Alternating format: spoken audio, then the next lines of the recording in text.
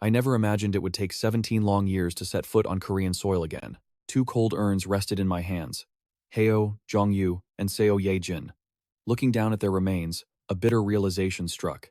It had been an eternity since I last looked my father and mother in the eyes. Deep in my thoughts, a dark question resurfaced. There was a time when I asked myself, just what is the price of a single human life? 17 years ago, 10:32 p.m., the Gulf of Aden. What started as a luxury cruise was rapidly turning into a watery grave. Panic seized my younger self as I scrambled through the chaos. Where were they? The storm raged outside, growing more violent with every passing second. I screamed until my throat burned, fighting the merciless currents. Suddenly, amidst the churning waves, 2 shapes drifted into view. I pushed closer, my heart pounding against my ribs. It was her, my mother. But as I looked closer, terror paralyzed me. She wasn't just drowning. Her body was riddled with gruesome wounds. My mind went blank, frozen in absolute shock. I shook her, begging her to wake up, but the ocean had no mercy. A massive wave crashed down, driving me into the suffocating depths. My lungs burned. Instinct took over. I had to reach the surface, or I would die here with them. I forced my eyes open in the murky water. What I saw beneath the hull was a nightmare come to life. Bodies were everywhere. The secretary, the head chef, even the captain and the bodyguards. They hadn't drowned. They had all been executed. My gaze drifted to a nearby figure, and the horrifying truth finally clicked into place. My parents were sinking further into the abyss, beyond my reach. I was about to join them when a hand grabbed my collar. A voice cut through the roar of the ocean. Tae-ha, are you all right? He pulled me close, checking for injuries. Tears streamed down my face, mixing with the seawater. It was my grandfather. He was still alive. So-ko looked at me with grim determination. It seems the heavens haven't completely abandoned us yet. I choked out, pointing down. Mom and Dad, they're down there. Grandfather's eyes were filled with pain. I know, Tae-ha, I know. But there is nothing we can do for them now. He gripped my shoulders, his voice intense. Listen to me. Burn these words into your soul. You must survive. You must inherit the Cheon-u Group, no matter the cost. He pressed a heavy pen into my trembling hand. Take this to Lawyer Kim. Show it to him, and he will know exactly what needs to be done. His eyes bore into mine. Trust no one. Do you understand? No one. Return to Korea immediately and find the lawyer. I sobbed, clutching his arm. Grandpa, please. We have to save Mom and Dad. He ignored my pleas and began unbuckling his life vest. Confusion washed over me. What was he doing? He strapped the vest onto me, his expression hardening. They didn't die from the shipwreck, Tae-ha. They were shot. This was an assassination. He yanked the inflation cord. Survive. Live at all costs.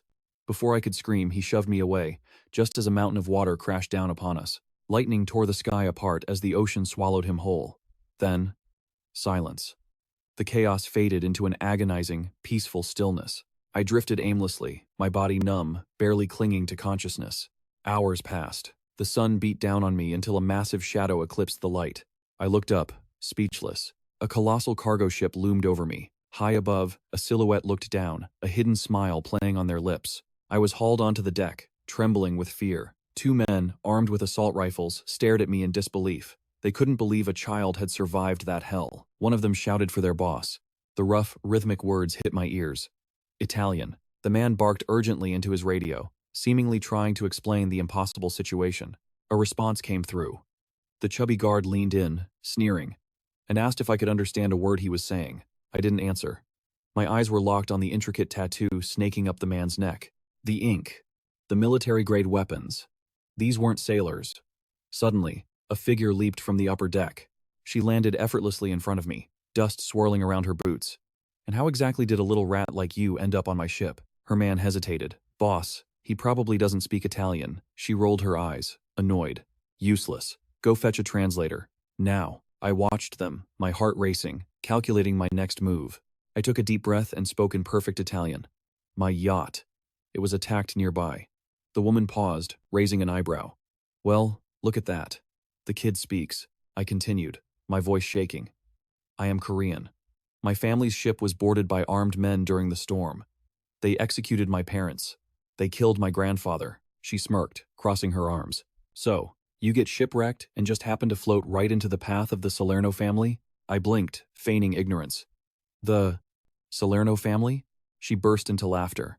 This is Rich, an Asian kid, floating in the Gulf of Aden, speaking fluent Italian, claiming he was just attacked. Her laughter stopped abruptly. A knife flashed in her hand. the cold steel pressing against my throat. Regina doesn't buy fairy tales. Give me one good reason why I shouldn't throw you back to the sharks right now. My mind raced. One wrong word, and I was dead. Sweat trickled down my neck as the blade dug deeper. I had seconds to come up with a lie that could save my life. Tae-ha reveals his trump card, a pen gifted by his grandfather. He isn't just a castaway. He is the grandson of Suk-oh, chairman of the Cheon-u Group, and the son of Soo-hyuk, the chairman's third son. He argues that tossing him overboard would be a waste. If they help him reconnect with his people, the reward would be far greater than a simple execution. Annoyed by his audacity, Regina questions if he really means the legendary Cheon-u Group. A quick check reveals the truth. It is the absolute apex of South Korean conglomerates. And unbelievably, this trembling brat is a direct bloodline member of that dynasty. The atmosphere shifts instantly. The leader commands her subordinates to scour the news for anything related to Korea and the Cheon-u family. While they dig for information, she interrogates the boy's skills.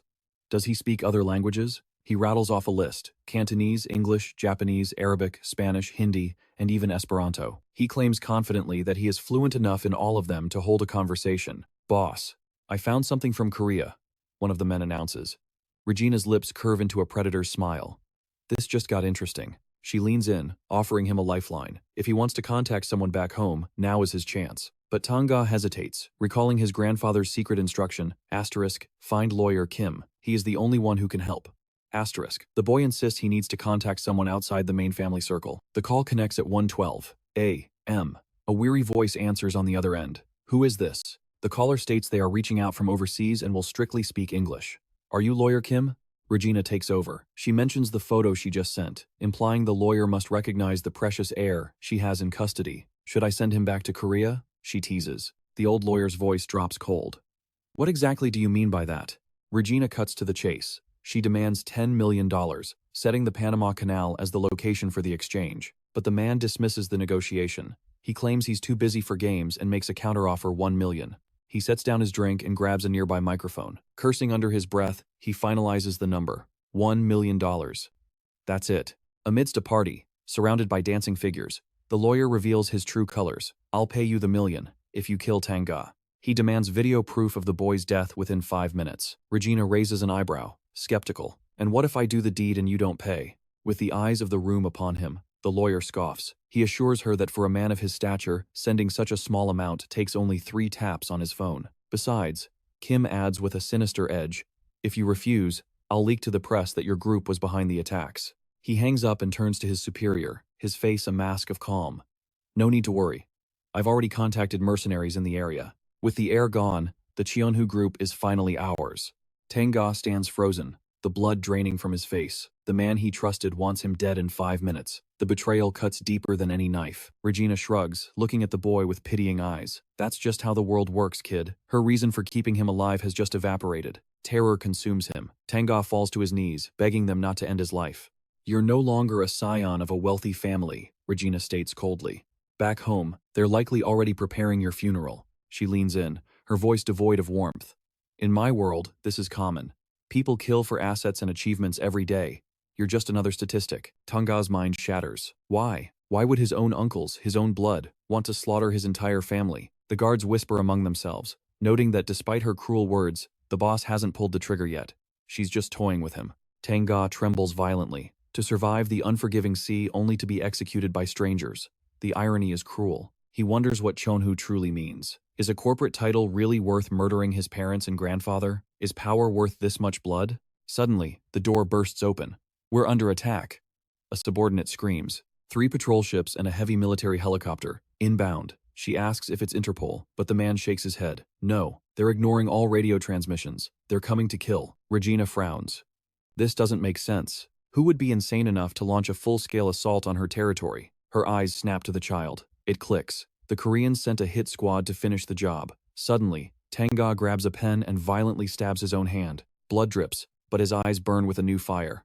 The Cheon-u Group will never give you that money, he declares, voice steady despite the pain. And you have absolutely nothing to gain by killing me now. The leader of the Salerno trade family stares, stunned by the boy's sudden shift. Tae-ha bows his head. Let me join you. Help me get my revenge, and I pledge my loyalty to you for the rest of my life. A ripple of shock goes through the room. Regina narrows her eyes. How did you recognize the Salerno insignia? Then, she throws her head back and laughs a manic, delighted sound. Mateo! she shouts, adrenaline spiking. Get ready, the real show is about to begin. Before the chaos erupts, she looks the boy dead in the eye. Do you understand the weight of your words? Do you truly desire the power of revenge, even if it means drowning your hands in blood? Tae-ha remembers his grandfather's final decree, asterisk. No matter the means, you must survive. You must inherit Cheon-u at all costs, asterisk. Determination hardens his features. He nods once, sharp and final. Regina grins, satisfied. Good. Because barking dogs rarely bite. Despite the risks, this situation sparked a dark curiosity within him. The unhinged woman shattered the silence, kicking the door wide open. She commanded them to follow, declaring that from this moment on, the boy's very existence belonged to the Salerno family. He would live for them and die for them. He had no choice but to imprint this scene into his memory. This was his new destiny. Tae-ha stood frozen, his eyes wide as he witnessed the path laid out before him. 17 long years vanished into the abyss of time. Now, finally back on Korean soil. The boy no. The man whispered a prayer to his late parents, begging for their strength as he embarked on a path of blood-soaked vengeance. Suddenly, his instincts screamed. He sensed a disturbance and whipped his head around, eyes sharp as daggers. He threw himself sideways just as the air erupted with gunfire. A squad of armed mercenaries had descended, unleashing a hail of bullets directly at Tae-ha. Figures emerged from the armored vehicles, their leader sneering with arrogance. He mocked his own men, asking if these incompetent insects even knew how to hold a gun. It was the security manager for the Cheon-u Group. He barked orders to find the senior administrative director, scoffing that whoever dared kidnap a Cheon-u executive must be utterly insane. One of the lackeys shouted out to the manager they had located the target vehicle. The manager ordered them to open the trunk with extreme caution, noting that the director was still breathing inside. But the moment they moved to check the hostage's condition, boom! A massive explosion tore through the silence. The leader roared in fury at the audacity of a trap, but his rage was cut short. In the blink of an eye, half his men stood headless. When he turned around, the rest were already being slaughtered with terrifying speed. Tae-ha had decimated the entire squad in a single breath. However, the manager noticed a thin crimson line on the protagonist's waist. A nervous relief washed over him. His protective vest had saved him. Emboldened, the bald thug lunged at the protagonist, spitting insults and calling him a worthless insect. But the boy's eyes remained cold. He warned the thug that he wasn't the only one with a death wish. Then, like a phantom, Tae-ha appeared behind his opponent. With a single, fluid motion, he unleashed a devastating strike that cleaved the man cleanly in two. As the two halves of his body collapsed to the ground, Jae-nong's fading consciousness couldn't comprehend reality. How could a human being possess such monstrous power? He died wondering what kind of demon he had faced. Meanwhile, Tae-ha looked down at the carnage with visible distaste. He methodically wiped the blood from his daggers and strode toward the luxury car. Reaching into the back seat, he retrieved a specific bag. He marched to the trunk where the terrified director lay. The man cowered, begging Tae-ha for mercy, sobbing that he had only been following orders. This was Lawyer Kim, the very traitor who had ordered Tae-ha's execution years ago. He pleaded desperately, insisting he had no motive to kill the chairman. Tae-ha ignored the lies. He unzipped the bag and dumped stacks of cash onto the trembling man. He coldly stated that this was the 1 million won payment. Since that bribe was likely never delivered back then, he was returning it now. The lawyer stared in confusion, asking what money until the horrific memory of that day crashed back into his mind. The protagonist flicked open a lighter, the flame dancing in his eyes. He whispered that thanks to this man, the boy named Tae-ha had died that day. As he tossed the lighter onto the money-soaked man, he declared that he was reborn in the fires of hell. Lawyer Kim erupted into a pillar of screaming flames. Tae-ha watched the man burn alive, his expression as cold and unmoving as a statue. He calmly lit a cigar from the inferno.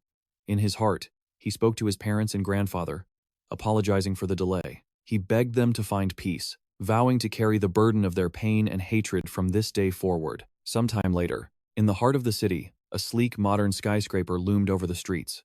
Tae-ha moved toward it with lethal purpose. His resolve hardened like steel. Security guards intercepted him, demanding to know his business as their hands drifted to their holsters, ready to fire. But the madman didn't hesitate. In a flash of silver, he silenced both guards permanently. Tae-ha stepped over their bodies, unbothered by the bloodshed. He strolled through the hallway as if taking a walk in the park. A survivor slumped against the wall, paralyzed by the horrific scene unfolding before him. Trembling, the man stammered, asking who had sent this reaper. He warned that they were a subsidiary of the mighty Cheon-u Group, and Tae-ha wouldn't be safe after attacking them. Tae-ha casually wiped his blade again. He identified the place as Holdings, a private security firm subcontracted by Cheon-u. On the surface, their job was to protect directors and board members across the Gangbuk district after hours. But in the shadows, they hunted down journalists, and anyone brave enough to expose Cheon-u's corruption. They kidnapped, assaulted, and murdered without remorse. They weren't security, they were glorified contract killers. The innocent victims held captive in the room looked on, their eyes hollow with despair and devastation. The protagonist tossed one of his daggers to an elderly captive. He instructed them to cut their bonds and flee, warning them to forget they ever saw his face. The ropes fell away. The three hostages stood up, still dazed and struggling to process the sudden turn of events. The old man scrambled up and ran the knife back to Tae-ha, bowing in gratitude before they made their escape. Suddenly, a high-ranking member of the firm stormed in, shouting for everyone to return to their posts. One of the fleeing hostages glanced back at the commotion. A large, obese man confronted the intruder. He demanded to know Tae-ha's identity, wondering if he was some new recruit for the family. Tae-ha slowly removed his mask, revealing his cold features. He clarified that he wasn't family, he just wanted a private chat. He demanded the full schedule of the entire board, from the directors up to the president. The man sneered, claiming he didn't know anything, and even if he did, he would never speak to a dead man. One wrong move, and both he and his entire family would be corpses. The protagonist stared him down, his voice dangerously calm. "You value your life, don't you? I'll start with your eye. When you're ready to talk, just raise your hand." Outside, a massive screen blasted celebrity gossip, ignoring the darkness below. Meanwhile, the forgotten souls of the city huddled on the stairs, homeless and invisible to the world passing them by. The heat was oppressive. Even the cicadas had given up, dying on the scorching pavement. But amidst the silence, one figure moved with lethal urgency. As he walked, Tae-hun realized his cigar was drawing too many stares. He thought to himself, maybe it's time to blend in and switch to Korean cigarettes. The avenue was pulsing with life. He muttered that he had finally returned to Korea. On the surface, everything seemed peaceful, but beneath the facade, his country was rotting. Predatory ads for loans and insurance plastered every wall, screaming of desperation. On a screen, a politician vowed to crush the underworld. He declared, "I will use all my power to eradicate this epidemic of crime." From this day forth, war is declared. However, his grand promise was cut short. A gun pointed straight at him, interrupting the speech. It was a chilling reminder of 1990, when the president was assassinated during a similar crusade against organized crime. Since that bloody day, no one dared to oppose the syndicates. The country had transformed into a playground for violence and greed. Tae-hun walked the streets, his mind deep in analysis of the chaos around him. The Cheon-u Group had swallowed the nation whole. They allied with criminals to bribe the media and ruthlessly crush any competition. They flooded the public with sports and entertainment, blinding them to reality. The people became so indifferent to politics that even a dog could run for office. Yet, the brainwashed masses still praised the Cheon-u Group as the people's savior. Tae-hun stepped into a store, his expression unreadable. The clerk greeted him. "One pack of this," Tae-hun ordered. At the exact same second, another man asked for the exact same thing. They locked eyes, stunned by the coincidence. The air grew heavy. Irritated, the protagonist decided to yield. "Fine, I'll take a plus instead." But fate was playing games. They both spoke at once, ordering a plus at the exact same time again. Suspicions flared in their eyes. The clerk looked between them, awkward and nervous. I'm sorry, but we only have one pack left." Tae-hun sighed deeply, clearly annoyed by this cosmic joke. He turned to leave, tossing a command to the clerk. "Give it to him. I'll live." As he walked out, the stranger watched his back, his eyes narrowing with intensity. Moments later, the stranger walked out with his purchase, only to find Tae-hun waiting. "Got a spare?" Tae-hun asked politely. The man frowned. "Couldn't you just go to another store?" Tae-hun shrugged. "It's been a long time since I was back in Korea. I wanted a taste of home immediately." The stranger gave up and handed one over. "I can't believe you actually want to smoke this trash," he scoffed. As they walked together, the man warned him, "Don't light up here unless you want a fine. Let's head to the smoking area." Tae-hun observed him from the corner of his eye. When you survive in the Mafia for 17 years, your instincts become sharp as a razor. A single glance was enough. He could measure a man's soul in a second. This stranger was a monster. His strength rivaled the top-tier killers Tae-hun had faced overseas. Are beasts like him common in Korea now? He wondered. As they parted ways, the protagonist hoped their paths would never cross again. But destiny had other plans. Later, that same stranger arrived at the scene of the earlier massacre. He lit a cigarette, staring calmly at the carnage Tae-hun had left behind. Kneeling down, he inspected the corpses with a professional eye. "Fatal stab wounds," he muttered. "Blade length matches a sashimi knife. Clean cuts." He crushed his cigarette into a pool of fresh blood, pulled out his phone, and dialed the boss. His employer answered, annoyed. "I told you not to call at this hour." The man didn't flinch. "Do you have a meeting later, sir?" "Cancel it," he advised coldly. The assassin who took out Director Kim. I think he's coming for you next. The boss sipped his wine, completely unbothered. What are you talking about? His subordinate reported the grim reality. I'm at the security company. They're all dead. Judging by the wounds, it was a solo attack. This isn't an ordinary hitman, and it's highly likely he knows exactly where your meeting is being held. But the boss was arrogant. The family meeting is a sacred tradition of the Cheon-u Group. You really think someone would dare invade a gathering known only to the bloodline? He scoffed. I sent you to hunt rats, not to give me advice. The man paused, lost in thought. The wounds on the bodies triggered a sudden memory. He remembered the encounter at the convenience store, the stranger asking for a cigarette. The scars etched deep into his palms. You don't get hands like that without living by the blade. A realization struck him like lightning. He asked his boss, is there anyone in the family who is a master with knives? The boss laughed. My family? Those soft hands can barely peel an apple. Everyone is here except the children. Look, I'll wire you another 100 million. Just get over here and guard the place. The man hung up, his face grim. I'm on my way, he said. He turned to his men. Reinforce the security. Now. The real war was about to begin. So annoying. He tosses the phone to a subordinate, barely hiding his disdain. That lunatic. He's nothing but a gangster. Yet he thinks he can order me around? Straightening his suit, he composes himself. He needs to look sharp. It's time to walk into the lion's den. Striding into the meeting room, he greets his boss with a practiced smile. Has the president arrived yet? Meanwhile, on a private call, Kwon updates his true leader. I'll assist the Cheon-u Group for one more day.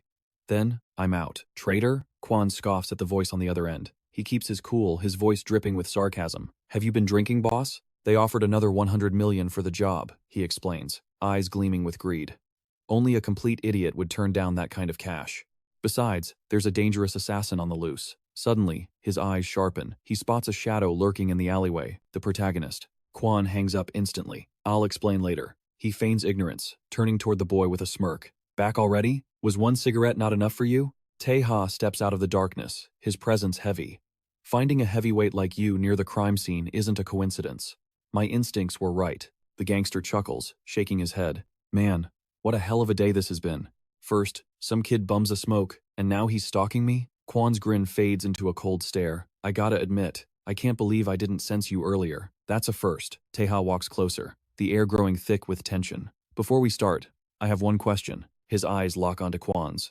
Are you working with the Cheon-u Group? Kwon shrugs, dismissing the threat. Were you deaf? I said, I'm just helping them temporarily. That was the wrong answer. Tae-ha's eyes go deadly cold. Asterisk, swing, asterisk. In a blur of motion, Tae-ha draws twin daggers. Steel crashes against steel as he lunges at his enemy. Sparks fly as they lock weapons.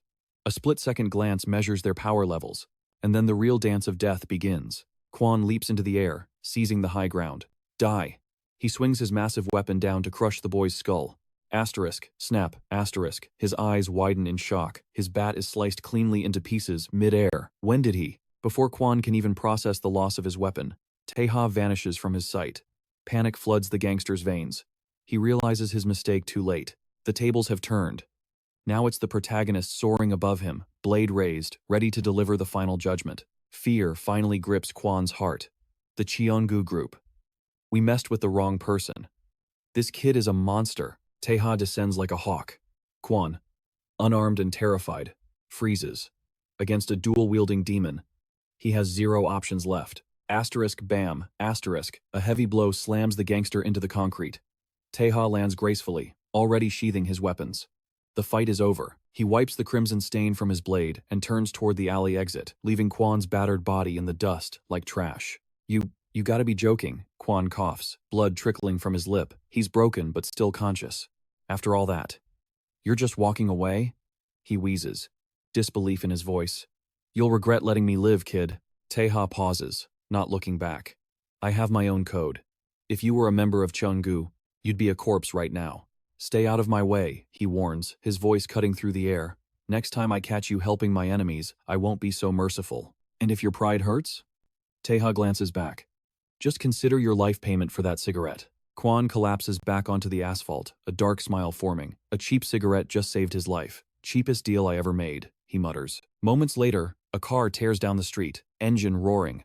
Tae-ha grips the steering wheel, his face tight with pain. Blood soaks his waist. Just a scratch, he grunts. Not deep enough to stop me. I can still move. That's all that matters. He stomps on the gas pedal, the speedometer climbing. 32 minutes. His eyes burn with intensity. The revenge I've planned for 17 years. It all ends in 32 minutes. As the adrenaline fades, the nightmare returns. His mind is dragged back to that horrific day in his childhood. "Don't look!" his mother screams. His father throws himself in front of the bullets, a human shield. Little Tae-ha freezes, paralyzed by the horror. "What are you doing?" his father chokes out, blood spilling. "Grab the boy! Run!" Hee-jung, his mother scoops him up, desperate to escape. Suddenly, the yacht lurches violently. The assassins stumble as the ship begins to capsize. She shoves him out onto the deck. "Find a life vest. Jump into the water," she commands, tears streaming down her face. Hee-jung forces a smile, trying to be brave for her son. "You must survive." Behind her, a killer sighs. "So annoying. Only blow the ship after they're all dead." Tae-ha's eyes widen. He freezes in his tracks. That language.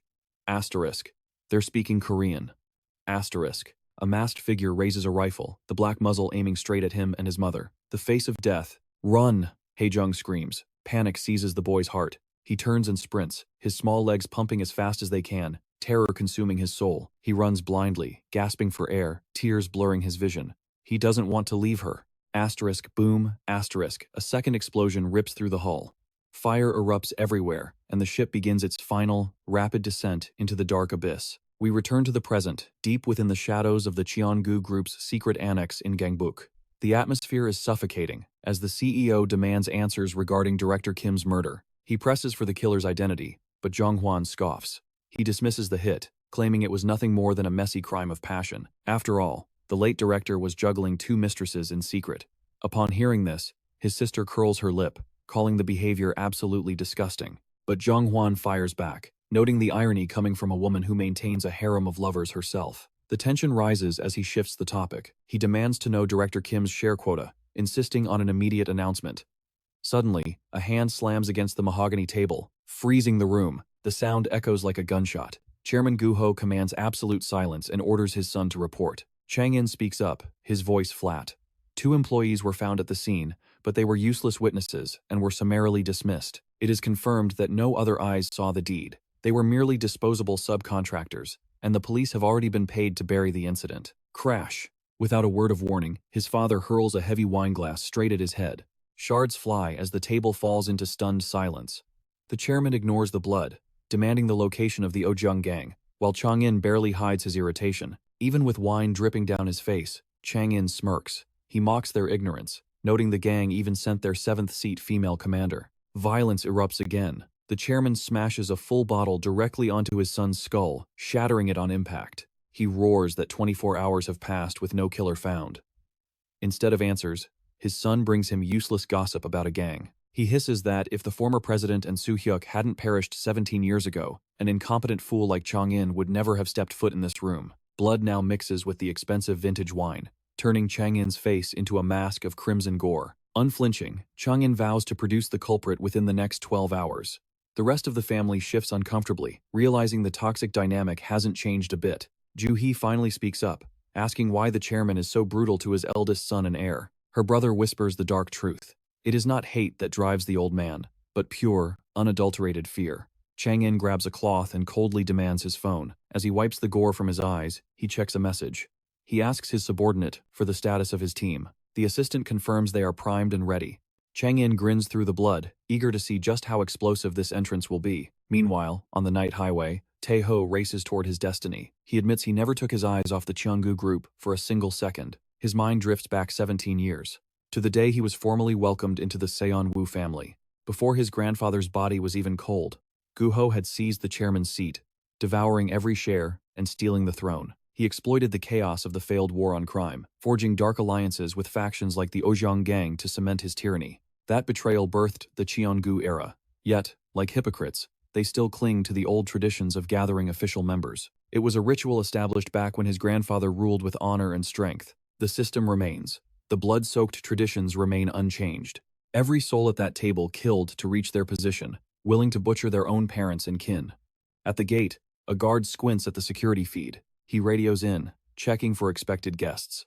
The command center denies any scheduled arrivals. Panic rises in his voice. He reports a vehicle hurtling toward the main gate, showing zero intention of slowing down. Assuming it is a suicidal maniac, the security chief screams for the barriers. Steel containment stakes shoot up from the earth, but the driver doesn't flinch. Tae-ha slams the accelerator to the floor, speeding up to meet the impact. He needs no cheap tricks against cowards who have hidden behind walls and money their entire lives. Unbuckling his belt, Tae-ha embraces the chaos.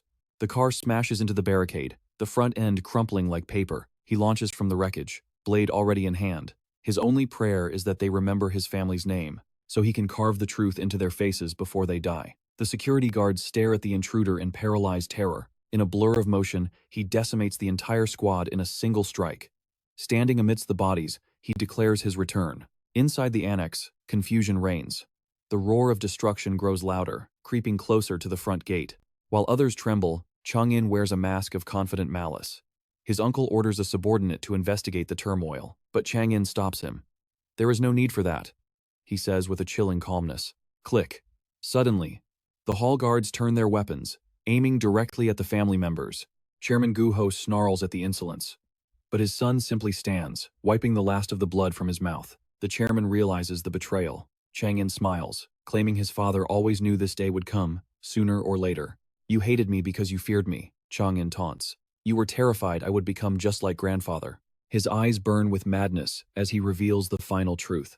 "After all, I was the one who slaughtered grandfather and uncle." Meanwhile, the protagonist steps through the gates of hell, declaring that his revenge has finally begun. The guards instantly level their weapons, screaming to know if this is some kind of ambush. Jae-yong roars at his nephew, asking if he has lost his mind. He questions what the boy is doing, shouting that he should never point a blade at his own blood. However, Chong claims he is doing nothing at all, yet his family curses him, sensing the vile intent dripping from his actions. Ji stares at her guard in total disbelief, asking if he is truly going to betray them for a mere child. Even Yaman, her loyal shadow, bows his head. He apologizes, making it brutally clear he is casting her aside. The second son's bodyguard adds that it is nothing personal, but the reward for betrayal?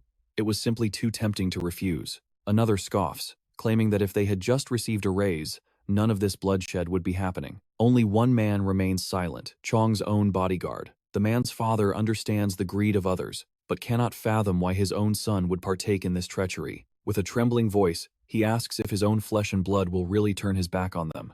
Cheon-u watches like a statue. He states cold-heartedly that he is not paid to protect a person, but to serve the organization itself. John Won sneers, asking if these dogs really think they will gain anything from this mutiny. He tries to threaten them, but cold steel presses against his temple.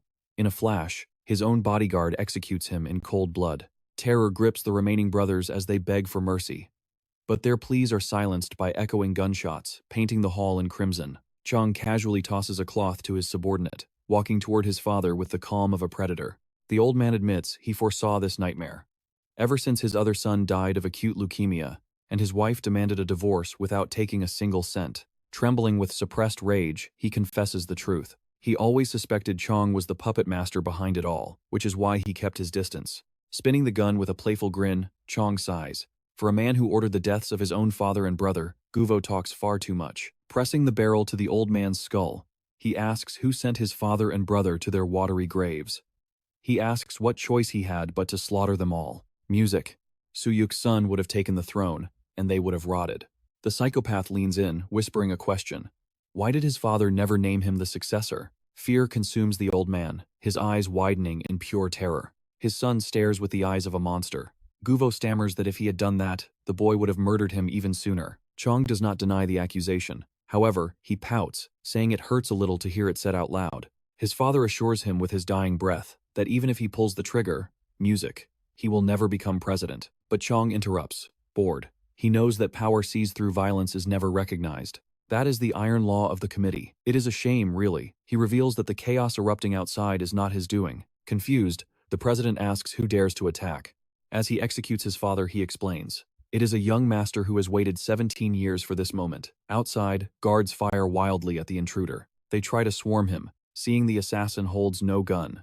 The protagonist recalls that Central Security protects the executives, meaning they are the elite. Therefore, he assumes these bodyguards will be leagues above the previous trash. He halts his sprint and shifts his stance.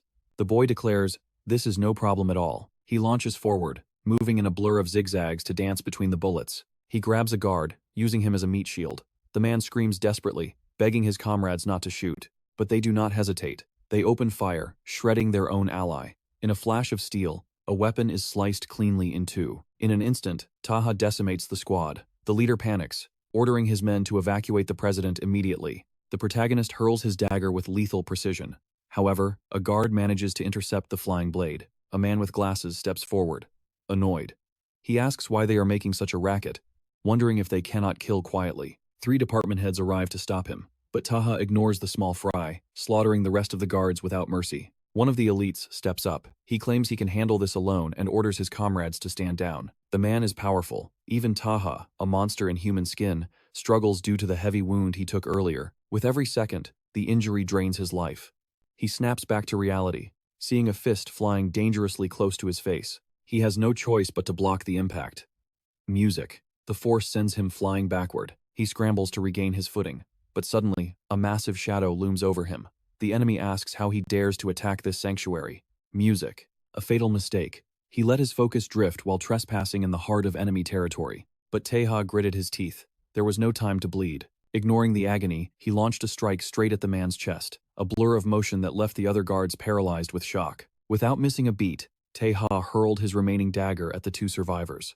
The arrogance vanished from their faces, replaced by the cold realization of death. In a split second, the intruder had already closed the gap, landing a devastating hit on the guard who had previously blocked his ranged attacks. His speed was beyond human comprehension. His enemies couldn't even track him with their eyes. Snatching a knife from the air, Tae-ha severed the head of the final squad leader in one clean, brutal motion. Silence fell. With that final stroke, the outer perimeter was completely cleared.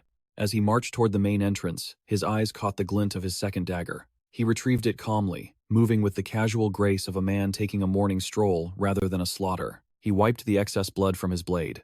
It had taken longer than calculated. Yet, something was wrong. The estate was eerily quiet. Too quiet. Had they fled through a secret passage? Doubt gnawed at him. Unaware of the nightmare waiting inside, the boy stepped into the house. He reached the main hall, and the smell of iron hit him first. They were all dead. Only Chang remained, sitting calmly on a sofa amidst a sea of corpses, offering a chilling welcome. Chang clapped slowly, congratulating him on surviving this far. With a twisted smile, he offered Tae-ha a seat, suggesting he catch his breath. The scene was a chaotic masterpiece of violence. Even Tae-ha, a seasoned killer, couldn't immediately grasp the full scope of the betrayal. He scanned the room. Uncle Jong's body lay cold, a bullet hole perfectly centered in his forehead. Aunt Ju-hee had suffered the exact same fate. Even young John had been executed. The current family head, the president, was also dead. The lineage had been wiped out. Standing up, his cousin Chang smoothed his suit.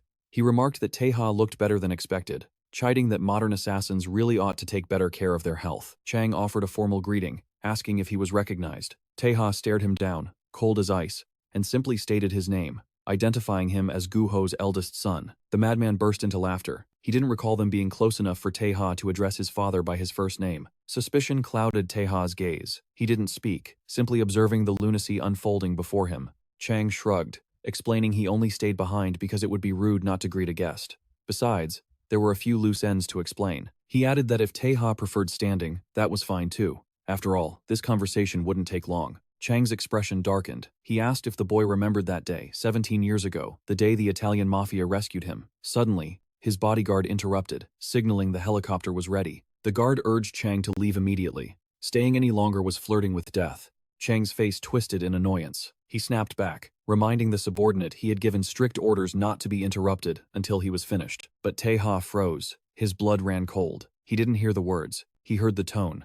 It was the voice of the monster who slaughtered his family 17 years ago. The memory crashed over him, a rifle pointed at him and his mother, a masked figure, laughing maniacally while explosions tore their world apart. Pure, unadulterated rage exploded in Tae-ha's eyes. He trembled, his voice dropping to a demonic growl, as he asked if this man was that very same worm. The madman struggled to suppress a giggle. He sighed, saying the time for talk was over, and warned Tae-ha to stop speaking so casually to his superiors. After all, that disrespectful tone was giving him the urge to kill again. Tae-ha didn't wait. He charged forward, daring the bastard to try. His mission had always been total annihilation of the family, and the target was right there. But Chang tutted, wagging a finger. He quoted an old saying, "When in Korea, act like a Korean." He demanded Tae-ha show some proper manners. Tae-ha paused, his mind racing to connect the dots. Chang knew he survived 17 years ago. He knew Tae-ha was a Salerno assassin, so why wait?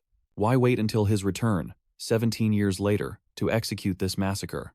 Chang whistled, trying to snap the boy out of his thoughts. He asked for Tae-ha's full attention, grinning as he announced that the real show was about to begin. The truth struck Tae-ha like lightning. This wasn't a coup. Chang didn't want to seize power by force. He wanted to frame Tae-ha for the attack. By blaming the massacre on the intruder, Chang could take the presidency as the grieving survivor. Johnny, the bodyguard, stepped forward, sneering that they didn't need introductions. Tae-ha raised his dagger, his killing aura flaring. Johnny didn't hesitate, he opened fire. But the assassin was faster. Tae-ha became a whirlwind of steel, using his blade to deflect the bullets, closing the distance with terrifying speed. Just as he was about to strike, a heavy blow slammed into him from the side. He knew there were more enemies, but this strike was faster than he predicted. A new player had entered the game.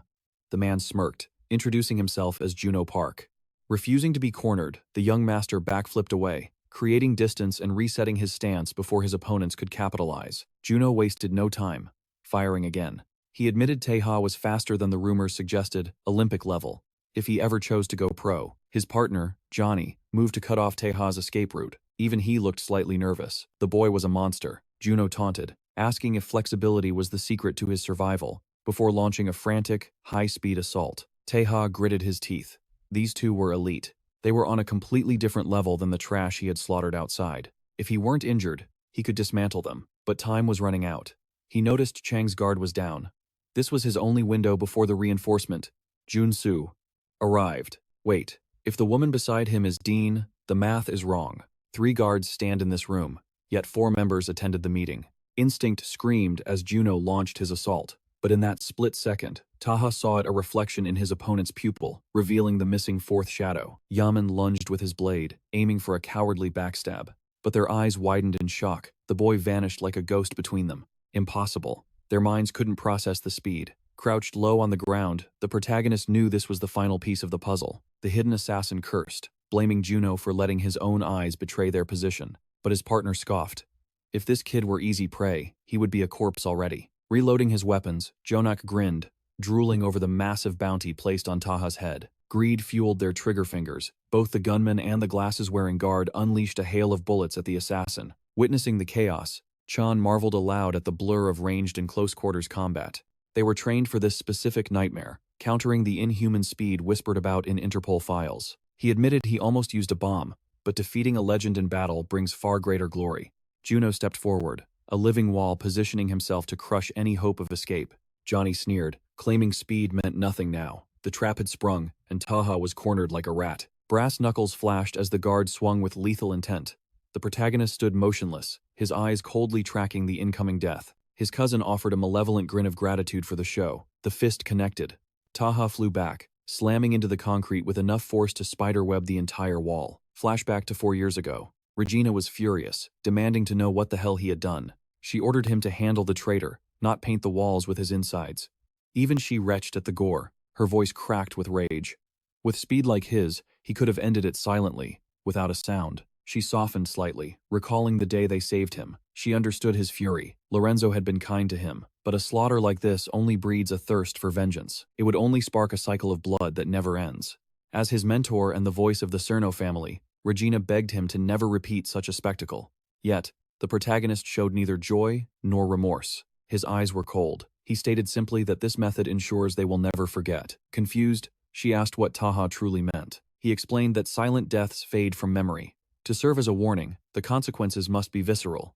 Everyone must see the horror that awaits a traitor. Rumors must spread, twisted and exaggerated by fear, to cull the herd of potential betrayers. Without terror, this battle will stretch on into eternity. She asked if he chose the path of a demon to save lives. It was ironic. Aside from where he stood, the entire world around him was drenched in crimson. Everything was stained with the color of death. It was absurd. A boy standing in a literal river of blood, yet not a single drop stained his pale face. Regina sighed, realizing that perhaps the life of a shadow assassin didn't suit his nature. Snap back to the present reality. Juno froze. A cold glint of steel protruded from the center of his chest. He coughed up thick blood as the blade shone, shocking even Xiang and his guards. The protagonist had delivered a brutal, fatal slash. With a gaze that promised death, he turned his attention to the remaining opponents. Terror seized Yaman. He scrambled to aim his weapon, but it was too late. In a heartbeat, his eye was pierced by cold steel. As his life faded, the man realized their fatal mistake. They had severely underestimated this monster. It wasn't just speed. His strength was overwhelming. The rumors were true. Those who witnessed his real skills never lived to tell the tale. Even while displaying godlike skill, Tae-ha was bleeding heavily, his wounds weeping. Desperation began to claw at the survivors. No intel report had mentioned that his raw power was this catastrophic. Suddenly, a new figure, Cheon-u, emerged. He barked orders to the woman to evacuate the master, promising to follow. The boy paused, surprised. Tae-ha saw his cousin attempting to flee like a coward. Roaring his name, he shattered the guards' weapons and sprinted toward the elevator. Cheon peeked out in terror. Consumed by uncontrollable rage, Tae-ha demanded to know where he thought he was going. This blood feud wasn't over yet, but a mountain blocked the path. Cheon-u stood firm before the elevator, offering a grim greeting to the young master. Tae-ha recognized him immediately, the president's personal bodyguard. Undeterred, the boy launched himself forward, screaming for the obstacle to move. Shockingly, the man caught both descending blades with a single, bare hand. Winding up a devastating punch, the veteran noted how much the boy had grown, admitting his impression. Then, he unleashed a barrage of bone-crushing blows upon the protagonist. Crack! Almost all of Taha's ribs shattered on impact. Vital fluids rushed up his throat, and he began vomiting blood from the catastrophic damage. Crushing the steel blades in his grip like paper, Cheon-u declared grimly that, unfortunately, this was where the story ends. A thunderous impact echoes. Tae-ha drives his fist into the sweet spot, sending the assassin launching through the air like a rag doll. But the old master frowns. His impeccable suit is torn, a rare mark of shame. He barks at his subordinate, Jang Hyo, to get up, knowing the damage isn't fatal. Jang Hyo stammers, terror gripping his heart. He truly thought he was seeing the pearly gates. The old man's eyes narrow. Move. This place becomes an inferno in seconds. Grab your partner and run. Meanwhile, Tae-ha lies sprawled on the cold concrete. To the untrained eye, the hero was already a corpse. On the rooftop, the rotor blades slice the air. The head bodyguard approaches the extraction chopper. Jung barks out a question.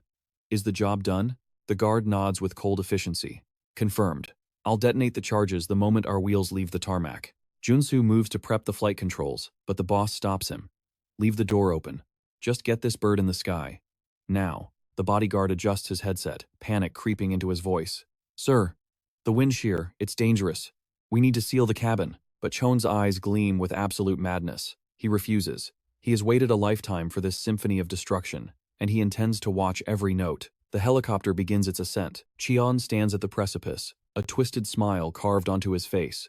He looks down at the estate, cursing the very ground it stands on. I always hated this damn house. Venom drips from his words as he mocks the hypocrisy of his bloodline. Inside the cabin, Dan and Junsu exchange uneasy glances. Their boss has completely lost it. A memory flashes through the madman's mind, Tae-ha's defiant promise that this wasn't over. Chun chuckles darkly. You poor, pathetic child. You lived your whole life for revenge, only to die like a dog in the dirt. He turns to his men, eyes wide. Did you know? Family comes from the Latin famulus. It means slave. The detonator rests heavy in his palm. Bear witness. Today I erase the Jinhu legacy. The House of Secrets burns to ash. Deep within the mansion, Tae-ha lies unconscious, the darkness threatening to claim him forever. His eyes snap open. Through the haze, the thumping of helicopter blades reaches his ears. A crushing realization hits him. It's over. No. His will reignites like a dying ember. There is still time.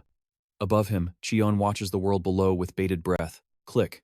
Cheon tosses the detonator aside like a piece of trash. Now that is how you end a story with a bang. As the mansion erupts into a hellscape of fire, a shadow leaps from the flames. Cheon yawns, complaining about the heat, oblivious to the demon rising to meet him. He orders a course for headquarters, but suddenly, steel bites flesh. Tae-ha's knife plunges into Cheon's calf. The scream that follows tears his throat apart. The guards scramble in panic. Cheon's face twists from arrogance to pure fury. You insect, what do you think you're doing? Tae-ha dangles thousands of feet in the air, gripping the hilt. Did you really think you could destroy so many lives and just fly away? Gravity becomes his weapon. Tae-ha's entire body weight drags on the blade, shredding Cheon's leg muscle like wet paper. Crimson blood sprays into the wind. I will kill you. Tae-ha roars. Dion draws her weapon, begging her master to step back for a clear shot, but the lunatic snatches the pistol from her hands. No. This is my kill. Cheon points the barrel at his own cousin. You think you're the hero of this story? I am the main character. You're just a thug. Die. Bang. Bang. Tae-ha twists in the air, dodging the fatal blow, but a bullet grazes him. His grip fails, and he plummets into the abyss. The moment the helicopter door seals, the bodyguard is on the radio. Emergency. Get the hospital ready. The boss is bleeding out. Tae-ha falls from a godforsaken height. But fate isn't finished with him. He smashes through a tree canopy, the branches breaking his lethal momentum. Agony explodes. His back slams against the mansion's outer wall before his limp body tumbles onto a passing truck near the stream. A cyclist pedals by, witnessing the brutal impact. He skids to a halt, eyes widening in horror at the broken figure. Recognition strikes like lightning. It's the man who saved him from the security company hellhole. It's him, the savior. Looking at the mangled body, despair sets in. Am I too late? But then a raspy whisper cuts through the silence. The man leans closer. Tae-ha is barely clinging to the mortal coil, yet his spirit burns brighter than ever. Broken, bleeding, and half dead, he chants a single mantra. It's not over. Help me. I have to finish this. Meanwhile, in the digital shadows, a notification pings. An 11-minute voice file has been uploaded. The message is a goldmine. It details a drunk driving incident where the suspect refused the breathalyzer 3 times, screaming, "Do you know who I am? I'm Congressman Kim." A mysterious broker types rapidly, listening to the recording of the former director using his political weight to crush the police. Is the voice clear? Is the name audible? He messages. Where is the target now? The source replies instantly, at the station giving a statement. He's heading home soon. The source hesitates before typing a number. 200. Is that enough to take down a big shot from the majority party? Silence. The typing bubble pulses for an eternity. Then the counteroffer hits the screen. 30. The source explodes with frustration. Are you kidding me? This dirt is worth way more than that. The broker's reply is cold and calculated. It's not election season, kid. Nobody gives a damn about these old fossils right now. You don't understand the market. The broker lectures. A regular nobody is worth 1 times. A celebrity, 10 times. But this guy? He's bargain bin trash. But if the target was linked to the Cheon-u clan, the bounty skyrocketed 1,000-fold. He took a deep, steadying breath. In this city, all roads eventually led back to Cheon-u. The radio crackled with static, muttering about a tower accident. White noise. Uninterested, he killed the power, silencing the world. Gear packed, he was ready to move. But he didn't head for the cold streets. Instead, he stood within the warm, savory haze of the restaurant. The owner was already in the rhythm of prep work. She shot him a warning look. Stay here too long, kid, and you'll miss the bell. I'm good, the boy grinned, tapping his skateboard. I'll fly there. She sighed, sliding a plate toward him. Just eat something first. He knew 1 bite meant he'd be late. Suddenly, the atmosphere shifted. A shadow loomed in the doorway. Time to stop playing house, chef. A thug swaggered in, the air reeking of trouble. Sell the place while we're asking nicely. Boksu turned his gaze to the boy. Don't you agree, little hero? The auntie slammed a pot down. Collecting debts at dawn? You delinquents sure are hardworking scumbags. She stepped in front of the boy, a shield of maternal instinct. Go to school, Gray. This garbage doesn't concern you. Rage boiled in his gut, hot and sharp, but he was powerless. He had to walk away, leaving her to the wolves. Steel flashed. The thug grabbed a knife. Watch your mouth, hag. You're 2 months late. He leaned in menacingly. Sell the building. Take the cash. He cleared his throat, eyes gleaming with greed. Our interests. They finally align. I'd never sell my life for your crumbs, she spat. Learn basic math before you come back. Meanwhile, Gray stood at the desolate station, waiting. The weight of reality crushed down on him. He let out a heavy, exhausted sigh. What could he possibly do? This district was a war zone. The redevelopment battles had turned the streets into a slaughterhouse. Caught between the Cheon-u and Ojan syndicates, the area was a neglected hell, a lawless land where small-time gangs feasted on the weak. People like him and the auntie were cornered rats. When he returned that evening, the reality hit him. The owner's face was painted in dark bruises. She avoided his eyes, pointing to the tables. Just clean up, please. His heart sank. Auntie, who did that to you? A customer whispered the truth. The Yaburi boys were here, left in a fury. They're pressing everyone to sell. Terror tactics. She forced a painful smile. Don't worry about it, just put your bag in the back, Gray. He obeyed, walking to the back room. But the moment he was alone, he slammed his bag down in blind fury. Frustration tore at his chest. He had to act. Memories surfaced his late father and his connection to Dr. Yang Suk. She was once a respected medical professor, but she crossed the Ojan gang, and her life was ruined. Yet, she still sheltered him. None of this was her sin. Just like this restaurant. The smell of her cooking filled the air, and a dangerous plan formed in his mind. The broker's words from the phone call echoed in his ears. Intel on the Cheon-u Group? That's worth a fortune. Gray didn't hesitate. He typed the message. The reply was instant. Do you have proof? Or is this just noise? Hands trembling, he uploaded everything. Ju Hyuk, a Cheon-u director's guard, in bed with Mi-ho. the leader of the ladies' faction. A scandal that could start a war. Fear clawed at his throat as the file uploaded. He waited for the verdict that would seal his fate. The broker was confused, but smelled blood in the water. "What's your play, kid?" But the money was real. The next day, the sun rose on a clear Saturday. Suits boxed him in on the street. "Are you Gray?" He nodded. A fatal mistake. A fist buried itself in his gut. The world went black. They tossed him into the van like luggage. As consciousness faded, the realization struck. The high price wasn't for the info. It was for the bait. He woke up bound in the security company's office. The boss sneered down at him. "Thought you were just a rat. Turns out, you're a player. Where'd you get the photos? Did your daddy hide them before he kicked the bucket?" The boss leaned in close. "You're Jingu's kid, aren't you? The snitch who tried to report Cheon-u." Gray didn't beg. He gave a bloodied smirk. The boss slowly removed his luxury watch. "You think this is funny, brat?" Crack. A fist connected with his jaw. "Is that funny too?" He struck again. "Got any more files?" Blood flew with every blow. He threw Gray to the floor, raining down curses and kicks. Pain exploded in his body.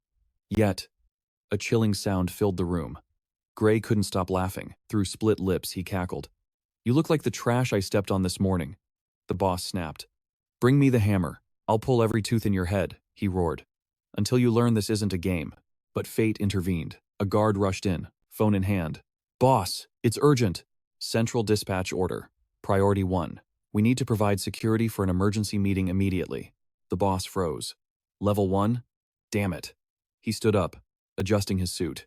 "Tape his mouth. Lock him in. We move now." A heavy boot slams into him, forcing him into the cell. The obese captor sneers, promising to return and finish the job later. Darkness swallows the room, revealing only an elderly man and a terrified woman. Sprawled on the cold floor, Gray grits his teeth. His father was a sentimental fool. Blinded by a ridiculous sense of justice, he didn't even try to expose the Cheon-u syndicate. That righteousness only got him and his mother killed in a staged car accident. He should have bowed his head, lived in the shadows, and served the devils instead. It didn't matter how explosive the information his father held was. Without the strength to defend it, truth is meaningless. Suddenly, the silence shatters. Guards outside are screaming in confusion. The roar of gunfire mixes with blood-curdling screams. Panic infects the air as even the leader loses his composure, bellowing for his men to slaughter the intruder. Chaos reigns supreme. No one understands the nightmare descending upon them. Boom!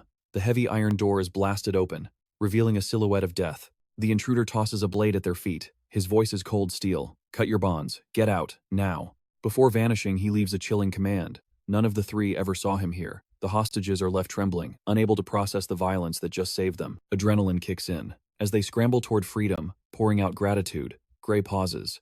He turns back one last time. The hallway is a slaughterhouse. Bodies are piled high. Gray's mind reels. Did a single man orchestrate this massacre? Hours later, he finally stumbles back to the safety of home. Young-suk is frantic. She demands to know where he's been and who bruised his face. Her voice rises in panic, but Gray remains stone-faced. Nothing happened. He forces a reassuring smile, telling her to let it go. With the weight of the world on his shoulders, he retreats to his room. Her eyes follow him, filled with maternal worry. The moment the door clicks shut, Gray's legs give out. He collapses to the floor, gasping for air. His hands won't stop shaking. Was that monster sent by the Ojong gang? They were armed to the teeth with firearms. Yet, that man slaughtered them all, with nothing but 2 knives. Bullets didn't matter. Numbers didn't matter. He was a force of nature. Gray tears open his drawer, hunting for answers. Was that assassin a hired gun? No. As he slams the drawer shut, intuition tells him, this goes deeper. This reeks of a personal vendetta. A revenge plot woven in blood. A memory flashes the department head mentioning his father. They suspected he possessed hidden files on the Cheon-u syndicate. Gray realizes the harsh truth. Secrets are worthless trash, without the strength to wield them. As he decrypts the legacy files, his eyes burn with resolve. I need power. Finding a ghost with just a face is impossible. But then, a fragment of conversation returns to him, a subordinate mentioning an emergency meeting.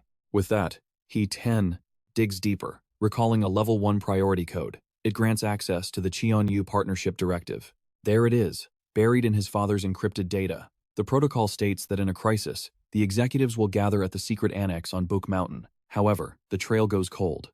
The specific coordinates of the hideout are missing from the file. Gray slumps back in defeat. Why does he care? That killer is a stranger. This isn't his fight.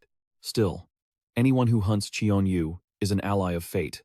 If that man is targeting them, their paths are destined to cross. The police scanner crackles to life. Reports of a massacre by Tae-ha. Multiple confirmed kills. The city is waking up to a bloodbath. The damage is catastrophic. Authorities confirm the mansion was a secret nest for Cheon-u executives. Gray stands up, heart racing. It has to be him. Decision made.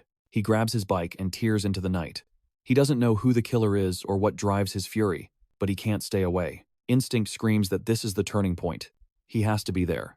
Arriving at the chaos, his eyes widen. A figure is dangling precariously from a helicopter mid-flight. Gunshots ring out. The figure plummets from the sky. Gray rushes toward the crash site, expecting to find a corpse. No one survives a fall like that. But the man is alive. Broken. Bleeding. Yet still gripping his blade with a deathlock. He looks up, eyes burning with madness.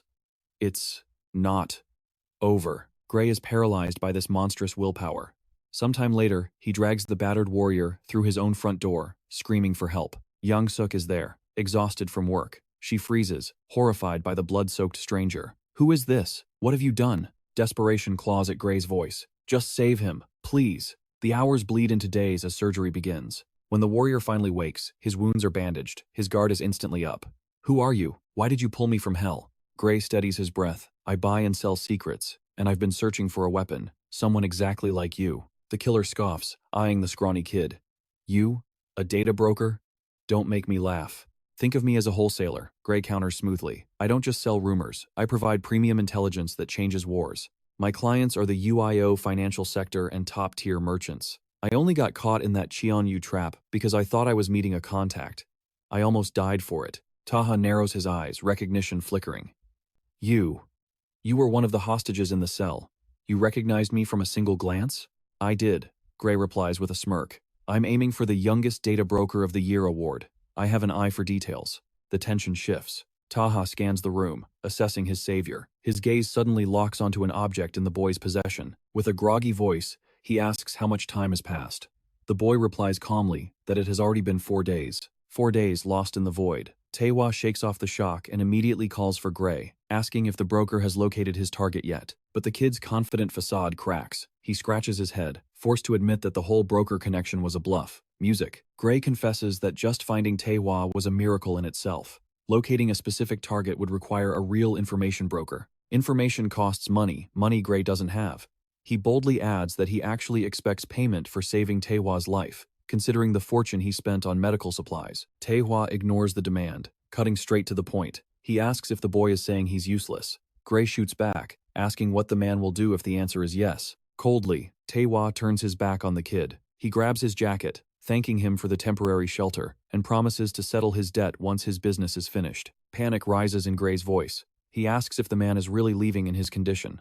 Tae-ha simply states that he has unfinished business to attend to. Before stepping out, he offers one final, chilling piece of advice to the boy. Do not look for me. This isn't a simple kidnapping case. It is a war. Terrified by the killer's aura, Gray collapses back into his chair, but terror quickly shifts to amusement.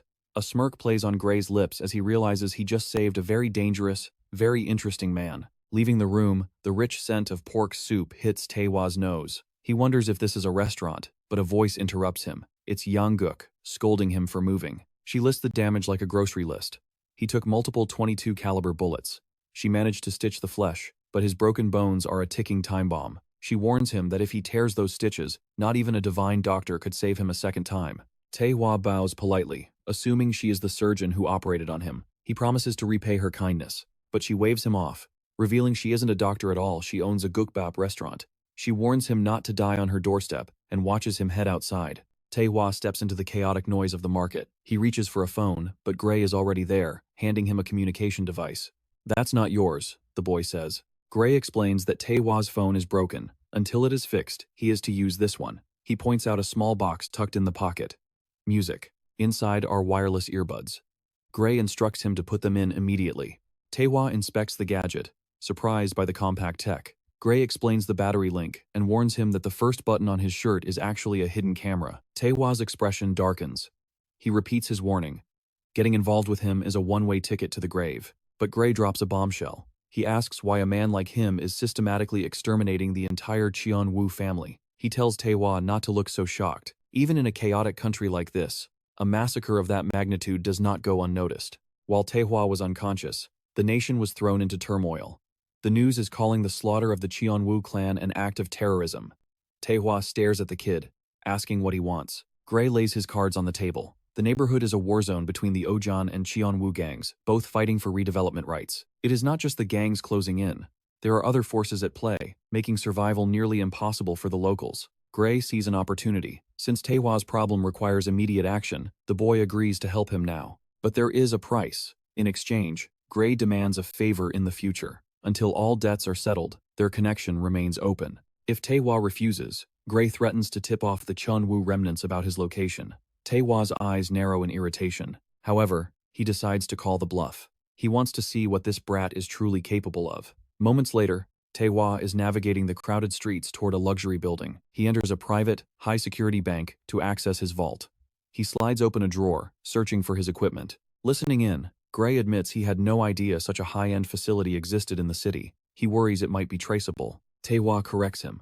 These shadow banks operate on absolute silence and trust. Music. They would never share data with outside agencies. This is a sanctuary where people hide stolen jewelry and their darkest sins. It is the safest place on Earth. Watching through the camera, Gray realizes the caliber of man he is dealing with. Tae-ha is prepared for deep undercover operations. But as he watches Tae-ha move, the boy falls silent. He is confused. The assassin carries no firearms, only knives.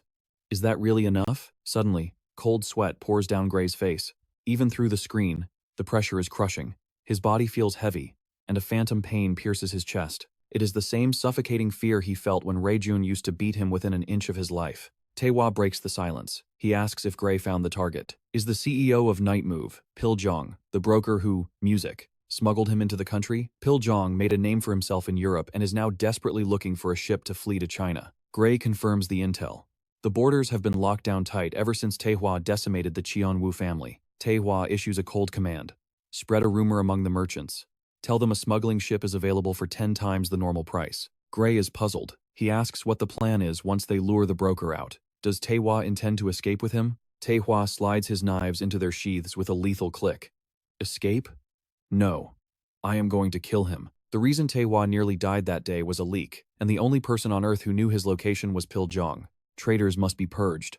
The protagonist's voice cuts through the air like ice. Later, within the hallowed silence of a church, he admits a chilling truth. Betrayal carries a death sentence, even for his oldest friends. A hooded figure drifts into the chapel like a ghost. Sliding into the confessional booth, the man calls out for the priest, his voice low as he requests a private audience. He utters a specific code phrase. Music rises. It is a signal, a secret language where every man looks out only for his own gain. Pil-jong groans, complaining about the stifling atmosphere. He questions why they had to meet in such a sacred place. It might not look like it, he sneers, but I am actually a devout Catholic. However, the so-called priest ignores the chatter, asking only one question: where is the money? The informant complies, reaching into his bag to reveal the prize. He flashes the 100 million won. The man scoffs, noting it would have been far more profitable to exchange that stack for 10,000 US dollars. Suddenly, Pil-jong shifts his tone. He needs information. After all, this country is crawling with frauds like him, and he cannot blindly trust a shadow behind a screen. Gray's frantic voice crackles in the earpiece. There are men outside. Suddenly, the church doors burst open. Several thugs storm in, brandishing deadly melee weapons. The man sneers. It is very strange, he muses. Someone managed to secure a ship that even I, an information broker, could not locate. He declares the iron rule of their dark trade. If you lie, you pay with your life. He taunts the protagonist, warning that he must be prepared to face the consequences of his deception. But the reply leaves the man paralyzed with shock. Tae-ha speaks calmly from the booth. I can hardly believe you thought I would not recognize my own best friend's voice. Pil-jong freezes, unable to process what he is hearing. They had assured him Tae-ha was dead. Realizing his cover is blown, he knows there is no point in further conversation. Still, he curses his own stupidity. He should have suspected something the moment he heard the password, an obscure Italian expression only times would use. Desperate to justify his betrayal, the friend stammers. He lost everything because of gambling. He fled to Korea, only to rack up massive debts in the casinos of Shingu. As his hand creeps toward his weapon, Pil-jong tries one last lie. He swears he never would have snitched if he had known the organization actually planned to kill Tae-ha. But before the lie can leave his lips, crash! Tae-ha smashes through the confessional wall, driving a blade straight through the traitor's throat. Pil-jong panics, clutching his neck as life spurts out between his fingers. The thugs outside the booth shout in confusion, asking what is going on. Through the button camera on the protagonist's shirt, the gruesome scene is broadcast in high definition. The body, the pool of spreading blood, Gray watches from afar, trembling in terror. Despite injuries that would leave a normal man bedridden, Tae-ha stands tall. Pain is irrelevant. He is ready for war. Stepping out of the shattered booth, the protagonist analyzes the situation. Pil-jung surely ordered them not to bring firearms to avoid drawing attention. The psychopath smiles coldly. "You should pray before we begin," he taunts. "Tell God you will be meeting him very soon." It does not matter if they are hired muscle or his friend's subordinates. Watching the carnage unfold, Gray is paralyzed, unsure of how to help. "Since you are armed with bats and knives," the protagonist declares, "I will consider you a threat to my life." There is no reason to show mercy. The thugs laugh, mocking him. What can a cripple with a broken arm even do? One thug charges forward to strike, shouting that the cash is still inside the confessional. The protagonist simply prepares to dismantle them. But the boy watching knows the truth. It is not just a broken arm. Tae-ha is fighting with fractured ribs and fresh gunshot wounds. Yet, he moves like water. He weaves past the attack and, in a single fluid motion, pierces the back of his opponent's neck. Without pausing, he flows into the next kill. He ducks a swing and slashes the second man's throat before the body even hits the floor. Asterisk thwack. Asterisk. He hurls a dagger into another man's neck. A fourth enemy rushes in, trying to stab him while he is open. But this is a master at work. He uses his own arm sling to trap the enemy's weapon. In a flash, he drives a devastating elbow strike into the man's face. In the blink of an eye, Tae-ha had annihilated everyone who dared to approach him. He explains the psychology of battle. When one side dominates early, the opponents lose their composure. Blinded by the money and adrenaline, they became sloppy. However, there was still one left. Someone was holding something forbidden. Ignoring the danger, the remaining thugs charge at him in a frenzy. The protagonist takes a single step and vanishes. Moving faster than the eye can follow, he rushes past the confused front line. His target was clear: eliminate the one man capable of hurting him. The two thugs who had stepped up to attack are left swinging at empty air, completely bewildered. Even Gray cannot comprehend the speed he just witnessed. Asterisk, clatter. Asterisk. A firearm drops to the ground behind the rush. Tae-ha calmly turns to the survivors, his aura terrifying. Who is next? Despite the massacre inside, the world outside the church remains disturbingly peaceful. In the desolate parking lot, a single car sits in the dark. Gray is huddled inside, his mind reeling from the impossible display of violence he just watched. That man. He cannot be human. To move like a demon while his body is broken and battered, it defies logic. Suddenly, Tae-ha's voice cuts through the static. "Hey kid, can you hear me?" The protagonist issues a weary command. He needs the boy to enter the confessional and retrieve the bag of money. His adrenaline is fading, and he no longer has the strength to carry it. The brat stammers, frightened. "What are you talking about?" But the man smirks. He knows Gray is nearby. After all, who did Gray think warned him about the ambush in the first place? Gray stands at the precipice of a decision that could end his life. Throat dry and hands trembling, he swallows his fear. He accepts the mission. Stepping out of the vehicle, the boy marches toward the looming silhouette of the church. Every step feels heavier than the last. With a final hesitation, he pushes the heavy wooden doors open. The scent of iron hits him instantly. The sanctuary is a slaughterhouse, stained crimson with blood and littering bodies. And there, sitting calmly amidst the carnage on a pew, waits the protagonist. His heart hammers against his ribs as he announces his presence. Gray forces his legs to move forward. Reaching the booth, his eyes widen. Sprawled on the ground is the corpse of the man's former ally. Bile rises in his throat. The sheer scale of death is nauseating. Corpses are scattered like discarded dolls across the holy ground. Stuttering, the boy reports that he has summoned a transport. It should arrive within 10 minutes to whisk them away from this nightmare. But as Gray looks closer, reality sinks in. Tae-ha is in critical condition. Panicked, Gray asks what happened and offers to call Yang-suk to prepare emergency medical treatment immediately. Asterisk, thwack. Asterisk. The madman suddenly drives a blade right through the phone. Gray freezes, terror paralyzing him where he stands. Slowly peeling off a blood-soaked glove, the protagonist speaks. He reveals that when he awoke, someone had changed his clothes and swapped his device. Yet, the strangest detail remained: his gloves were never touched. Gray stands in stunned silence, listening to the predator analyze his situation. Revealed on Tae-ha's hand is the dark insignia of the Salerno family. The man locks eyes with the boy, his gaze piercing. He asks if Gray truly understands the monster standing before him. Gray nods slowly. He recites the name, the father, and the legacy. This is the grandson of the late chairman of the Cheon-u Group. He is a ghost, the only Asian member of the Italian Salerno Mafia. A man in his 20s, walking with a death sentence on his back. 5 billion. That is the price on his head. The boy frantically insists he is not plotting a betrayal. He swears even the lady is in the dark. He simply needs Tae-ha's assistance. Tae-ha tilts his head, testing the boy's resolve. Is the boy's request worth dying for? Or would he rather take the 5 billion and walk away rich? Gray's voice shakes with desperation. He explains that he and his adoptive mother have been living in the shadows solely to escape the Cheon-u Syndicate's wrath. The protagonist cuts him off cold. He points out the brutal logic. The smartest survival move would have been handing Tae-ha over to Cheon-gu instantly. He thinks back to their earlier conversation. The kid had ambitious dreams of becoming the youngest legendary broker in the Underworld. Tae-ha had noticed the boy's career was stalled. Despite his potential, he was stuck in the mud. He has the talent to dive into the field, something brokers rarely do, but he lacks the scars of experience to truly ascend. That is why the top informants are always the old veterans. Tae-ha offers a devil's bargain. Does Gray want to step out of the kiddie pool and into the ocean of sharks? Meanwhile, in a gleaming modern skyscraper, the atmosphere shifts. Two figures stride down the hallway. One warns the other sternly. Only speak when directly addressed. Hwan bristles at the comment. He swears he would never utter a word that could compromise the Ojang Syndicate. His companion sighs. Gangsters aren't exactly known for their silver tongues or diplomatic eloquence. Even through his irritation, Hwan cannot deny the truth. They push open the doors, immediately apologizing to the man waiting inside for their delay. Back in the blood-soaked chapel, Tae-ha commends the boy's nerve. He agrees to grant the favor, but with a condition. From now on, they work as partners. He warns Gray clearly. This path is paved with death. If they are caught, there will be no quick end, only suffering. But if they survive, Gray could become the king of brokers. Tae-ha seals the pact. Together, they will crush Cheon-gu into dust. Inside the office, the eccentric leader of Ojang leans back. He admits he didn't expect a report so soon. After all, he assumed Chong would be preoccupied burying his slaughtered relatives. The subordinates stammer that they wouldn't dare vanish without reporting. Suddenly, the leader raises a hand. Silence falls instantly. Terror grips the two men. The strange man gestures for absolute quiet. He begins to bob his head to a rhythm only he hears. Suddenly, a speaker crackles to life, playing a classical melody. He raises a clenched fist into the air. It is a pose of dramatic resistance, full of theatrical emotion. The two Ojang gang members exchange confused glances.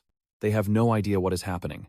Still, a lone figure begins to clap slowly. The man accompanying Hwan sighs, lamenting that they arrived just as the masterpiece concluded. Chong turns his gaze to them, asking if they recognize the composition. The subordinate names the piece correctly, but critiques the flow, suggesting the performance felt disjointed. A deadly mistake. The lunatic's expression darkens instantly. Turn it off, he commands his bodyguard. As the woman covers her ears, the leader reveals the truth. That recording was from a 6th grade piano competition, and he never practiced again. Furthermore, every single relative who attended that recital years ago, they are all dead now. He asks if they understand the gravity of the situation. He claims that if they had known the Reaper was coming, they wouldn't have been slaughtered like sheep. Hwan desperately interjects. He insists he did warn them. He advised canceling the meeting because this assassin was a monster, not a man. He tries to shift the blame to Chong for ignoring the warning, but the leader snaps. Chong cuts him off, ordering him to extinguish that cigarette immediately. Chong claims his judgment was absolute. The insinuation that he made a mistake visibly ignites his fury. He explains that it was a traditional emergency family gathering. Such things are fragile. They can be cancelled on a mere whim. That is precisely why he paid 200 million. He paid for discretion. He paid for that man to be eliminated quietly, without alerting the rest of the family. The conversation halts. The man rests his knee against his cane, his eyes burning with a dangerous light. Clutching his injured leg, the resentment boils over. He explains that instead of neutralizing the assassin, they were the ones who got crushed. The losses are catastrophic. Now, he has no choice but to play his final trump card. He'll have to use that. The man sneers, his voice dripping with venom. He can't help but wonder aloud. How is it that Hyun-min is the only survivor? Every other guard was slaughtered, yet he stands there breathing. Suspicious doesn't even begin to cover it. Hyun-min grits his teeth, his patience snapping. He already gave them the answer. That assassin operates on a strict code of conduct. He simply didn't fit the criteria for a kill shot. It was luck, not a conspiracy. A twisted smile spreads across the rival's face. He suggests a different theory. Maybe the terrorists' rule is simply to avoid friendly fire. The implication is clear they're on the same side. Rage instantly explodes in Hyun-min's eyes. He snaps, shouting at the man to stop barking such garbage. Does he really think he'd gamble his organization's honor? Or worse, disgrace the memory of his own parents? The accusation is a declaration of war. Cheon interrupts with a cold, mocking tone. It must be nice to have parents to hide behind. As for him, even if he wanted their support, it's impossible. His folks are already 6 feet under. The tension spikes. The other Ojang member adjusts his glasses, a silent signal that he's ready to intervene. The man cuts to the chase. Who exactly took care of this so-called terrorist? The answer comes swift and sharp. It shouldn't even be a question. It was Mr. Jun-woo. A young woman in the room shifts her gaze, staring at the old man with renewed suspicion. The pieces are starting to move. Kwon-min's partner turns, locking eyes with the bodyguard. He demands a direct answer. Without a second of hesitation, the man confirms it. The hierarchy of power is shifting. However, a shadow of doubt lingers on his face. He nods slowly, claiming to understand, but then drops the real question. What does Sang want from them in exchange for this mess? The reply is unexpected. He doesn't want money. He doesn't want power. All he asks for is silence. They must bury this incident deep, where no one can find it. The official story? Hyun-min never saw the assassin. It never happened. But the man is baffled. Why are Cheon and Gu trying so desperately to cover this up? What are they hiding? His companion flicks a lighter, the flame dancing as he ignites a cigarette. He takes a drag and exhales a cloud of smoke. Is that really all they're after? It feels too easy. Cheon bristles at the disrespect, moving to extinguish the cigarette by force. But before he can strike, Jun-woo's hand lands heavily on his shoulder, a silent command to stand down. The touch startles him. Cheon looks up at his own bodyguard, confusion warring with anger. Jun-woo speaks on his behalf, his voice steady as steel. That will be enough. The deal is sealed. The Ojang representative sighs, needing a moment to process the madness. He offers a cigarette to the bodyguard as a peace offering, but the man politely declines. He's quit the habit. A disciplined monster. That's the last straw. Cheon slams his fist onto the table, the sound cracking like a gunshot. His fury is boiling over. He demands to know if they have no fear of death. He screams that he is the future king. He will be the new president soon. How dare this old worm disrespect him? He strings together a vile chain of insults, spitting venom at the man. He tells the little punk to know his place. The man stands up, towering over the table. He says that's exactly what his boss would have said. That ruthlessness is the only reason Cheon is sitting in that chair. The meeting is over. The man bids them a cold farewell. He looks directly at the bodyguard, ignoring Cheon entirely. They agree to the terms. The pact is made in blood and silence. As he leaves, he flicks the cigarette butt onto the pristine floor with utter contempt. Next time, he expects an ashtray. And a wet napkin wouldn't hurt either. Absolute dominance. The door closes, leaving the three of them in a suffocating silence. Cheon sits frozen for a few agonizing seconds. The air in the room is heavy enough to crush a man. He doesn't move. He doesn't breathe. Kwon-min breaks the tension, shaking his head in awe. That man is a monster in human skin. He completely dismantled Cheon's arrogance without lifting a finger. He used nothing but words to strip him naked. He adjusts his glasses, the light reflecting off the lens. That is his role here. Because, apparently, Cheon is a child who still doesn't understand how the real world works. He sneers that the former president taught the boy absolutely nothing. The old man deserved his grim fate for not dealing with this brat while he had the chance. Cruel. But true. The guy stares in sheer disbelief. Did he really just say that? It's treasonous talk, but the atmosphere is too heavy to deny it. The old man speaks calmly, dropping a bombshell. This wasn't an accident. The entire incident was likely a coup d'etat orchestrated by Cheon-myung to seize the throne. The elevator doors slide open. They stride into the hall, purpose in every step. Their mission has changed. It is absolutely essential they hunt down the assassin who struck the Cheon-u Group. Kwon tries to argue that the assassin is already dead, but his companion shakes his head. Impossible. Jun-woo is a beast of a fighter, but he has one flaw: he never kills his opponents. He had asked the old man earlier, and his suspicions were confirmed. The guy is reeling, his mind blown by the complexity of the game, layer upon layer of deception. He deduces the truth. Cheon didn't hire the killer. Jun-woo lost too many of his own men for that to be true. The assassin was just a pawn, used by someone else in this deadly game of chess. Hyun-min recalls his encounter. The so-called terrorist mentioned he hadn't stepped foot in Korea for a long time. An idea sparks: what if they recruit him? If they turn that monster to their side, they could obliterate the Cheon-u Group completely. A dark glint appears in the old man's eyes. That would be an excellent outcome. A weapon like that could change the tide of the war. But his tone shifts instantly. However, he warns, if we find him, we kill him. The guy is confused. Why the contradiction? What was the point of all that scheming earlier? The old man admits the source of his rage. It wasn't the politics. It was the insult. Cheon called him, assuming that Hyun-min wasn't a match for the assassin. He underestimated them. That cannot stand. The next time they cross paths, there will be no mercy. He must show them exactly who runs this city. It's a matter of pride now. Japal admits he despises the Ojang faction, but watching his own men get thrashed is worse. Back in the penthouse, ice cubes clatter into a crystal glass.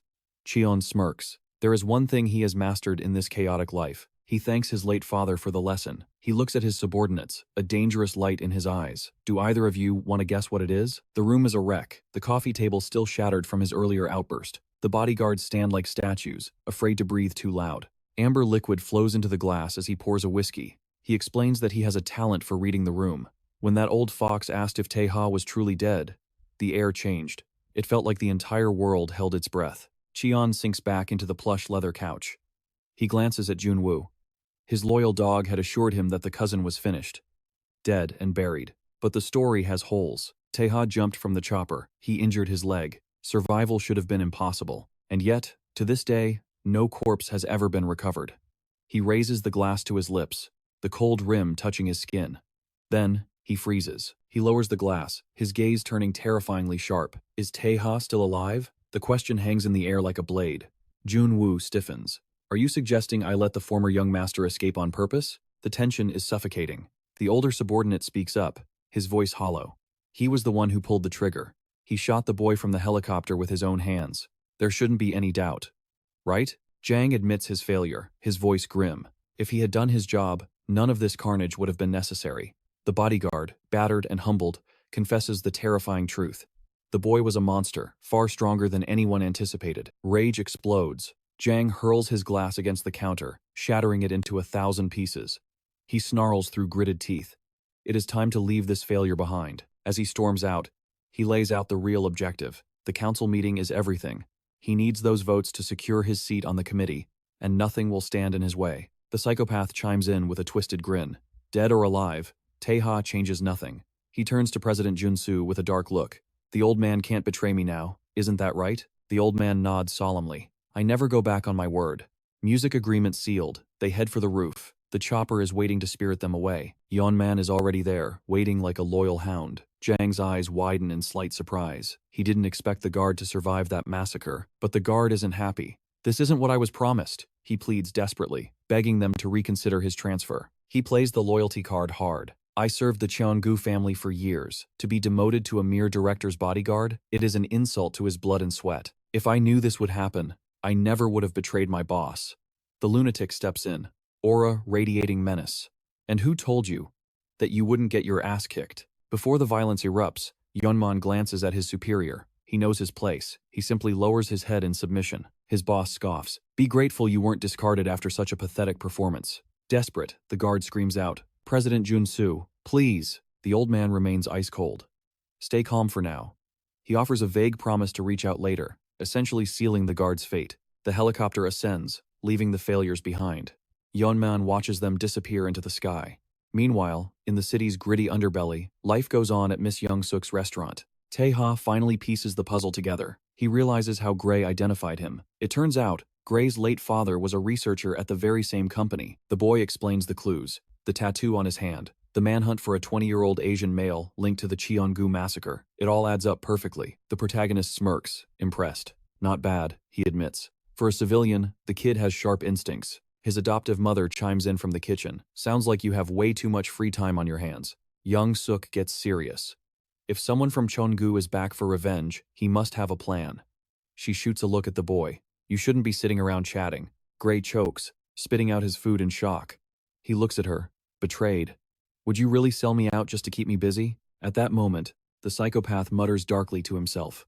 Traitors must die. His friend tries to laugh it off, but the woman nods. It's only fair. She lays out the hard truth. A killer who lived his whole life for the Mafia? Someone like that doesn't learn to trust easily. However, the protagonist corrects them. He wasn't idling. He was handling contingencies, preparations for when the inevitable emergency strikes. He tells the lady to relax. Anyone hated by Cheon-u or Ojang is no enemy of mine. With that settled, Tae-ha goes back to calmly eating his meal. A chill runs through them. They realize the subtext. The assassin is saying he can easily take care of them later, should they ever decide to betray him. Suddenly, the atmosphere shifts. Local thugs swagger into the restaurant, loudly complaining about the heat. One goon barks at the woman. Crank the AC to full blast. He sneers. How do you plan to pay your interest if you sweat all the customers away? Young Suk stands her ground. I paid everything. She asks why they are causing trouble again. Turning to Tae-ha, she whispers, come back after lunch. She tries to usher Gray off to school as well. Bok-soo intervenes, telling her to back off. Leave him alone. I won't touch the two of them. However, the thug looks confused. He is visibly irritated, sensing something off about the situation. I've never seen that kid around here, he growls. How does someone end up eating at a dump like this? Meanwhile, the protagonist is completely focused on the massive size of the radish kimchi. Furious at being ignored, the thug snaps. Hey brat, are you choking on your food, or are you just deaf? Gray stands up abruptly. I'm heading to school, he tells the lady. He walks toward the exit, but casts a worried glance back. He remembers the deal. He had asked his friend to promise something before he agreed to help. Don't kill anyone, he had begged Tae-ha. And don't turn the neighbors against each other. The protagonist had asked if the boy thought he was a reckless monster. Gray's answer was simple. That is exactly what you did. Returning to the present, the guy asks, so, what is the request? His friend explains the geopolitical mess. The 3rd district of Jeongso is caught in a brutal stalemate between the Cheon-gu and Ojang clans. Just as the tension was about to explode into total war, a local gang called Yaburi stepped in. The fighting was miraculously halted. Tae-ha raises an eyebrow. A small-time gang managed to stop a power struggle between Cheon-gu and Ojang? It sounds impossible. Gray insists it's true. Yaburi ensured everyone's safety. They are even buying buildings to create a housing cooperative, giving them leverage for future negotiations. The protagonist narrows his eyes. He senses the naive optimism in the plan and clearly disagrees. If a peaceful solution existed, it would have happened already. He points out the harsh reality. The mayor was elected with Ojang's dirty money. Young Suk even tried talking to the boss herself, but she wasn't worth his time. That is why she needs Tae-ha to speak on her behalf. But there is a catch. The condition remains. He cannot kill anyone or cause irreversible damage. The protagonist sighs. To him, they are nothing more than common street trash. Yet, somehow, they made the crime lords back off. He simply stands up, politely thanking the lady for the meal. Bok-soo, veins popping with annoyance, screams, are you really going to ignore me? The thug lunges for the brat, but Yang Suk steps in, a human shield of defiance. Her voice is ice cold. She reminds him she's already paid her dues, demanding to know what trash like him is doing, terrorizing her clientele. Humiliated, the goon raises a hand to strike, snarling at the insult. But before his palm can land, Tae-ha intercepts the blow with a soup bowl. In a blur of motion, Gray doesn't even look back, as the 3 thugs are sent flying through the entrance. The protagonist steps out after them, his presence looming like a storm cloud. Bok-soo lies on the pavement, mind reeling. 10 seconds.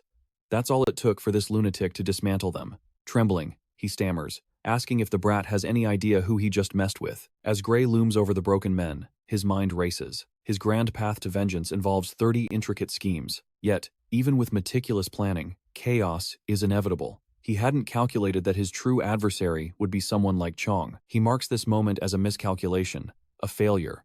But even in failure, he can read the tea leaves of their future plans. Even with the prestige of the Jin bloodline, securing the board's vote for president won't be handed to him on a silver platter. He intends to weaponize the development of the Jiangsu district to shake the board's foundation. Coldly, he orders the delinquents to drag him to their boss. The thugs look at him like he's insane. Suddenly, a sharp voice cuts through the air from across the street. Who do you think you are? Suri steps into the light, eyes narrowing. She asks if he's trying to declare a one-man war against her entire syndicate. Gray just shakes his head, unfazed. With practiced calm, he pulls out a cigarette and sparks the lighter. The flame flickers as he exhales, stating simply that he's only here for a conversation. Suri scoffs, incredulous. How can she believe a man claiming to want peace while her subordinates are writhing in pain at his feet? The protagonist scans the perimeter, reading the unspoken threat. He offers a hollow apology, noting that they don't seem in the mood for a civil chat. Fine, he decides. If they won't listen, he has no desire to waste breath on people like them either. Looking up, Gray realizes the scale of the standoff. This is how they force submission, overwhelming pressure from all sides. Snipers and armed enforcers line the rooftops. He realizes that if this group seized the city, the 3rd district of Jeonggyo would become an impenetrable fortress. Their coordination is too precise. If even one of them is a former officer, it proves they operate with military-grade efficiency. He wonders if this is the dark underbelly of Korea's defense. Suri interrupts his thoughts, offering to hear his final words, provided he keeps it brief. She spits out an insult, branding him a bastard from Ojang or Cheon-gu. Rage flashes in his eyes, but before he can take a single step forward, a gunshot cracks. A bullet slams into the asphalt inches from his toes. Suri's voice drops an octave. She demands his origin, unless he wants his body riddled with holes. She commands him to hurry up, but her arrogance only fuels the assassin's irritation. He clenches his fist, knuckles white. He knew a confrontation was inevitable, but he never imagined it would unfold in such a pathetic, disgusting manner. Her guards sense the shift in the air, asking if they should eliminate the threat immediately. Suri hesitates, then shouts a single name, Waron. A massive figure leaps from the rooftop, landing with a heavy thud that cracks the pavement. This giant is Warren, a human tank in the flesh. The giant towers over the boy, an immovable object. But contrary to every expectation, Gray doesn't flinch. He simply orders the guard to step aside. Warren stands frozen, staring into the abyss of the boy's eyes. Then, the unthinkable happens. He moves. He obeys the command, leaving Suri utterly baffled. "How could you?" she gasps, accusing him of betrayal as her other subordinates scramble in confusion. The assassin ignores the chaos. He casually snatches the milkshake from her hand and tosses it into the gutter. He mutters that she is nothing, no one. Nothing is going according to her plan. The disrespect leaves her paralyzed with shock. He leans in close, invading her personal space while glancing up at the snipers. He whispers a chilling secret directly into her ear. Fear and confusion wash over her. Without a backward glance, the protagonist walks away, tossing back a final insult. They simply aren't worth his time. Suri stands rooted to the spot. Her men urge her to give the order to pursue, bloodlust in their voices. Instead, she walks slowly toward Warren. The giant admits the truth. He couldn't feel any killing intent from the boy. None at all. She demands to know if that's why he let a lunatic get within striking distance. She reminds him their gang's strength lies in unity and protection. Warren cracks a smile. He asks if she felt it too. It's been ages since the war, long enough to forget what it feels like to stand before a real monster. Later that evening, back at the warmth of the ladies' restaurant, they are struggling to reattach the door. Gray barks at his partner to hold it steady while he drives the screws in, repairing the damage from the brawl. Dusting off their hands, they announce success. The door finally closes with a satisfying click. Young-suk eyes the repair work skeptically. Gray swears it's solid, immediately pivoting to beg for a free meal as a reward. She isn't having it. She turns her wrath on Tae-ha, warning that if he breaks her expensive entrance again, she'll banish him for good. Crash! Suddenly, the door flies open off its hinges again. Suri stands there, asking innocently, "What's wrong with this thing?" She launches herself at Young-suk, hugging her tightly and chirping about how much she missed her. The woman sighs, pinching the girl's cheeks, asking when these delinquents will stop destroying her property. Watching from the side, the protagonist is stunned. This bubbly girl is a completely different creature from the ice-cold gang leader he met hours ago. With a heavy thud, the wooden door is slammed back into its frame, sealing the entrance once more. Dusting off her hands, Siri mentions that the repairs were necessary, but so was the lesson. She confesses she snapped Boksu's fingers like dry twigs to ensure he never dares touch the old lady again. The elderly woman, however, brushes off the violence. She gently scolds Siri to finish the job and eat, noting with concern that the girl is nothing but skin and bones. Gray leans in, unraveling the history for Tae-ha. During the Great Faction War, Young-suk didn't just cook, she became a saint of the slums, treating countless wounded. She saved members of the Yaburi gang and even healed Siri's father for free. To them, she is not just a civilian, she is their divine savior. Tae-ha scoffs, his voice dripping with disdain. He asks how a low-level lackey dares to disrespect the woman who is his own boss's savior. The words strike a nerve. Siri glares daggers at him. Tae-ha presses harder, claiming that while everyone calls her the boss, she is nothing more than a figurehead, a queen with no power. That snaps her patience. In a blur of motion, Siri lunges, razor-thin wires exploding from her hands to ensnare him. The filaments tighten around his neck, threatening to slice skin. Siri hisses that she has been holding back, but this ungrateful brat is testing her limits. Her eyes blaze with confidence as she dares him to repeat his insult. But Tae-ha remains calm, realizing these aren't ordinary threads. The tension vibrating through them screams of lethal intent. To her shock, Tae-ha doesn't flinch. Instead, he whispers a chilling truth. She knows her position better than anyone. He points out the men stationed in the shadows. His sharp eyes have caught what others missed. The weapons in the dark aren't scanning the perimeter. They are locked onto a single coordinate. They aren't aiming at the intruder. They are aiming directly at their own boss. Tae-ha exposes the stalemate. She acts tough, but she is a puppet dancing on strings pulled from the inside. Flashback to seconds earlier, as Tae-ha stepped into her personal space, the air thick with tension. He whispered for Siri to meet him at the restaurant, warning her of the spies surrounding them. He demanded to know who pulls the strings. Was it Oh-jang? Back in the present, Siri pulls the wires tighter, the lethal fibers digging in. Tae-ha plays his final card. He asks if the true mastermind is Cheon-gu. Rage flares in Siri's eyes, and she yanks the wires with full force to decapitate him. Snap, the sound of breaking metal echoes. Siri freezes. Tae-ha stands unharmed, his dagger gleaming, the severed wires falling like confetti. He has his answer. Meanwhile, in a high-rise looming over the city, a man bangs desperately against soundproof glass. He begs the director for mercy, promising to double the revenue in 2 months to make up for the Lebanon failure. The plea falls on deaf ears. On the other side of the glass, the director stands impassive. He holds a phone to his ear, his voice devoid of emotion as he demands a status report on the intruder situation. The spy reports that Tae-ha has made contact with Siri and likely compromised their surveillance. As he speaks, a mechanical gate in the room begins to groan open. From the shadows of the cage, a massive, starving lion steps into the enclosed courtyard with the pleading man. Terror seizes the subordinate. He screams at the beast to stay back and begs the director one last time. But the director simply watches. The lion pounces, and the screams are silenced by the crunch of bone. The director looks at a photograph sent to his phone. Taha's face is clear. A twisted smile forms on the director's lips. He finds this new player amusing. It is In-woo, the puppet master. He orders his men to bring the brat to him alive. Tae-ha was right. The shadow over the 3rd district is indeed Cheon-gu. The reality is grim. Siri hasn't wiped out the traitors because she is being held hostage by a threat she cannot ignore. Back at the restaurant, Siri stares at her severed wires, her mind racing. Who is this monster? Those wires were Kevlar fiber, designed to slice through bone, yet he cut them like they were cobwebs. She demands to know his true identity. Tae-ha sheathes his dagger, his aura calm but overwhelming. He claims he is simply the best executioner in the country when it comes to hunting Cheon-gu. He offers a deal. If Cheon-gu is her nightmare, he is the one to wake her up. Gray steps in, vouching for Taha's lethal reliability. Siri is stunned when even Yang-suk chimes in. The old lady places a hand on the table, urging Siri to trust the stranger. This shakes Siri to her core. Yang-suk never interferes in gang business.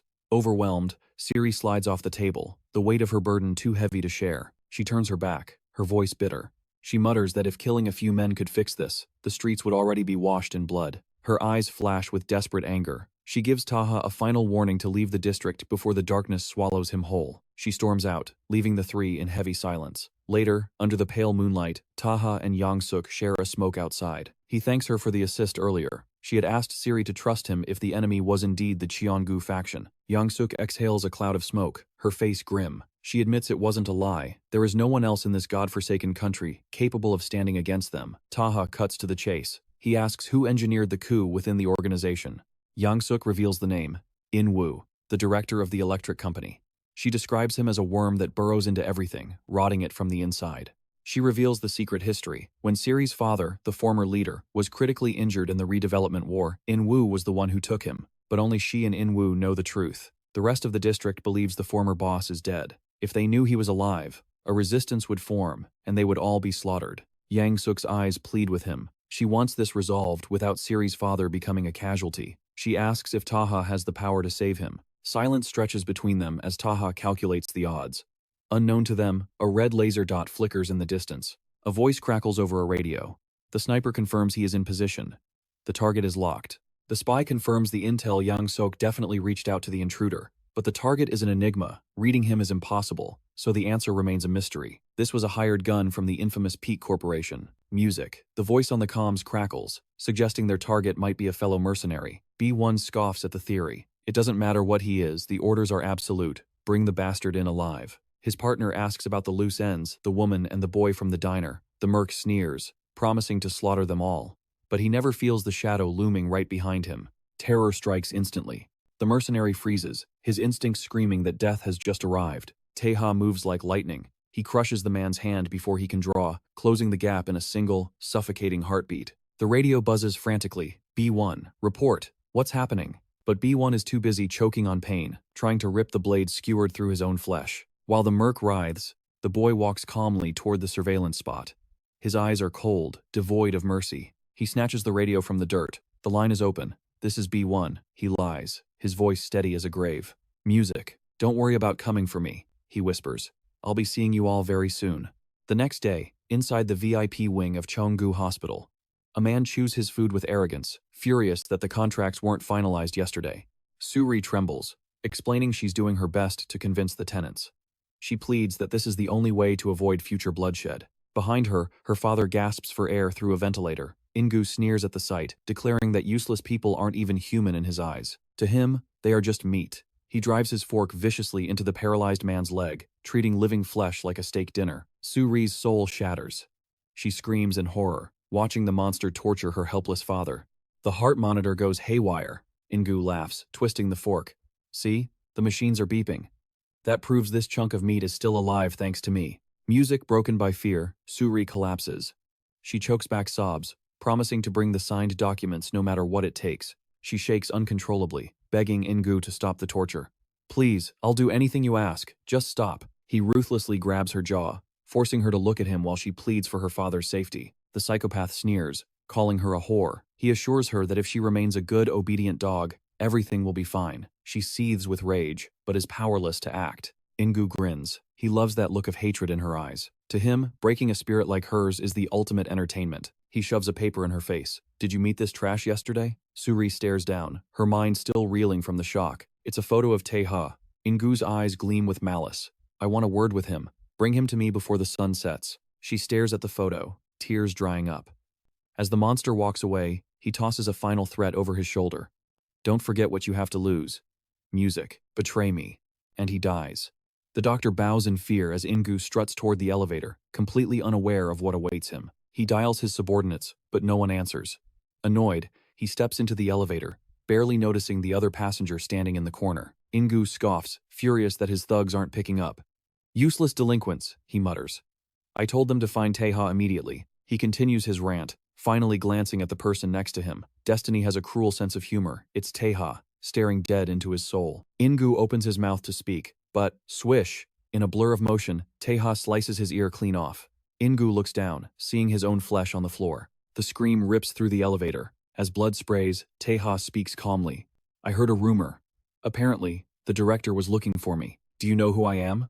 In-gu howls, swinging a desperate, clumsy punch at the monster in front of him. How dare you touch me, he shrieks.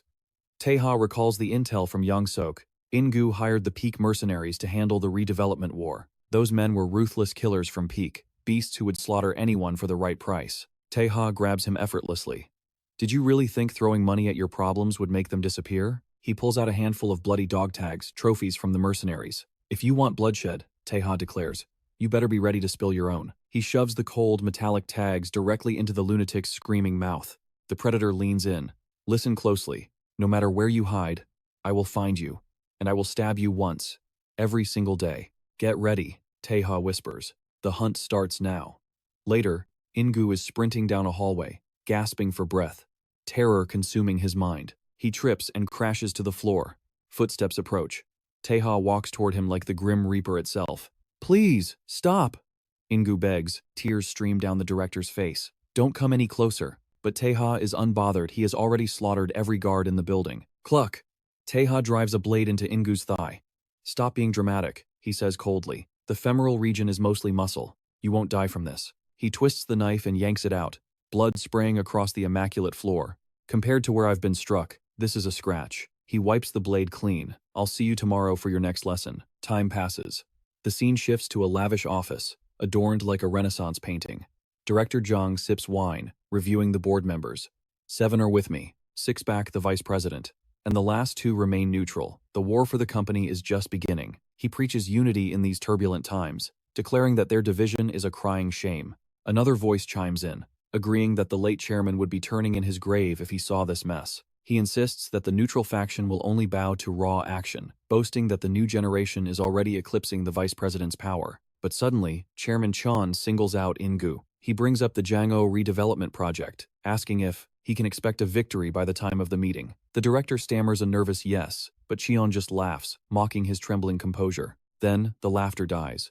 With eyes cold as ice, Cheon warns him, do your best, or face total destruction. Clutching his fresh wound, In-gu swears he won't let it come to that. Later, In-gu stumbles toward his car. He collapses into the back seat, his body screaming in agony. The memory of the protagonist's blade burns in his mind. He curses the bastard, vowing to crush him next time. The driver asks if they should head home, but In-gu kicks the seat in a blind rage. Just drive, you idiot. He locks every door tight, but it's too late. Tae-ha is already sitting in the passenger seat, casually asking if In-gu has a guilty conscience. In-gu freezes, his mind unable to process how the devil got inside. Tae-ha draws his blade. That leg hasn't learned its lesson yet, he quips, before driving the steel straight into In-gu's knee. A desperate scream tears through the car. Unfazed, the psychopath steps out, dropping a chilling promise. See you tomorrow. Terrified, In-gu shrieks, demanding to know who he is and why this is happening. Night falls. Tae-ha notes it's been 7 days of non-lethal torture. The director is near his breaking point. He warns So-ri, even if they hand In-gu over, her faction is already doomed to change. Her men demand answers. Why go after the director? It was impossible to drive them out before. One subordinate asks for the kill order, fearing that sparing In-gu will only spark an all-out war later. So-ri demands his reasoning. Tae-ha's reply is cryptic. Error 307. It's a banking glitch that plagues journalists, a sign of deep surveillance, preventing financial access. The internet speed here is crawling. Everyone is being watched, grinding their teeth while waiting to be hacked. He challenges her ignorance. The guards scoff, calling him an outsider who knows nothing. But So-ri hesitates. She knows the Cheon-u Group is behind the pressure, yet she stands firm for her family. Tae-ha cuts deep. If you wanted to protect them, you should have fought back, not hidden. His words strike a nerve. So-ri lowers her head, silence her only answer. Tae-ha turns to leave. In-gu won't call the council, he predicts. He's too proud to admit weakness. Oh-rang asks what the boy gains from this chaos. Tae-ha smiles. I'm taking the director's seat in Cheon-gu. Meanwhile, back at the mansion where In-gu once fed men to lions, the mood is grim. The CEO of Peak Mercenaries mocks him. A director, humiliated by a nobody? In-gu snaps, telling him to shut his mouth. Smoke curls from In-gu's lips as he curses Tae-ha. If not for the upcoming council meeting, he growls. That brat would be dead already. In-sik asks why he doesn't just use the meeting to his advantage. In-gu denies it immediately. That meeting is symbolic, he explains. It's the key to reorganizing all of Cheon-gu. He claims a long-standing alliance with Chairman Cheon. Once he secures his position, he'll have the ultimate power backing him. He warns the CEO. You better go all out. If I fail, you go down with me. In-sik reveals a disturbing truth. That psycho handled my men too easily. So I dug into his past. He asks In-gu if he knows the name, Salerno. In-gu is clueless. Is that some Italian mafia? The CEO's face darkens. They are monsters. And that boy?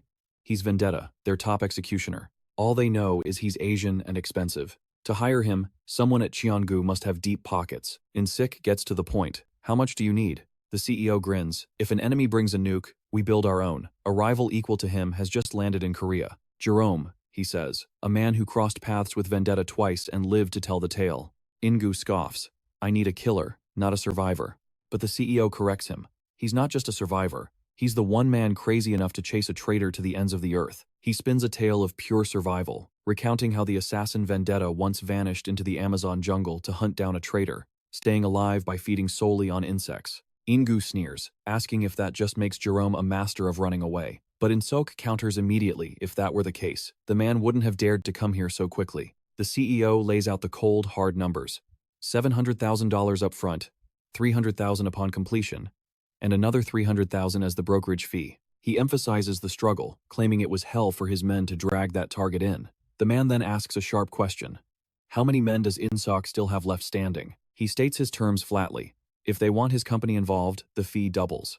Without hesitation, the director makes a call, ordering 200 kilograms of cash delivered to the first basement floor. The elevator doors slide open with a hiss. Inside, something glimmers seductively under the harsh lights. He turns to the CEO, asking if it truly makes sense to burn $1.3 million just to slaughter a single man. In-gu smirks, noting there are 200 kilograms of 50,000 won notes sitting there. Each weighs about 0.9 to 7 grams. He trusts the killer can do the math. He assures him it is more than enough to retire in luxury, suggesting they have a productive conversation. Meanwhile, eyes drift to a blueprint sourced from the shadows. Gray points out the layout. It is the blueprint of the director's fortress. He contacted a private security firm and bought the intel directly. Tae-ha asks how he managed to acquire such sensitive data. The boy shrugs. Except for Cheon-gu's own insurers, everyone else in this city trades their loyalty for cash. After all, Cheon-gu is a ruthless machine, always ready to replace any cog that fails to turn a profit. In other words, their employees have zero loyalty. Hearing this, the protagonist mutters that his grandfather would rise from the grave if he heard of such dishonor. The boy explains the complication. Most of In-gu's schedule is transmitted directly from headquarters, making an intercept highly risky. The golden window is 10 p.m. However, a problem arises. They realize they are completely blind regarding the blueprint of the first basement floor. Gray reasons that it must exist, given the stairs and elevators, but he deduces that the master blueprint is likely kept by the director himself. He highlights a recurring note, bone crack. Based on his research, it refers to a specific type of industrial cement used in heavy construction. It is a material highly resistant to moisture, harsh chemicals, and extreme weather conditions. Because of its durability, it is often used for soundproof walls and even inside zoos. Hearing this, a realization flashes behind the protagonist's eyes. Tae-ha asks the boy to do him a favor. Gray nods, ready to listen. Vendetta leans in close, whispering a secret instruction into his ear. The boy asks why all of a sudden. The protagonist simply replies that he has a feeling he will need it before the night ends. Gray admits he has that at home, but looks surprised. He never pegged the assassin as the type to use times those times kinds of things. However, Tae-ha claims there is no such thing as a type in this business. He orders the kid to keep his eyes glued to the CCTV for any intruders. Mission set, he calmly exits the restaurant. A voice calls out, asking if he is heading into the fire again. Ho-rong asks if the lunatic intends to provoke the director again. The protagonist scoffs. Surely, someone being stabbed every 24 hours would see this as more than a mere provocation. The big man claims he has been around since the revolution of the 90s. He knows how to spot real talent when he sees it. Even so, he had never heard of Tae-ha before. He narrows his eyes, asking who the kid really is. Tae-ha asks coolly if knowing his identity would change anything. The giant seems visibly irritated by the dismissal. He warns that a refusal to explain marks him as a threat to the boss. If that stands, he will have to be eliminated right here and now. The protagonist stares back with indifferent eyes. He notes that the man knows his opponent's skills, yet still seeks a fair fight, instead of scheming a trait lingering from his days in the Ojong gang. As he turns to leave, Vendetta states that he trusts the big man's skills as well. That is why he leaves the territory in his care, promising 10 times the reward if they survive the redevelopment. Night finally descends over the city. The director's mansion stands as silent as a tomb. The protagonist has already ghosted past the entrance security unseen. With calculated caution, the assassin slowly pushes the door, using the blade of his knife to keep it from locking behind him. He begins to prowl through the darkened rooms, hunting for his prey. The silence is heavy, and the lights are dead. Tae-ha assumes the dear director hasn't returned yet, but then he spots the stairs. Gray mentioned the path to the first basement floor. Without fear, the lunatic begins his descent into the abyss, stopping in front of a massive glass window, revealing a lion's habitat. Suddenly, the door behind him slams shut with a deafening boom. Ingu's voice crackles through the speakers. It is good to see you again. Instantly, Vendetta realizes he has walked straight into a trap. The director sneers that he suspected the leak from the start. The kid always knew exactly when to strike. He spits the words, calling the assassin a disgusting insect. With a mechanical whine, the lion's cage begins to open. The man laughs, claiming it doesn't matter how skilled with a blade the protagonist is. No human can face 2 full-grown lions and survive. Naturally, the beasts begin to roar, primal hunger filling their eyes. Ingu gloats that he couldn't act in the 3rd district because of the Ojong gang, but now he has the perfect excuse. He declares that while Tae-ha is devoured alive, his sanctuary will fall as armed assassins flood the streets. The director had sworn a blood oath for tonight. He vowed that the boy and every piece of trash in the 3rd district would be erased from existence. He barked the command, calling the beasts by name. The lions roared, muscles bunching as they launched themselves toward their prey with terrifying speed. Facing apex predators, even a monster like the protagonist felt the cold grip of primal fear for a split second. But hesitation wasn't in his vocabulary. He whipped out his firearm, mocking their names as male while pumping them full of lead. Ingu watched his plan crumble, panic setting in. The director demanded to know why the psychopath used a gun instead of his signature knives. Tae-ha smirked cold steel. Daggers were for human flesh. He asked if the guy thought this was a comic book who brings a knife to a lion fight. Calm amidst the carnage, he dialed a number. The signal was still strong. He needed to reach Gray immediately. Ripping the splint from his arm, he issued a grim warning. The attack was imminent. He told the boy to warn Siri to prepare for war. Ingu began to shake uncontrollably. He remembered the legends of this man, a hunter who survived the Amazon for a month on insects just to slaughter a traitor. The contrast was terrifying. While Ingu fell apart, Tae-ha spoke on the phone as if he were ordering takeout, not standing over dead lions. The look in his eyes was pure nightmare fuel. Vendetta stared into the camera, promising that while Gray held the line, he would personally hunt the director down. Back at the base, the boy relayed the urgent news. Cheon-u was coming, and he wasn't coming alone. The Peak Company was making their move. The message ended with a simple command from Tae-ha: hold the line until he returns. He was coming for the head of the snake. War was no longer a possibility. It was a certainty. Their only chance of survival was to meet the enemy head-on. Failure meant death for them all. The Emperor gang was in an uproar, convinced the scammer Tae-ha had fled the chaos he created. Gray tried to defend his friend's honor, swearing Tae-ha would return. The mob shouted him down, drowning out his logic with fear. They threw the trauma of the last war in his face. Children slaughtered, parents still weeping. Did this kid know nothing of true suffering? Yang-suk stepped in, silencing the crowd. He staked his reputation on it. Tae-ha would come back. Whispers broke out, what was this man to her? But a booming voice cut through the gossip. Enough talk. Assistant Suan took command. This wasn't a democracy. He had already received orders from the boss on how to proceed. The tension was suffocating. Suri admitted she missed the last Great War. By the time she returned, the blood had already dried. She dropped a bombshell. Fear of losing her father had paralyzed her, turning her into a puppet for Cheon-u, but no more. She apologized for the deception. The time had come to sever the strings and end this nightmare. She rallied the Yuri gang. They had to unite, stand as one, and drive Cheon-u out of their home, once and for all. In-sik revealed the director's true, twisted plan. Genocide. He intended to slaughter every resident of the 3rd District. With no rightful owners left, the construction company could bulldoze their homes and make a fortune selling luxury high-rises. The truce with the Ojang gang usually forbade attacks. But with vendetta labeled as an intruder, the rules of engagement had changed. The enemy soldiers realized the strategy. The assassin wasn't the invasion, he was the distraction. The bald commander confirmed it. That despicable Cheon-u was a tactical genius. They had to wait for the Ojang gang to arrive while vendetta took the heat. Jerome watched the chaos unfold with a bored expression that slowly turned to fascination. He admitted he hadn't expected much initially, but this was starting to get interesting. He inhaled deeply. The metallic scent of war hung in the air. Korea was proving to be a playground of violence far beyond his expectations. The CEO gave the signal. Unleash the swarm. Vans opened in alleyways and parking lots, releasing a cloud of combat drones. Every drone was strapped with high-grade explosives. Six grinned wickedly. Unlike the last war, they didn't have to play nice with small arms anymore. He laughed, a sound devoid of humanity. They were mercenaries. As long as the cash flowed, morality didn't exist. They played to win, and they never lost. Meanwhile, speeding down the highway, Ingu frantically questioned the CEO.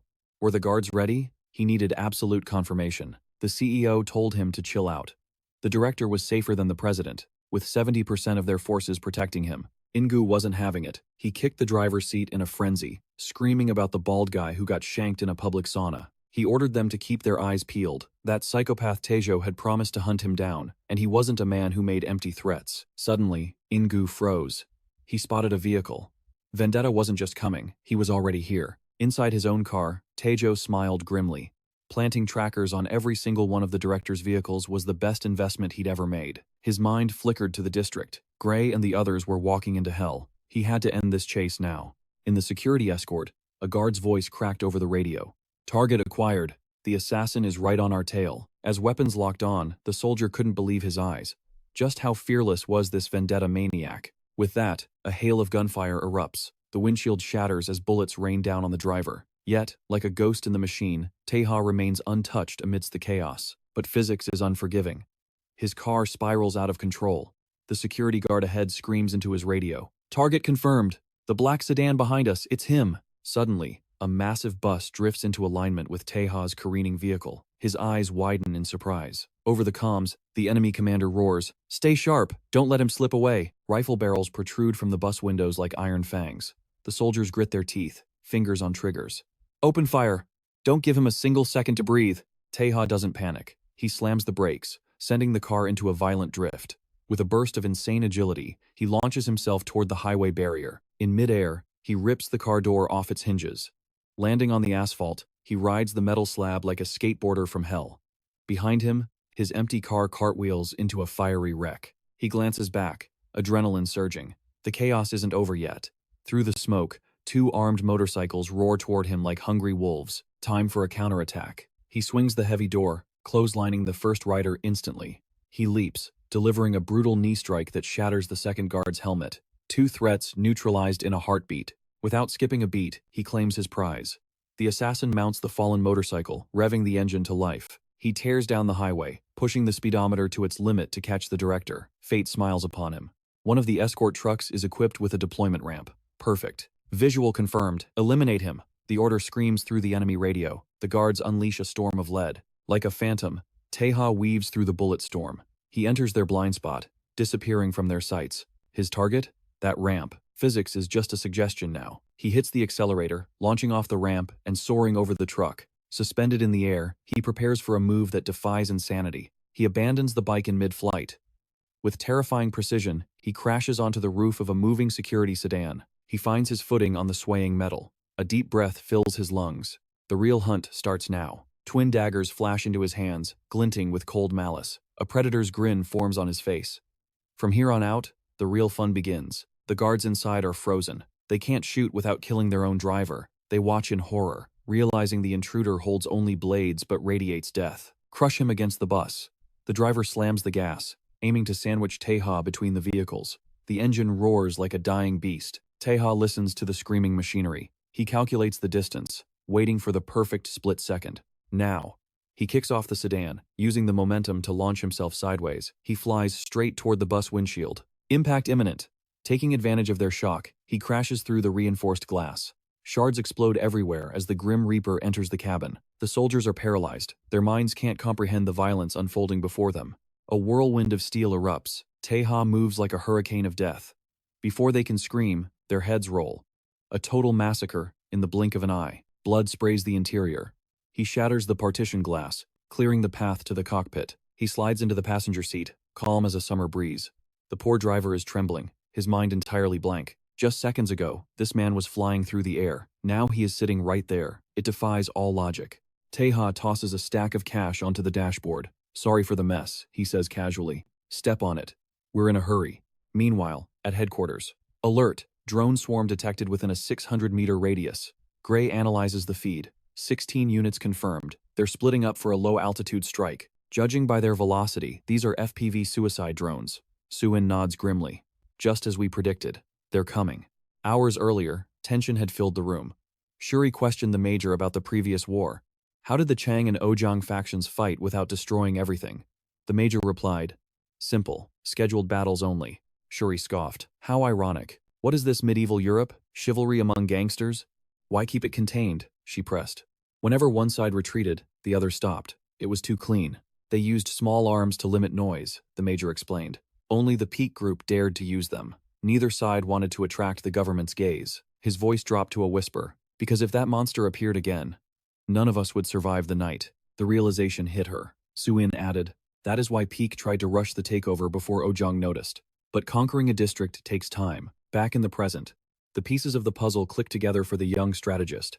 He finally understands the drone deployment. The assistant's face pales. Those aren't just surveillance drones. They are rigged with RPGs and grenades. Prepare for impact. The mechanical swarm buzzes overhead like angry hornets. Target locked. Soldiers raise their anti-drone guns, desperate to knock them from the sky. The jammer waves hit. Several drones freeze, hovering aimlessly. Got one. A soldier cheers, pumping his fist. Another guard fires his rifle wildly. Die, you mercenary scum, he screams, panic setting in. In the enemy command center, the bald commander frowns. Sir, we've lost connection with units on 1st and 7th Street. Sick narrows his eyes. Anti-drone tech? Impossible. The operator stammers. The signal blackout is localized. It's too precise. The CEO slams his fist on the table. Does Yaburi possess military radar? Anti-drone jammers aren't toys you buy at a convenience store. Then, a sinister laugh bubbles up. No matter. A few jammers won't save them. Suddenly, Gray freezes, eyes glued to the screen. Wait, what is that? The radar lights up like a Christmas tree. Massive signature detected. At least 100 units. 6 arrogance shatters. Did they really think we'd start a war with just a handful of toys? 10 to 20 drones hovered in the air like mechanical vultures, waiting for carrion. The anti-drone jamming signal was pathetic, barely blocking a small radius before the connection snapped back. With hundreds of these steel predators filling the sky, the enemy wondered just how long the resistance could last. Thanks to the extensive renovations after the previous war, the district was an open playground for them. A single command could send these flying bombs into any building they chose. The CEO grinned with sadistic pleasure, eager to see who could possibly survive the wrath of 800 explosive drones hunting them down. But suddenly, a frantic voice crackled over the radio, reporting that the drones were breaching the ventilation systems. The enemy had the building's blueprints memorized. They knew exactly where to strike to cause maximum devastation. Suan screamed for everyone to evacuate immediately, realizing the machines were already programmed to kill, and there was no way to stop the inevitable slaughter. The bald major smirked, assuring them the boss was on his way, but his confidence shattered when a soldier pointed to the sky, his face pale with confusion. The heavens, once calm, suddenly erupted with blinding lights that intensified until they outshone the sun itself. A symphony of explosions ripped through the air, turning the drone swarm into a shower of burning scrap metal. Standing atop a skyscraper was Shuri. She danced across the edge, her razor-sharp threads manipulating the drones like puppets, wrapping them in a deadly embrace before forcing them to freeze. With a graceful leap, she detonated the captured machines, leaving a trail of destruction in her wake. Insik recoiled in terror, demanding to know who this monster was, screaming that no such power existed during the Great War, while his subordinates trembled in confusion. Shuri apologized to her allies for the secrecy, revealing that these threads were her true, awakened weapon. She explained that while the last war raged, she was training in a distant land, mastering this art to support her father, but cruel fate had brought her home too late to save him then. That regret fueled her fire. She was determined to rewrite history this time. Her eyes burned with killing intent as she vowed that these bastards would never set foot in their neighborhood again without paying in blood. Suin watched with swelling pride, whispering to Ki-seop's spirit to look down and see just how magnificent his daughter had become. The bald major, refusing to accept defeat, ordered a fresh wave of drones to overwhelm them with sheer numbers, commanding his men to blow up everything in sight until a massive impact silenced him. A violent crash rocked the van behind him, sending shockwaves through the enemy line. A soldier stammered that this vehicle must be the drone command center, and as the dust settled, the massive silhouette of Wu Rang, the tank, emerged, causing the commander to freeze in pure terror. The tank locked his gaze on the bald man, declaring with a grim smile that he would personally dismantle the leader first. Flashback to 10 years ago, a younger man asked if his friend was serious about forming the Yaburi gang. He argued that times were changing, and rather than paying tribute to weaklings for protection, it was time they forged their own path. The major insisted he was just a soldier, but he knew no one could fight like Ki-seop. But Ki-seop assured him with a warm laugh that they weren't gathering to become thugs. They needed strength just to make the negotiations go smoothly. With a charismatic smile, he asked his brother-in-arms what he thought of the name Yaburi, sealing their destiny. Back in the chaotic present, the mercenaries were baffled at how Hyung had located their hidden base so quickly. The radio screamed that Alpha Team had identified a threat, but the big guy was already charging, lowering his head like a battering ram to ignore the hail of gunfire. The captain screamed at his men to stop aiming for the head and shoot the legs, but it was too late. The tank had already smashed a soldier into the concrete wall with bone-breaking force. His partner watched in disbelief, paralyzed by the sheer violence unfolding before him. The big guy wasted no time, slamming the second mercenary unconscious against the wall as a sniper announced he had the monster in his crosshairs. The sniper whispered that the man was a beast, but before he could pull the trigger, his body was instantly sliced into pieces by an unseen force. It was Shuri. She sprinted across the rooftops like a phantom, causing Insik to curse furiously as his defenses crumbled. She calmly reported over the comms that she had just eliminated another sniper, clearing the path. Suan praised her efficiency but warned her to stay sharp, as the enemy likely had more rats hiding in the shadows. Since the enemy didn't know Shuri existed, the snipers were positioned to look down, meaning they were likely clustered around the drone controllers for protection. Grace chimed in, announcing he had pinpointed the signal's origin. He identified a black van in the public parking lot behind the community center, and Shuri immediately shifted course, hunting her prey. But suddenly, her heart skipped a beat. Wu Rang, the tank, had just taken a direct hit from a bullet. However, he didn't earn the nickname Tank for nothing. The man stood tall, not a single scratch on his iron body. As he closed the distance, he growled that in 20 years of bloodshed, he survived this country's hell in only one way.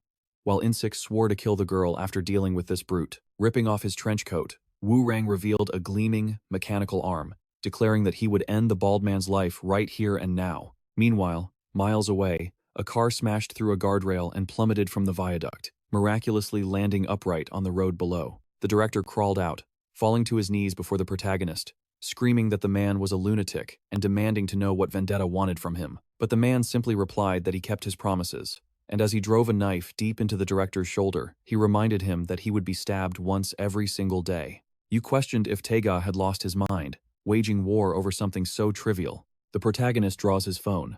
Tracking a fugitive abroad is a nightmare, so he is dragging this trash straight to the district station. But the director sneers, insisting that it is already too late. He guarantees that those streets have already been reduced to ash.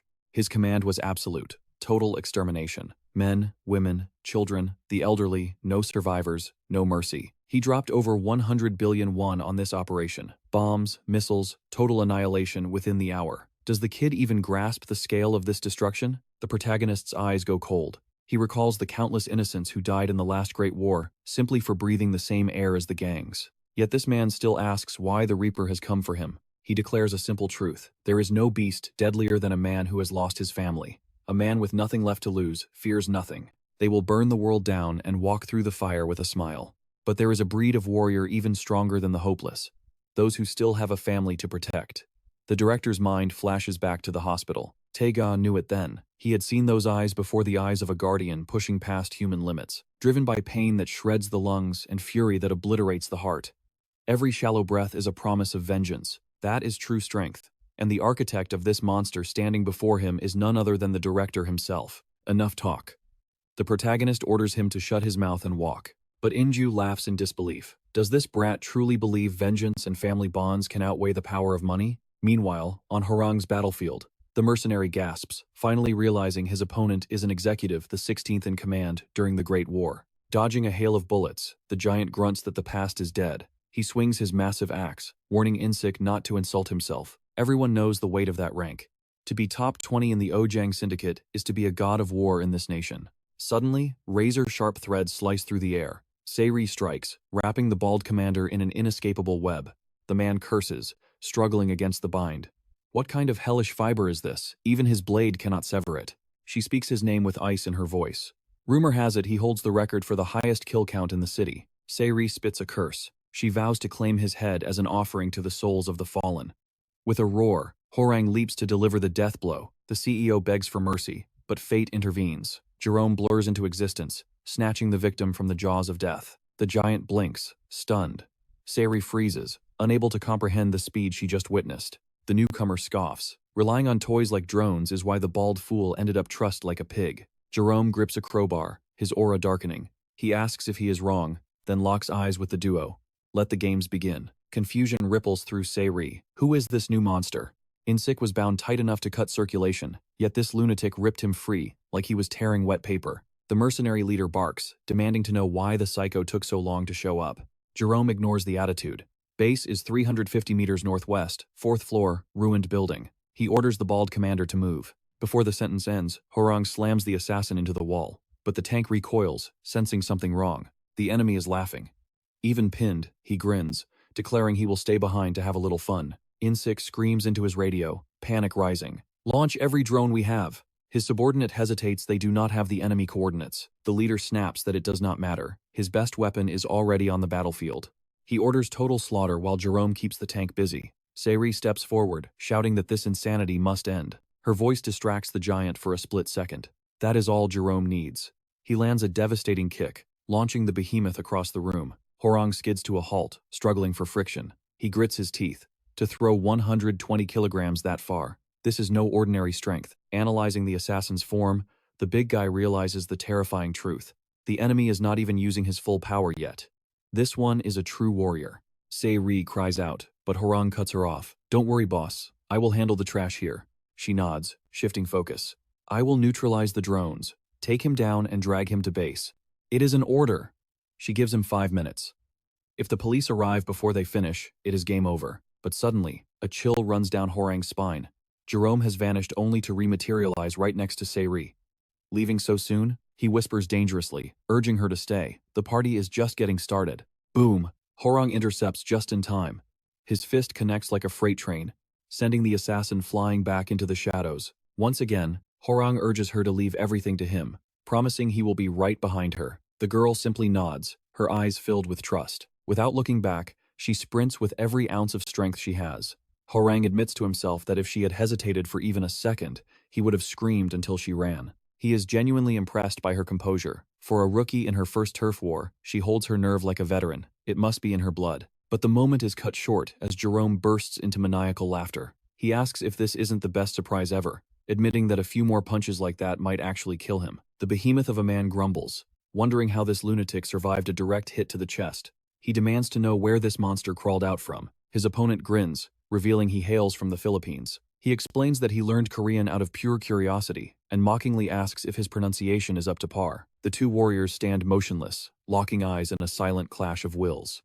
Jerome sighs, confessing that life has been dreadfully boring lately. He missed the crunch of bone, the spray of blood, the thrill of the fight. He formally introduces himself, promising they are about to have a lot of fun. In a flash, the lunatic slams his fist into Hwarang's face, but the tank does not falter. He strikes back instantly, loading up another heavy blow.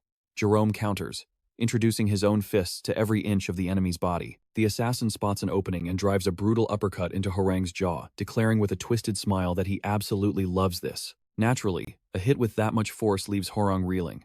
Before he can shake the cobwebs from his vision, the psychopath lands another devastating blow. While absorbing the punishment, the big guy's mind drifts to the person who saw his true potential. He recalls the protagonist's unwavering voice, stating he trusted Horang's strength completely and would leave the rear guard in his hands. Clenching his fist through the pain, he wonders, why would a man like that put so much faith in him? Memories flood back to the First District War.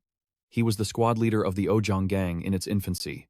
Giza, the head of Yabiri and his closest brother, stood by his side before retiring. Back then, he begged his friend to trust the process, promising that one day he would move everyone into a luxury apartment with a skyline view. However, Giza's father figures saw through the dream.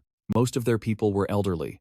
They didn't have 10 years to wait for paradise. Giza declared he would fight now. Even if he died along the way, at least he would go down trying to change their fate. But before charging into hell, Giza asked for one final favor. If he fell, Horang must take whatever burden remained into his own hands. Snapping back to reality, a bloody and battered Horang rises once more.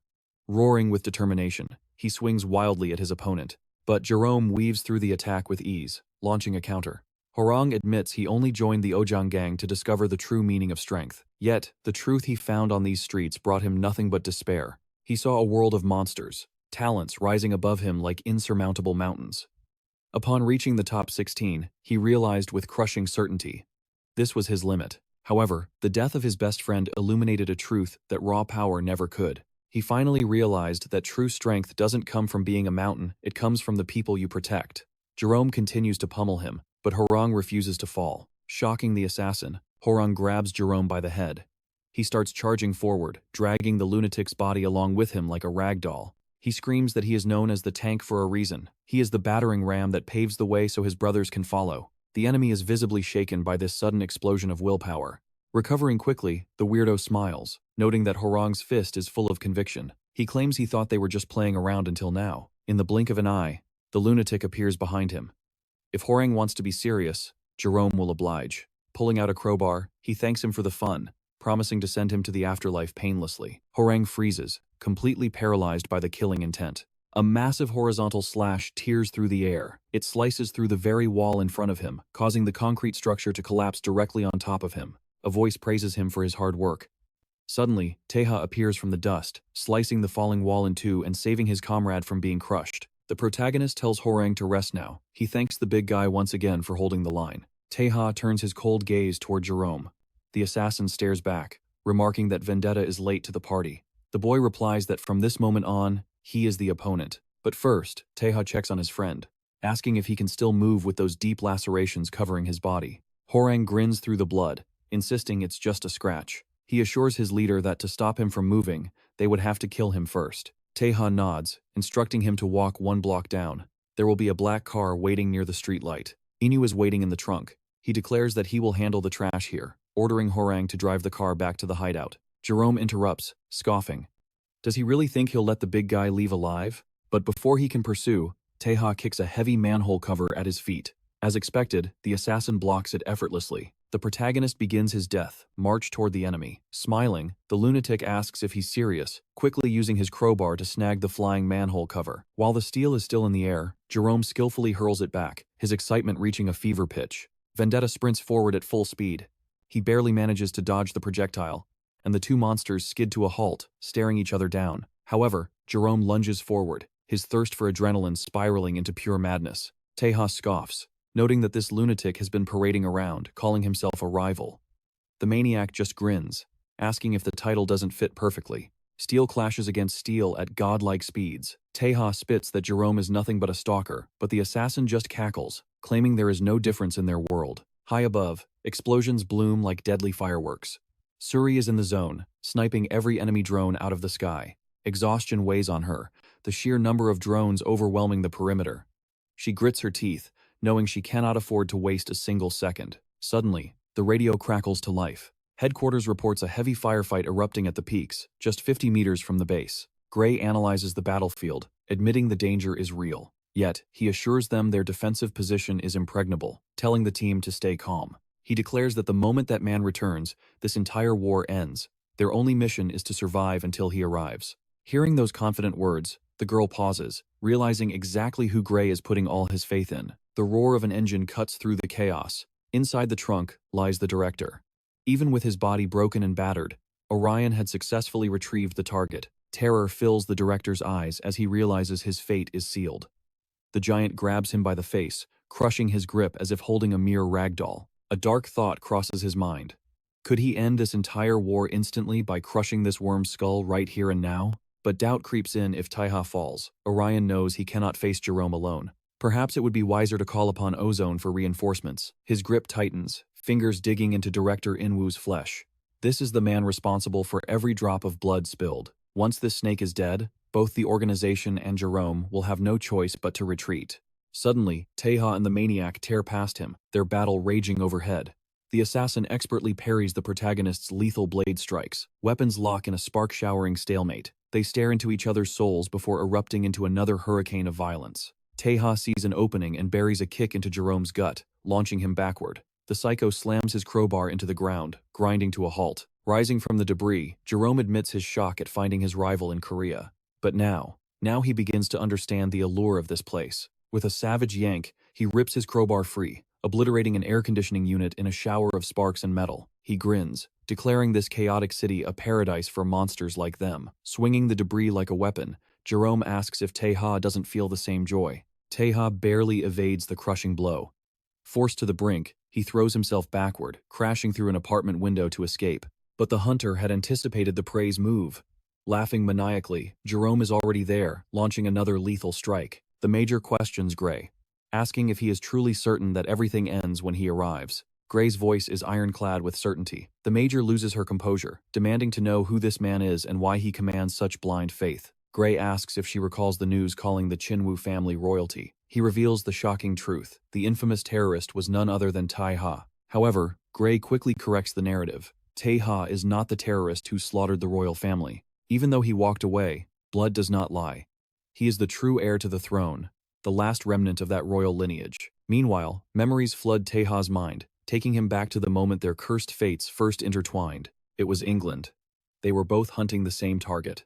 Suddenly, a massive explosion rocked the tunnel walls. Amidst the chaos, Tae-ha and Jerome clashed. The madman had been knocked onto the train tracks, barely propping himself up with his crowbar. Looking down, a twisted expression of surprise crossed Jerome's face. His legs were completely shattered. Immobilized and broken, the roar of an approaching train filled the tunnel. He looked up, his eyes silently begging Tae-ha for mercy. Tae-ha stood cold and motionless, watching him vanish. He was certain Jerome had died that day, but fate is cruel. Sometime later, a cargo plane cut through the skies. Two figures plummeted from the hatch. Tae-ha recalls he was hunting a traitor attempting to flee into Russia. That was when the ghost returned. They crossed paths again, engaging in a death-defying duel while free-falling through the clouds. Blow after blow was exchanged in the plummeting wind. Tae-ha managed to slash Jerome's vest, severing the parachute cord, before stomping his chest and sending him spiraling into the abyss. Yet, the devil refused to die. Instead, Jerome crawled back from hell, growing stronger and more twisted with every defeat. Back in the present, the madman cackles. He mocks Tae-ha, claiming the attacks were too weak, pointing out a subtle flaw in his technique. Jerome's eyes gleam with malice. He's noticed it. Tae-ha's right-handed strikes are significantly weaker than his left. Jerome charges like a beast. He taunts Tae-ha, screaming that he failed to kill him despite having every chance, even with that last strike, a devastating impact. Jerome lands a blow heavy enough to shatter bone. Tae-ha winces, his right arm trembling uncontrollably. The old injury, the arm broken during his path of revenge, is failing him now. Seizing the moment, the lunatic ghosts behind him. He whispers into Tae-ha's ear, mocking how someone of his legendary status could let a simple injury slow him down. Tae-ha barely weaves past the death blow. His opponent grins, claiming that after spending time in this country, he's finally starting to understand what makes Tae-ha tick. Jerome sneers, declaring it sheer insanity to assume this hellhole isn't crawling with elite warriors, especially after they assassinated the president, turning this entire zone into a lawless wasteland. Yet, amidst the chaos, he insists his greatest rival is still Tae-ha.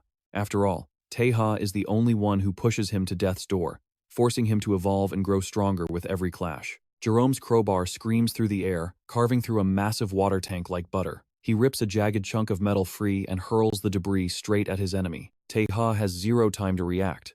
Seizing the opening, the assassin leaps high for a death blow. Boom! His strike lands with earth-shattering force, kicking up a massive dust cloud as he touches down with eerie calm. But as the dust settles, his eyes widen. Tae-ha is gone. Jerome trembles with fury, unable to comprehend how the boy vanished when the hit felt so real. Realizing his opponent's speed is god tier, he instinctively deflects a dagger flying from the shadows. Jerome scoffs, shouting that Tae-ha has failed yet again and wasted a perfect opportunity to kill him. But the protagonist cuts him off cold, his voice promising that this time, there will be no escape. Before the deflected blade even clatters to the floor, Tae-ha materializes right in front of Jerome's face. Jerome's mind races. Has he always been this fast?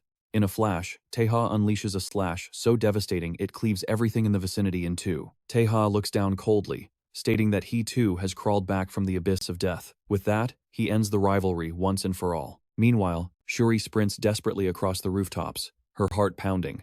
Radio chatter confirms this is the final wave of drones. She needs to eliminate them fast and get back to base immediately. Suddenly, she freezes. Below, two men are hauling a corpse. One of them snaps his head up, locking eyes with her. Panic sets in. Are they enemies? But to her shock, the man calls out her name, identifying themselves as Ojang Gang Special Forces. Just as they mention acting under Captain Hyunmin's orders, the captain himself steps out of the shadows to confront Tae-ha. Hyunmin wastes no words. He reveals his orders are to execute Tae-ha, then coolly asks the boy how they should handle this standoff. Silence stretches between them. Tae-ha recognizes him, deducing that since this man located him so easily, he definitely isn't one of Inu's incompetent lackeys. Besides, if Hyunmin truly wanted him dead, he would have struck from the shadows instead of showing his face. Tae-ha smirks, noting he thought the guy was special, but it turns out he is just another Ojang dog. Hyunmin asks dryly if the kid expects a thank you. He warns that they cannot afford any more chaos in this sector. Tae-ha retorts that the captain is missing the full picture, clarifying that he wasn't the one who started this bloodbath. Before the argument can heat up, a chilling sound interrupts them. Behind Tae-ha, the dead lunatic, Jerome begins to rise like a zombie. Both warriors freeze, utterly speechless. Jerome gasps for air, admitting that the last hit was actually pretty serious. Instinct takes over. Tae-ha snatches a dagger from the ground and strikes, but the undying corpse twists his body to dodge. The madman grins, pulling the pin on a grenade. He tosses it casually, promising to see his friend another time. Flashbang. White light blinds them. Tae-ha immediately activates his ocular powers, scanning the area through the smoke. Tae-ha steps forward to hunt the zombie down, but Hyunmin blocks his path. He orders the boy to wait, insisting that order must be maintained. Irritation flares in Tae-ha's eyes. He raises his dagger, declaring that the zombie is his priority target. He strikes, but Hyunmin blocks the attack with terrifying ease. Tae-ha realizes with a jolt this guy predicted his every move. Hyunmin admits he can't track Tae-ha's godlike speed visually, but claims it would be humiliating to fall for the same trick twice. The captain notes that Tae-ha is barely standing, asking why he doesn't try playing nice for once given his condition. He acknowledges Tae-ha's strength, but points out the boy is a rough diamond, promising, but nowhere near his full potential. This implies Hyunmin is a true heavyweight, someone capable of shifting the entire balance of power within the gang. They separate, creating distance. Tae-ha narrows his eyes, noting that for all his skill, Hyunmin doesn't reek of bloodlust like a killer. He presses the issue, asking if he's right to assume the captain has never actually taken a life. Hyunmin strikes, but hits nothing but air. Tae-ha vanishes, reappearing instantly behind the captain with a mocking smile. But the smile fades. To Tae-ha's shock, the captain matches his velocity instantly. Hyunmin's aura darkens as he reveals he has beaten countless men into puddles of gore, enjoying the shock on Tae-ha's face. Tae-ha barely dodges the next blow, as Hyunmin whispers instructions. Go to the abandoned building, 450 meters northwest, 3rd floor. It is the president's hideout. Hyunmin adds that even if he can't kill Tae-ha today, the boy will find something very rewarding there. But when the captain turns to finish his sentence, he finds himself talking to empty air. Alone in the alley, Hyunmin snorts in frustration, muttering that he's sick of that brat. Around him, the 3rd district falls into a heavy, ominous silence.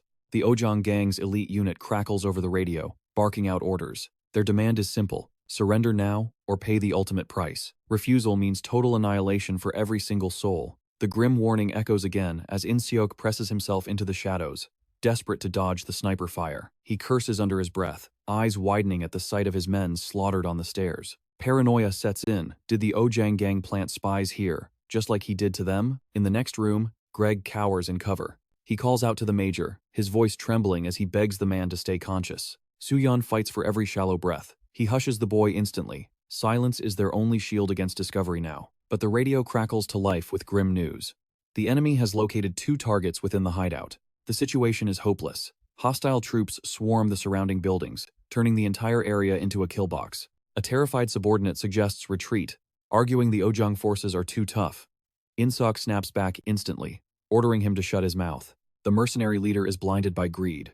He can only think of the payout, claiming a golden opportunity like this only strikes once in a lifetime. The major glares at the bald commander. It seems this madman is truly willing to burn everything down to get what he wants. He boasts that once Jizyab is dead, Jerome will sweep up the ashes.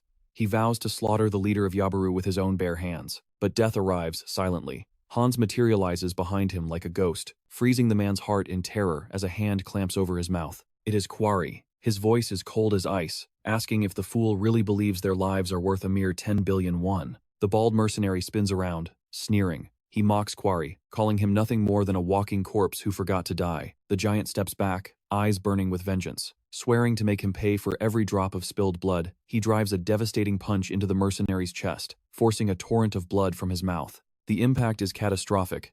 The sheer force launches him out of the building like a rag doll. Mercenaries in the adjacent building freeze in horror. But before they can react, razor-sharp wires flash in the air, tightening around their necks. Sherry descends like an angel of death, decapitating them in a single fluid motion. Meanwhile, In-sok meets his end, crushed by the fall below. As she sprints, she realizes the nightmare is finally ending. 5 minutes later, she reaches the rendezvous point the protagonist designated. Inside, the atmosphere shifts. At a makeshift table, a voice invites the man to take his seat among them. The boy surveys the room. Seated before him are the heavyweight representative of the 3rd District and an envoy from the Cheon-u Group. Finally, a spokesperson for the Ojang gang completes the circle. The key players of the Underworld have all gathered. The protagonist takes charge. He announces the official negotiation for the district's redevelopment, promising a deal where everyone walks away smiling. Meanwhile, back at the Yabaru stronghold, a subordinate stammers before the boss. He insists they weren't deceived, struggling to find the right words. Feeling out of his depth, he admits he isn't the right man for this conversation, begging the superior to intervene. As footsteps approach, a voice tells the old man to stop his grumbling. He hangs up the phone with a heavy sigh and reaches for a cigarette. Tae-ha is there instantly, with a lighter, noting the late hour. Kwon Min chuckles, observing that the kid has started carrying his own smokes now. The protagonist asks if the old wound still stings, offering a cigarette in return. The man simply waves it away. The captain drops his guard. He admits he had zero confidence in winning that last brawl, a feeling he expects will haunt his future battles too. However, a dangerous glint returns to his eyes. He declares that if he survives 3 more fights, victory will be guaranteed. The boy watches him stoically, his silence irritating the older man. Vendetta sighs, remarking what a tragedy it is to only have one life to give. The embers of their cigarettes fade into ash. As the protagonist turns to leave, the woman calls out. She can't fathom how he is still standing, alive and well. Regarding his clash with Junsu, he keeps his secrets close. He declares that the truth will be revealed the next time their paths cross, whether she likes it or not. The captain grins. The brat never gives a straight answer. He wonders aloud if Tae-ha will keep that attitude when the next guest arrives. Back at the abandoned complex, Hwan returns. He is not alone, flanked by 2 imposing figures. Hyang bows deeply the moment they enter. Introducing himself as the former leader of Group B, he apologizes for forcing the vice president to travel so far. The older man notes it has been a long time, eyeing Hyang's visible wounds. Hyang dismisses the concern, assuring him that his mobility remains unhindered. Jopil cuts in, claiming to be the real troublemaker here. He demands an end to the stiff formalities. After all, Hwarang is no longer part of the gang. He scolds him for bowing so easily, reminding him that he didn't let him leave just to be treated like a stranger. Even Hu Min can feel the air grow heavy. A strange tension tightens the room. The giant admits seeing the 7th was a shock. But he never in his wildest dreams expected the second-in-command to walk through that door. This man was a living legend, the mastermind who transformed a chaotic street gang into a political powerhouse woven into the very system itself. When he ascended to the vice presidency, it sent shockwaves through the underworld, proving he was a leader who secured victory through intellect, rather than brute force. To the protagonist, this calculated menace is far more dangerous than Cheon-gu. A suffocating silence descends as the old tiger's footsteps echo in the hall. J-Pil introduces himself with chilling calm, but before the negotiations can even commence, he declares there are pressing matters that must be settled. Ingu, still bound and gagged, mutters incessantly like a madman. J-Pil commands them to release the director immediately, refusing to utter a single word of negotiation until his man is free. Se-ri trembles with suppressed rage, but the protagonist remains ice cold, stating plainly that the man is a criminal who shattered their sacred agreement. Tae opens his mouth to press the advantage, but the old viper strikes first, ordering the boy to shut his mouth instantly. Dismissing him as a mere outsider unworthy of this table, J-Pill issues an ultimatum. One more word, and the deal is dead. Tae has no choice but to swallow his pride and remain silent. J-Pill doubles down, demanding In-gu's release with absolute authority, while Hyun-min stands by, smirking at his superior's overwhelming dominance. Silenced by the threat, the protagonist signals Se-ri with a subtle nod. Reluctantly, she obeys the silent command. J-Pill informs the hostage that a getaway car awaits outside, ordering the battered man to leave the premises immediately. In-gu staggers toward the exit, but not without spewing venom. He vows to repay this debt, promising to gift them all a painless death very soon. Se-ri can barely contain her fury. She demands to know the old man's game, asking why he would save the very snake who plotted to betray him. J-Pill scoffs at her naivety, asking how the hell she expects him to blindly trust the words of his enemies. Confusion mixes with her rage, as he questions her ability to distinguish between a true breach of contract and a mere internal squabble. That pushes her over the edge.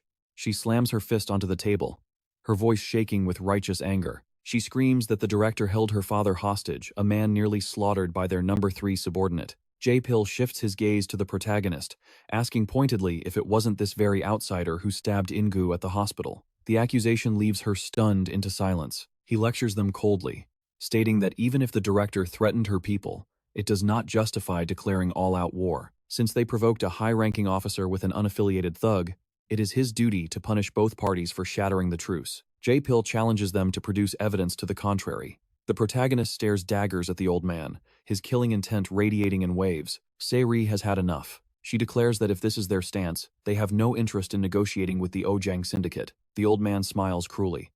That choice is no longer hers to make.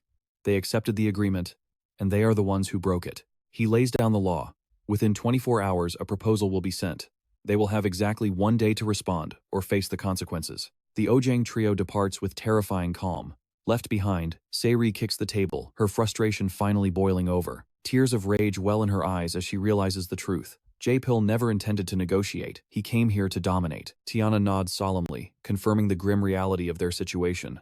Se-ri suspects a rat in their midst. The old monster knew their every move before he even stepped into the room. She turns to the protagonist, desperation in her voice, asking if this disaster was part of the plan. He replies with a confident yes, praising her perfect performance. Outside, the Ojang members approach their vehicles. Surprisingly, J-Pill dismisses the others, sneering that he has no use for cowards who hide at the first scent of defeat. The captain bristles at the insult, his pride wounded by the old man's words. He tries to defend himself, stammering that he is still young and executed his orders perfectly, asking what more could be expected of him. J-Pill ignores the whining and moves to leave, but suddenly, a figure blocks their path. As expected, it is the protagonist. The limousine crawls toward him and halts. The window cracks open, revealing J-Pill's impassive face as he asks what the boy wants. The protagonist speaks with authority, reminding him that since both syndicates are now cogs in a larger machine, crossing certain lines would be unwise. If the newly released director were to vanish, and with the Cheon-gu gang already leaderless, Ojang would be left dangerously exposed. The alliance would crumble instantly, especially if the culprit behind such a disappearance remained a ghost. He smirks, noting that for a man who refused to negotiate with an outsider, J-Pill now has a very compelling reason to listen.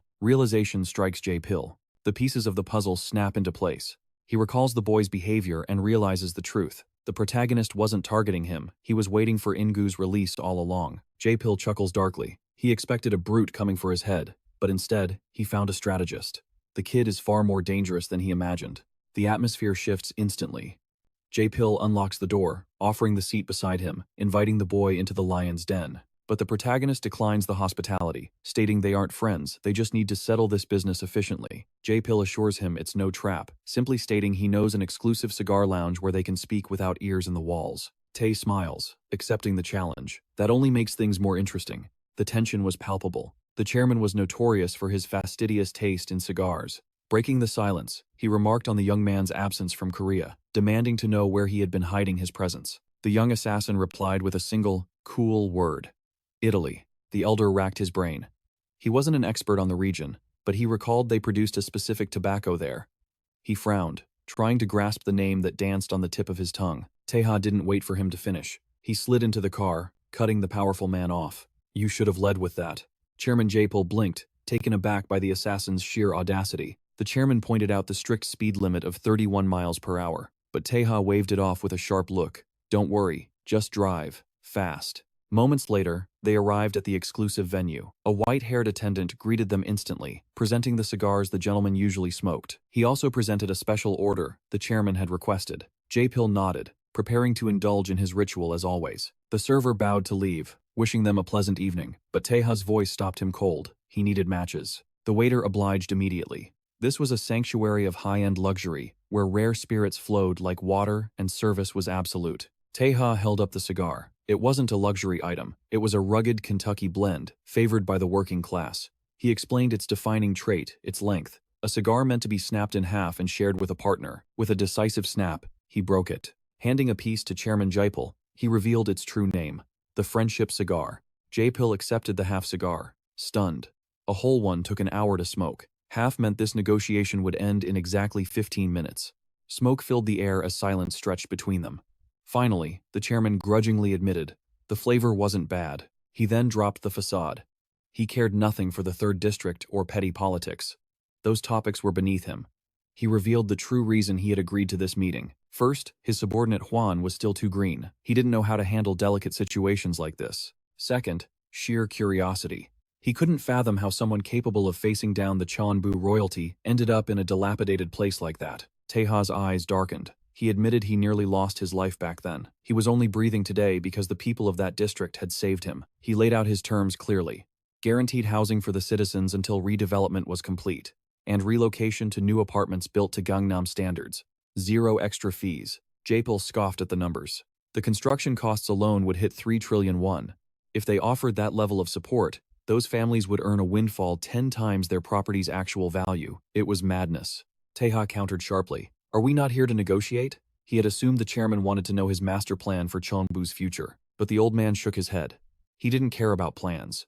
He wanted to know the depth of Tae-ha's information regarding the committee. Tae-ha began to list them. First, the Cheon-u Corporation, the titan controlling Korea's advanced industries and entertainment sector. The criminal syndicate behind the president's assassination, an organization that ranked its members by pure lethal skill. Next, Oh-sung, the fanatic pseudo-religious group commanding the largest following, the Eternal Life Sect, a chamber comprised of every former president post-assassination and the largest crime syndicate in the nation, the Dobang Association, formed by military elites and media mobs rejected by Oh-sung, and finally, the committee's organizer, the Yun House of Cheon-gu. Since 1990, these 5 factions had ruled the country from the shadows through the committee. Their sole dogma was balance, a perfect equilibrium where power was shared equally among the giants. Hearing this, Japel went quiet, deep in thought. Tae-ha pressed on, guessing they feared the Cheon-gu faction might tip that delicate scales. But Japel corrected him. It wasn't fear. He looked the boy in the eye. Tae-ha already knew the right answer. He asked if it was the monster, Jun-woo, who was responsible for his near-death experience. Tae-ha hesitated, memories of that duel flashing through his mind. The memory of the old man saying, "It all ends here," surfaced, but Tae-ha deflected. He claimed it was someone else. The chairman suddenly spoke a code.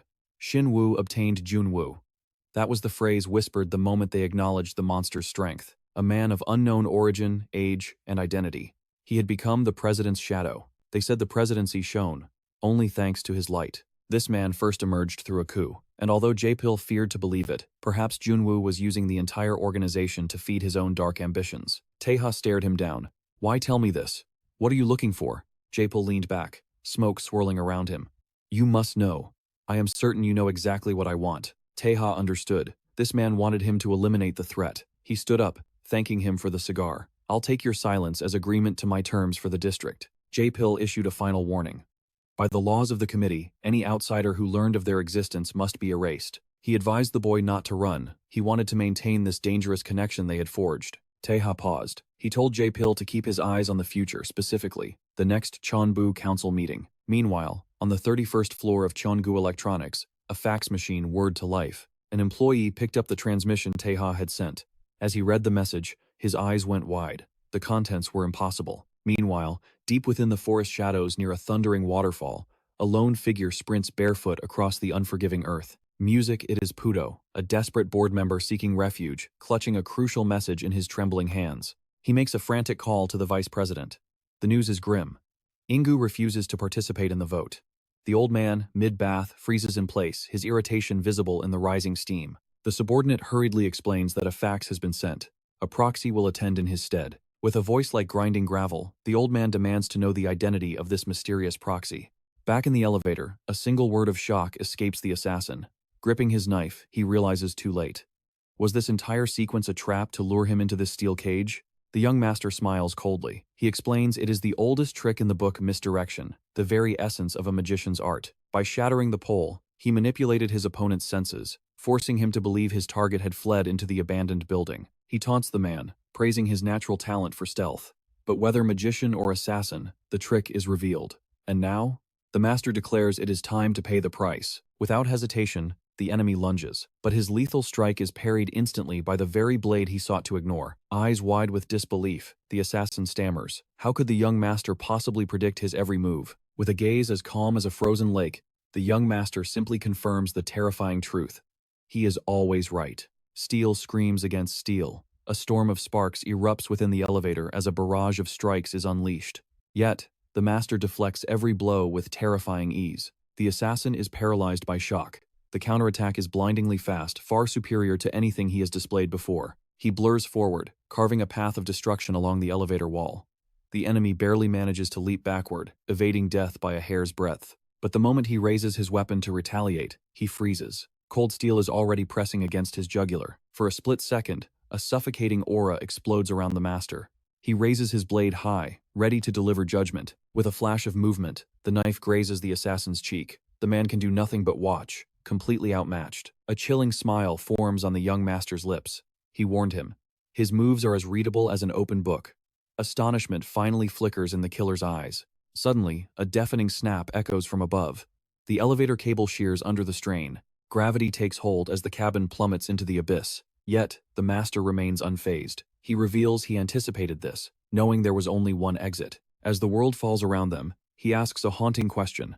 How does it feel to have someone always one step ahead of you? Speechless, the assassin can only scream a curse. In an instant, the young master slams him to the floor, pinning him with a blade against his throat. With the force of the crash, the doors buckle. The impact hurls them both out of the shaft and into the middle of the hallway.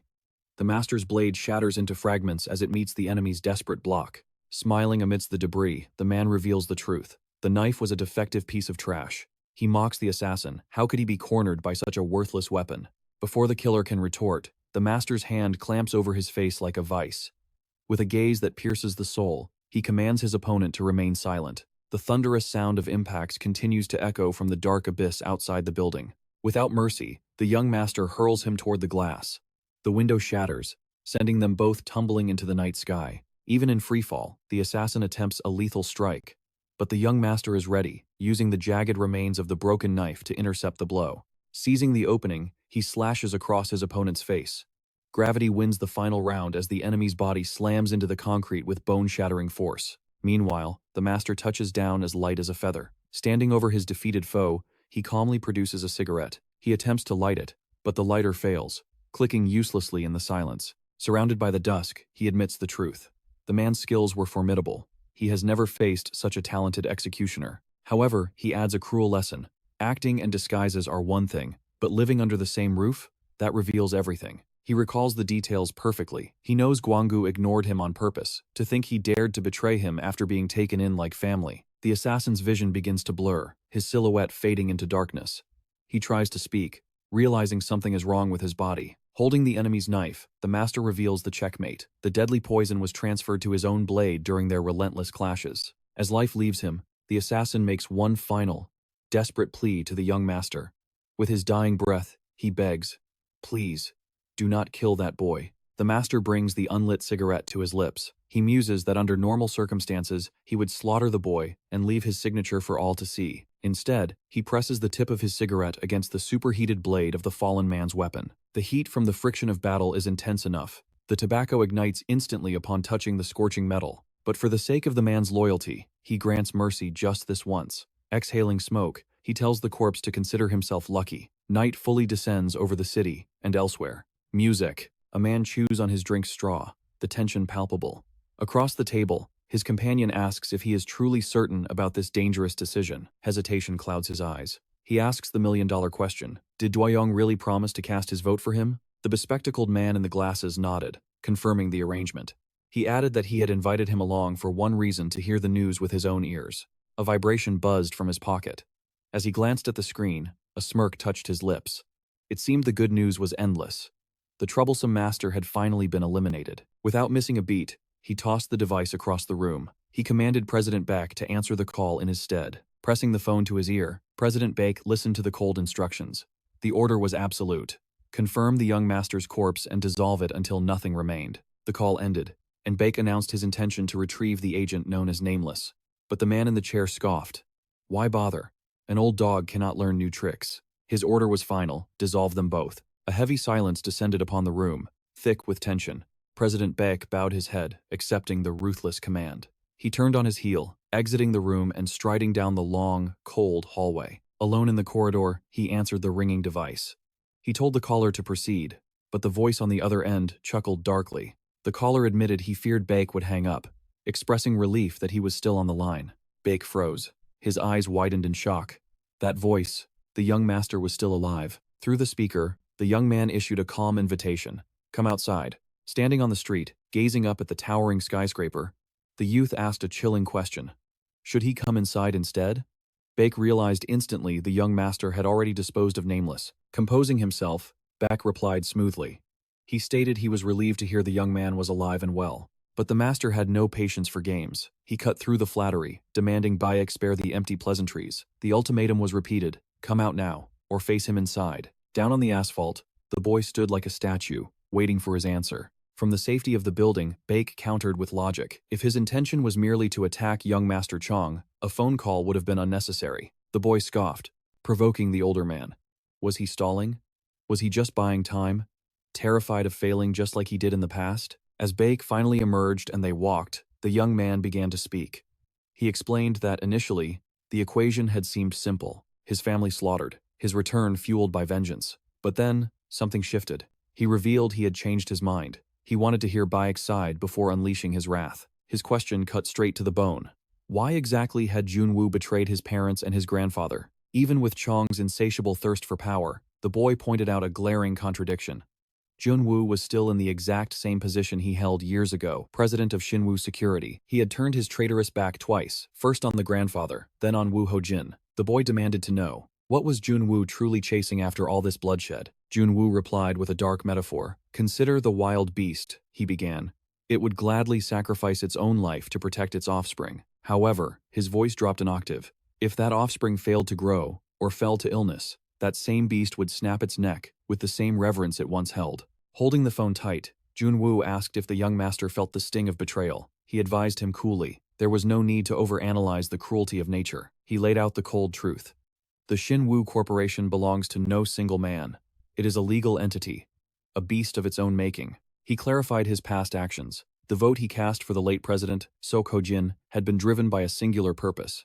That vote was never for loyalty to a man. It was to protect Shinwoo itself. As the call ended, the master simply stared at him, processing the twisted logic. Disbelief colored his voice. Had his parents been slaughtered for such a ridiculous, bureaucratic reason? His hand drifted to his weapon. He concluded that, in the end, listening to this confession was necessary. He looked the traitor in the eye and asked if Junwoo didn't agree. The older man offered no words. Instead, he made a strange hand gesture, casting a shadow of confusion across the young master's face. He held his stance, silent as the grave. Slowly, his hand rose, closing firmly over the other, in a deliberate motion. The master narrowed his eyes. What was that? A code? Some form of sign language? Suddenly, a presence. A man with long hair materialized silently behind him, looking down with the gaze of a predator. He spun around, locking eyes with the phantom that had appeared from thin air. Instinct took over. He leaped back to create distance, his heart racing. Who was this monster? When had he arrived? In the distance, Junwoo placed his hands over his chest, a signal that the time for blood was not yet now. Then, he opened his palms, completing the silent command. The long-haired newcomer said nothing. He simply turned, walking slowly to stand beside Junwoo, dismissing the young master as if he were heir. Standing side by side with his enforcer, Junwoo revealed a final truth. The agent, Nameless, was never who Chun expected him to be. And as for himself, he hadn't descended from his tower for mere polite conversation. To finish, he issued a declaration. I will see you at the next board meeting. There, They would settle this blood feud once and for all. The two men walked away, leaving the master alone in the desolate parking lot. He stood with his back to them, his grip tightening on his weapon until his knuckles turned white. A look of steely determination hardened his features. He whispered into the wind, agreeing that they would indeed resolve this matter. The scene shifted, panning over the sprawling city skyline beneath the dark blanket of night. Elsewhere, in the shadows, a man sporting dark sunglasses and chewing a thick cigar broke the silence. He demanded to know if the Doing Association had joined the fray. An informant from the Ojang faction, known as Menaphone, stepped forward to report. He revealed the latest intel. While chasing the bounty on Director Herring, the operative known as Pitcher had made his move. One fighter had lost his right arm. The other, left clinging to life in the ICU, his body shattered. The intel was solid. Rumors whispered that Vice President Yang of the Cheon-u Group was making moves. He had already met with the Dobong Alliance in secret. The man behind the dark shades connected the dots. Because Jun-woo had sided with Cheon-jin, Yang was backed into a corner. His only choice? Hiring outside mercenaries. The truth hit hard. Yang's interference wasn't just a power play. He was turning a bitter family feud into a full-scale war. He demanded the target's location. Meanwhile, inside a shadowy warehouse, a mannequin waited on a couch. A cold voice gave the command. Fire. Boom. In a split second, the mannequin was obliterated. Three men watched the destruction with grim satisfaction. A technician explained the design with chilling precision. The blast would drive shrapnel straight into the victim's spine. All it took was a single text message to detonate. Vice President Yang narrowed his eyes, demanding absolute certainty. The expert in goggles nodded. Every scenario had been tested. Failure was not an option. The trap was already set. High-grade explosives had been meticulously planted. They were rigged under every single seat designated for Cheon-jin's supporters in the conference hall. And the detonators? Pure ceramic. They would slip right past the metal detectors like ghosts. Another mercenary chimed in. The seating chart was confirmed, but even if the targets moved, their reaction time would be instant. But a shadow of doubt remained. He pointed out the one variable they couldn't control. That man. Was it safe to proceed while his location remained a mystery? Vice President Wang Huyang's expression turned to stone. Cheon-jin, Jun-woo, they didn't matter. No one could undo the humiliation he had endured. He would burn them all. The sun set on a turbulent day, leaving a suffocating silence over the nation. But beneath the surface, the tension was at a breaking point. Reports of Cheon-gu's internal civil war began to leak. The day of judgment arrived. The Cheon-gu headquarters was under siege not by soldiers, but by a frenzy of media. The atmosphere was electric. Reporters swarmed the entrance, confused. No limousines, no board members, just an eerie emptiness. Suddenly, a finger pointed into the distance. A cameraman shouted that a single shot of this scene would feed the press for a month.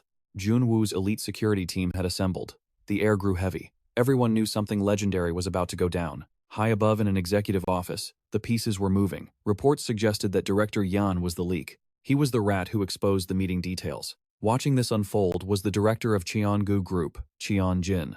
Cheon-jin smirked. This was a calculated move to fan the flames. He knew Vice President Yang was terrified of a full-scale war. Speaking of war, he suggested calling in reinforcements. Then, the burning question. Have we located the young master yet?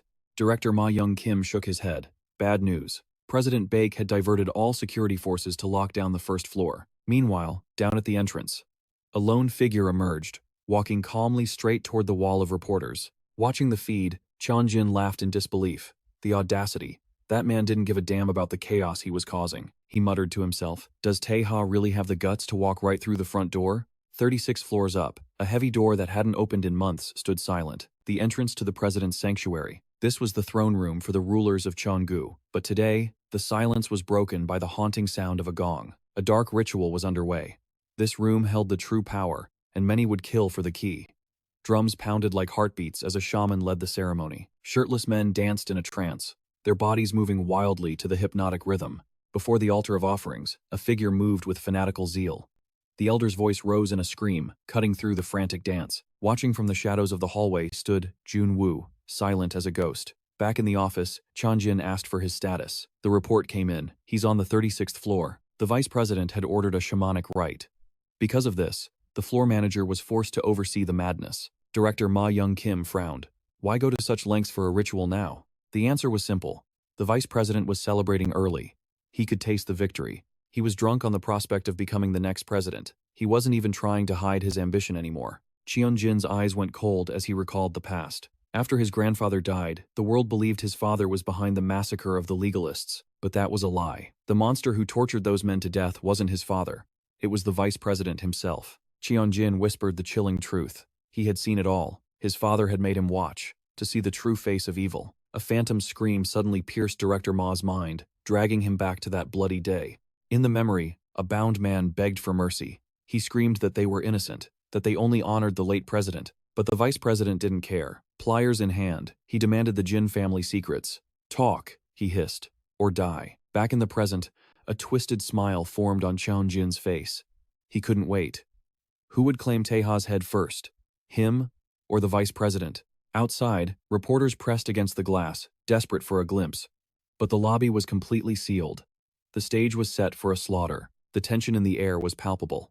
As one of the guards turned, he slammed right into a stranger passing by. The lower-ranking guards were clueless, dismissing him as some clumsy new hire. But watching from the shadows of the lobby, Executive Ma Young-gil froze. He knew exactly who walked among them. Disbelief washed over him. Was the young master truly walking into the lion's den alone? In response to the stunning silence, a faint, chilling smile curled on Tae-ha's lips. Moments earlier, at the Bomber Guk restaurant, Tae-ha had steeled himself. He was alive, yes, but the storm awaiting him would test every ounce of his strength. He had paid a visit to Gwang-yu in his hospital room.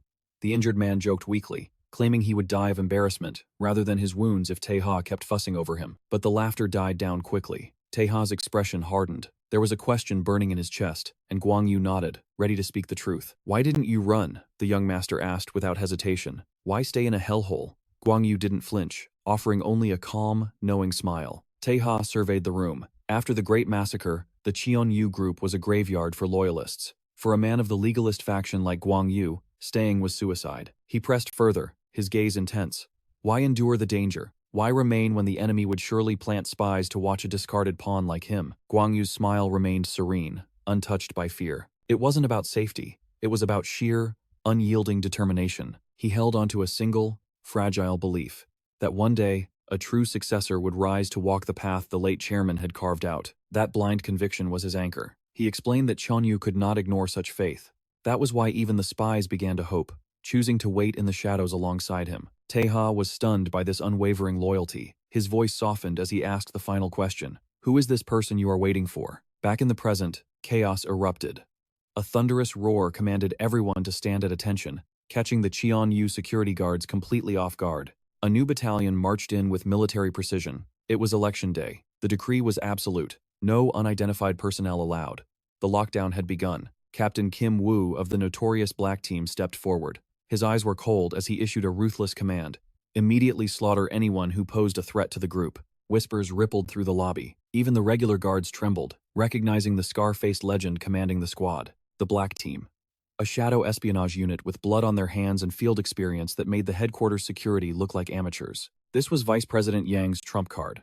By positioning this elite kill squad at the choke point, he had secured the lethal force needed to seize the throne. In seconds, the black team fell into a deadly formation, blocking the lobby.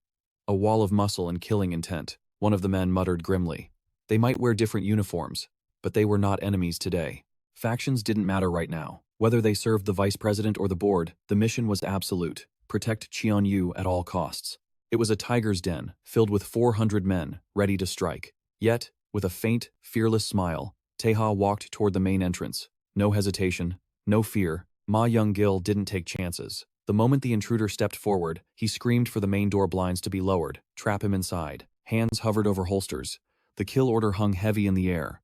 Eliminate the target swiftly, but the young master didn't attack. He stopped dead center at the entrance, straightening his posture to introduce himself to his kingdom. His voice boomed like thunder. "I am Tae-ha Jin, grandson of the late chairman Jin Suk-ho, and son of Jin Su-yi." The reporters gasped, and Vice President Yang's face went pale. Elsewhere, Jin Chang watched the feed with a twisted amusement. Did this kid really think he could just waltz in like last time? Tae-ha continued, his voice cutting through the tension. He spoke of the ambush 17 years ago, his escape from death's door, and the hellish journey that led him back. Finally, he pulled a simple pen from his pocket. He was here to honor his grandfather's dying wish and claim his birthright as the sole heir of Cheon-yu. Raising the object high, he challenged the crowd. "Does anyone here recognize this pen?"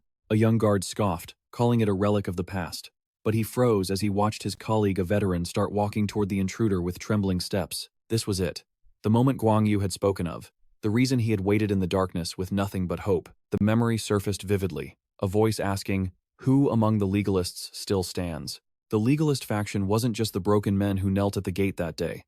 The scene shifted, warping into the chaotic imagery of a shamanic ritual. The shaman led a twisted ceremony. The air smelled of incense and imminent pain. They demanded the secrets of the Jin family. And in that hell, Jin Chang revealed the truth. The monster who tortured the loyalists to death was none other than Vice President Yang. "I saw it all," he affirmed. His father had sent him into the viper's nest to watch the vice president's every move. The ritual dance intensified, the drums beating like a chaotic heart. The ultimatum was clear: speak or die. The vice president sought a twisted judgment, begging the spirits for blessings to crown himself the new king. Back in the lobby, reality shattered the silence. The veteran guard dropped to his knees before Tae-ha. Then another. And another. A wave of submission swept through the room as they welcomed the true master.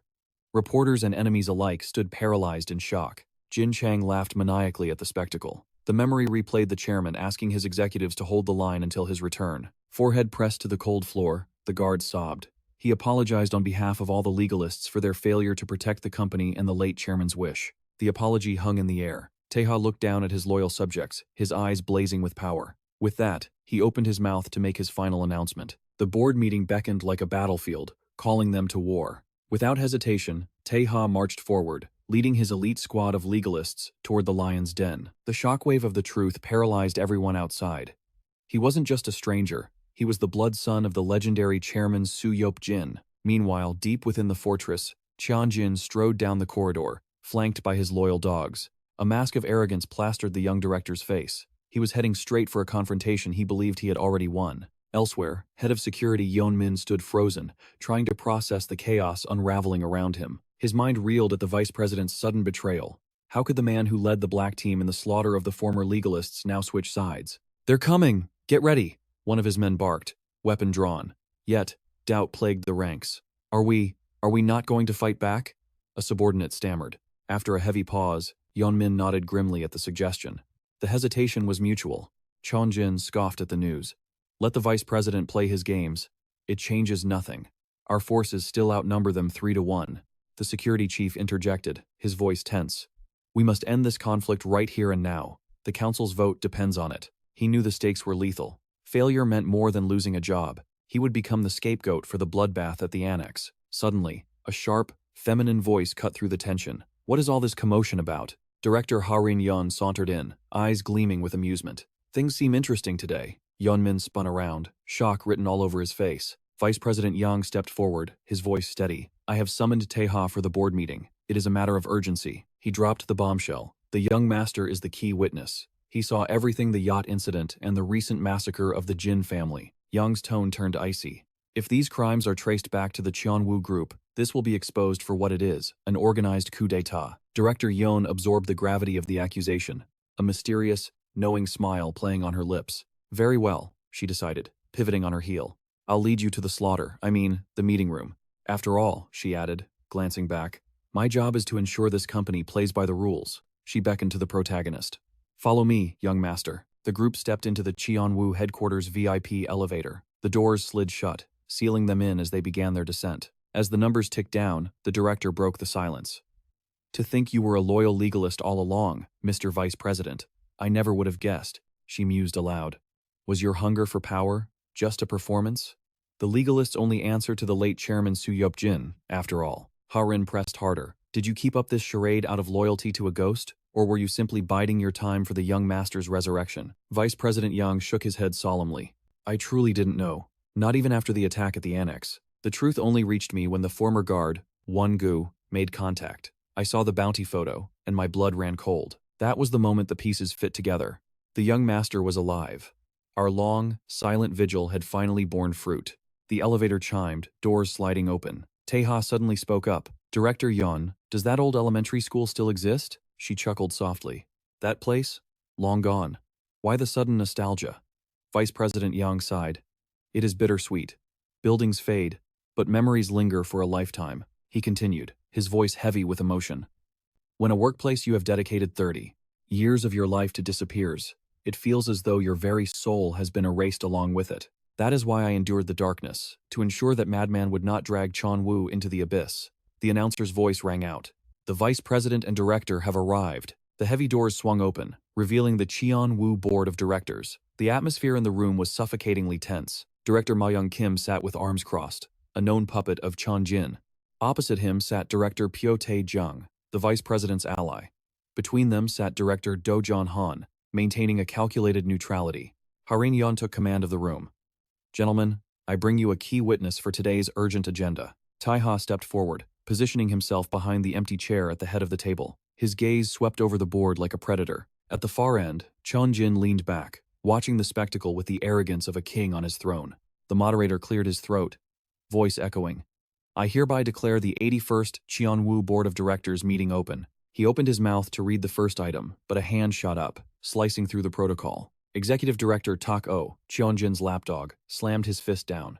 "What is the meaning of this farce? How dare you bring a wanted fugitive into the sacred governance of Cheon-u?" The moderator stammered, but Tak-o silenced him with another violent slam against the table. "I said, explain yourself. This man is linked to the annex ambush. Important executives were slaughtered, and you bring the suspect here?" Cheon-jin smirked, adding fuel to the fire.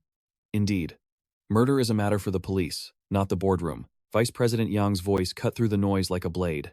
"Watch your tongue, Director Tak-o. The man standing before you is no criminal. He is the biological son of Chairman Soo Yup-jin." Upon hearing the news, Tae-gyu let out a scornful laugh. He asked if they were seriously expected to bow and serve Tae-ha as the new heir. His eyes narrowed with disdain. He accused the vice president of clinging to a desperate, pathetic hope just to claw his way back to the 36th floor. The directors on Chon-jin's side erupted in mocking laughter, but Tae-ha sliced through the noise, calmly listing names starting with Captain Yuri Nikolin of the Waterfall Military Company. Asterisk, tap, tap, asterisk. As his finger struck the mahogany table, he continued the roll call of death. Vladimir Eileen, Harry Felt, and 4 other mercenaries. Memories flashed before his eyes. Of the 8 elite assassins who had stormed the yacht that day, he had already slaughtered 7. His voice turned cold as he explained that the final survivor was an Asian man fluent in the Korean language. This was the only prey that had ever slipped through his fingers. That was, until he tracked the rat down within the Cheon-u Corporation. Outraged, Director Tae-gyu slammed his hand down, roaring that this was nonsense and demanding immediate proof. Tae-ha simply leaned back and replied, "No," refusing to play by their rules. A director smirked with a mocking sneer. He remarked that Tae-ha might as well claim he had single-handedly fought 7,000 men while he was at it. Asterisk, thump. Asterisk, Tae-ha tapped the table again, and a terrifying aura flooded the room. He whispered that the director seemed to lack the basic survival instinct to read the atmosphere. He began to list the tragedies like a grocery list. The execution of In-soo Kim, the brutal massacre of the Jin family in their own annex. He pointed out the convenient disappearance of Director Hong. His gaze swept the room as he asked how they still had the audacity to speak so casually. Director Ojang froze in his seat, staring at the predator at the head of the table in total silence. Thinking the man would remain mute, Tae-ha asked if he was finished because it was his turn to speak.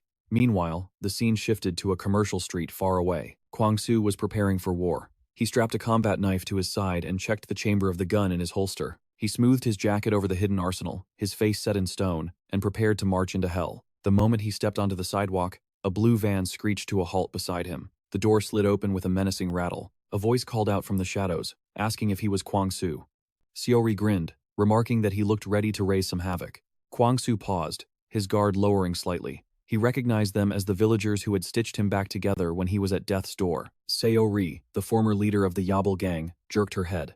She invited him to hop in, explaining that she and Broker Gye's dad were also heading to Cheon-u. Even so, Kwang-soo's eyes remained serious. He warned them not to underestimate the danger, reminding them that this wasn't a game and death was a real possibility. But Seori cut him off with a scoff. She stated they knew the risks better than anyone since they were veterans of dealing with Tae-ha's chaotic methods. Back in the suffocating tension of the meeting room, Tae-gyu challenged Tae-ha, asking if he still had something to say. The young master began his speech, dissecting the country's laws regarding the revised inheritance and gift tax statutes. He explained that Article 1 was designed to promote national wealth. Therefore, it conveniently exempted certain assets from the crushing weight of inheritance tax. His voice was crisp as he clarified that assets like stocks and bonds were completely tax-free when passed down to blood relatives. Then came the revelation. He stated that this obscure law, unknown to the public, was passed exactly 2 months before he and his grandfather were ambushed on the yacht. Tae-ha continued, revealing that the 28.5% stake held by his father and grandfather was entirely inherited by the late President Jeon Ho-jin.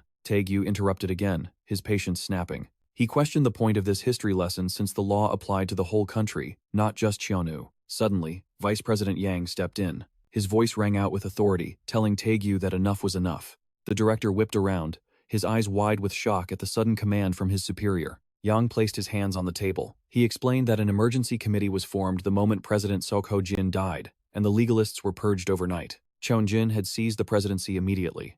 Yang then asked the room if they knew exactly how long that transition took. He held up a finger. It had all happened in just 1 week, merely 7 days after President Sok Ho-jin's funeral. He reminded Tae-ha that he only sat in that chair because 2 of his superiors had been dismissed. Humiliated, the director slammed the table in protest. Tae-ha interjected smoothly, suggesting it might all be a coincidence. He listed the facts, mentioning that the broker who smuggled him into Korea was tied to Cheon-u. He pointed out that In-soo Kim, caught without his bodyguards, just happened to be the first casualty of the war. Next, he highlighted the suspicious fact that the Jin family held a reunion in the very same obscure village where he grew up. His eyes darkened. He pointed out that when he arrived at the scene, everyone was slaughtered. Everyone, except for Cheon. Finally, he dropped his voice to a whisper. He questioned how he ended up meeting Hu Min from the Ojang faction purely by chance. The name dropped like a bomb. Directors whispered frantically, questioning the Ojang faction's involvement.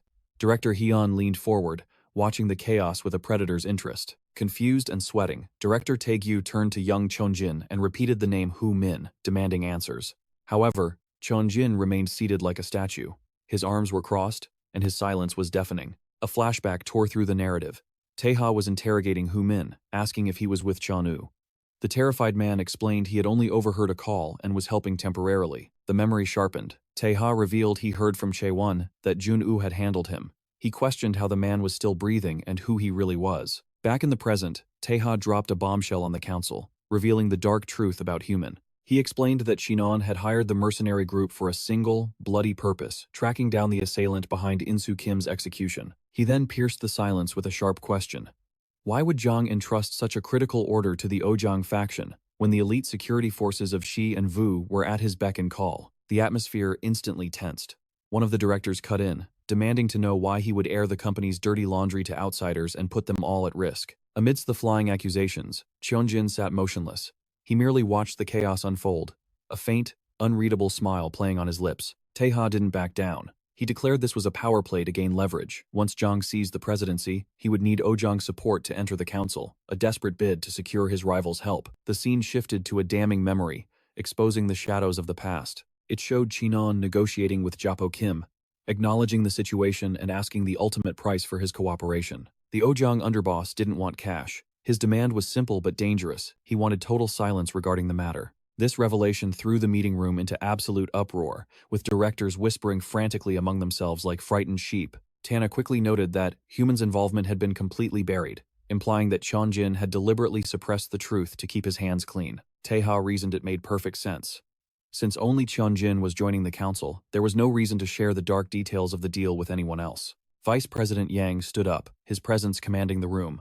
He demanded order and proposed an immediate reopening of the investigation into these twisted events. A director quickly backed him, calling for the creation of an emergency committee to thoroughly dig into the yacht incident and the brutal Jin family murders. Yang raised the stakes even higher. If these allegations held water, the council's very legitimacy was crumbling. He moved to suspend the meeting instantly and summon Hu Min to testify. The proposal sparked another wave of murmurs that swept through the terrified board members in the room. Meanwhile, Director Hye-rin sat like a statue, arms crossed, observing the unraveling drama with cold, calculating eyes. She turned her gaze to Cheon-jin. The vice president's demands were clear. Did he have a defense? The young director remained seated, shrouded in an eerie silence. Suddenly, Cheon-jin pressed a handkerchief to his face, an abrupt, jarring motion that caught everyone off guard. Director Tae-ha watched the scene with wide eyes. With the handkerchief still in hand, he lamented how the insatiable thirst for power could twist a man's soul. Soon after, Cheon-jin turned to Tae-ha, his voice cutting through the noise. He asked why he was purposely straying from the truth. He confronted him directly with a barrage of questions. Who murdered In-soo Kim? Who spilled the blood of his allies? Who ambushed the village? Gripping his cane until his knuckles turned white, he pressed on.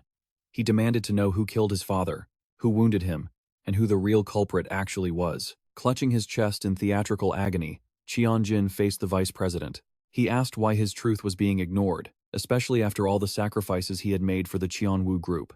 The directors watched, paralyzed by the spectacle. To the onlookers, his endgame was a mystery, but his presence at this meeting felt like a fatal error. A realization hit one director: the young master couldn't possibly know these specific details unless he was intimately connected to Cheonjin's inner circle, music. The air grew heavy. An intense, suffocating aura began to radiate from Cheonjin's hand as he tightened his grip on the cane. Then, he dropped the act. Without a shred of hesitation, he confirmed the accusation he had killed his own father. He admitted he did it to inherit the Cheon-u shares, fully accepting the gravity of the situation with a chilling calmness. He raised his arm, silencing the room. He declared that he would return every single inherited share to the state. He further clarified that this return included his grandfather's portion as well, a secret detail the young master never should have known. The sudden declaration hit Vice President Yang like a physical blow, leaving him completely stunned. Stammering, the vice president loudly questioned whether he really intended to donate his entire inheritance to the government. With a calm smile, the heir confirmed it. Since the legal formalities were still pending, he would renounce it all in favor of the state. He detailed that the billions would flow into the Ministry of Health and Welfare to bolster the National Pension Reserve. With this masterstroke, he hoped to prevent share devaluation and allow the pension fund to support the people. Furthermore, he declared his only aspiration was to create a happy future for the group, claiming he didn't covet power built on the misfortune of others. However, the proposal to donate almost 30% of the group's shares raised a terrifying question.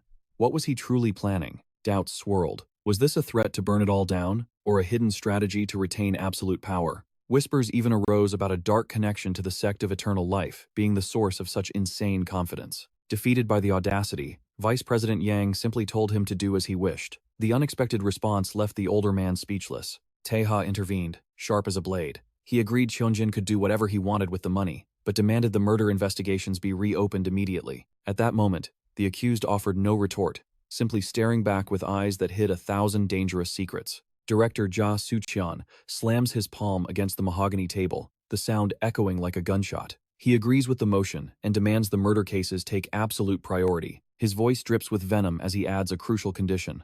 They must first determine if the so-called heir is even eligible to inherit the shares. Another executive cuts in, warning Director Ja to mind his tongue. He reminds him that this is a corporate boardroom, not a street brawl. The accused heir leans forward, eyes wide with mock innocence. He asks if the director truly sees him as a monster capable of slaughtering his own flesh and blood. Shameless! Director Ja spits the word out. He claims to know exactly what atrocities the heir committed just last month.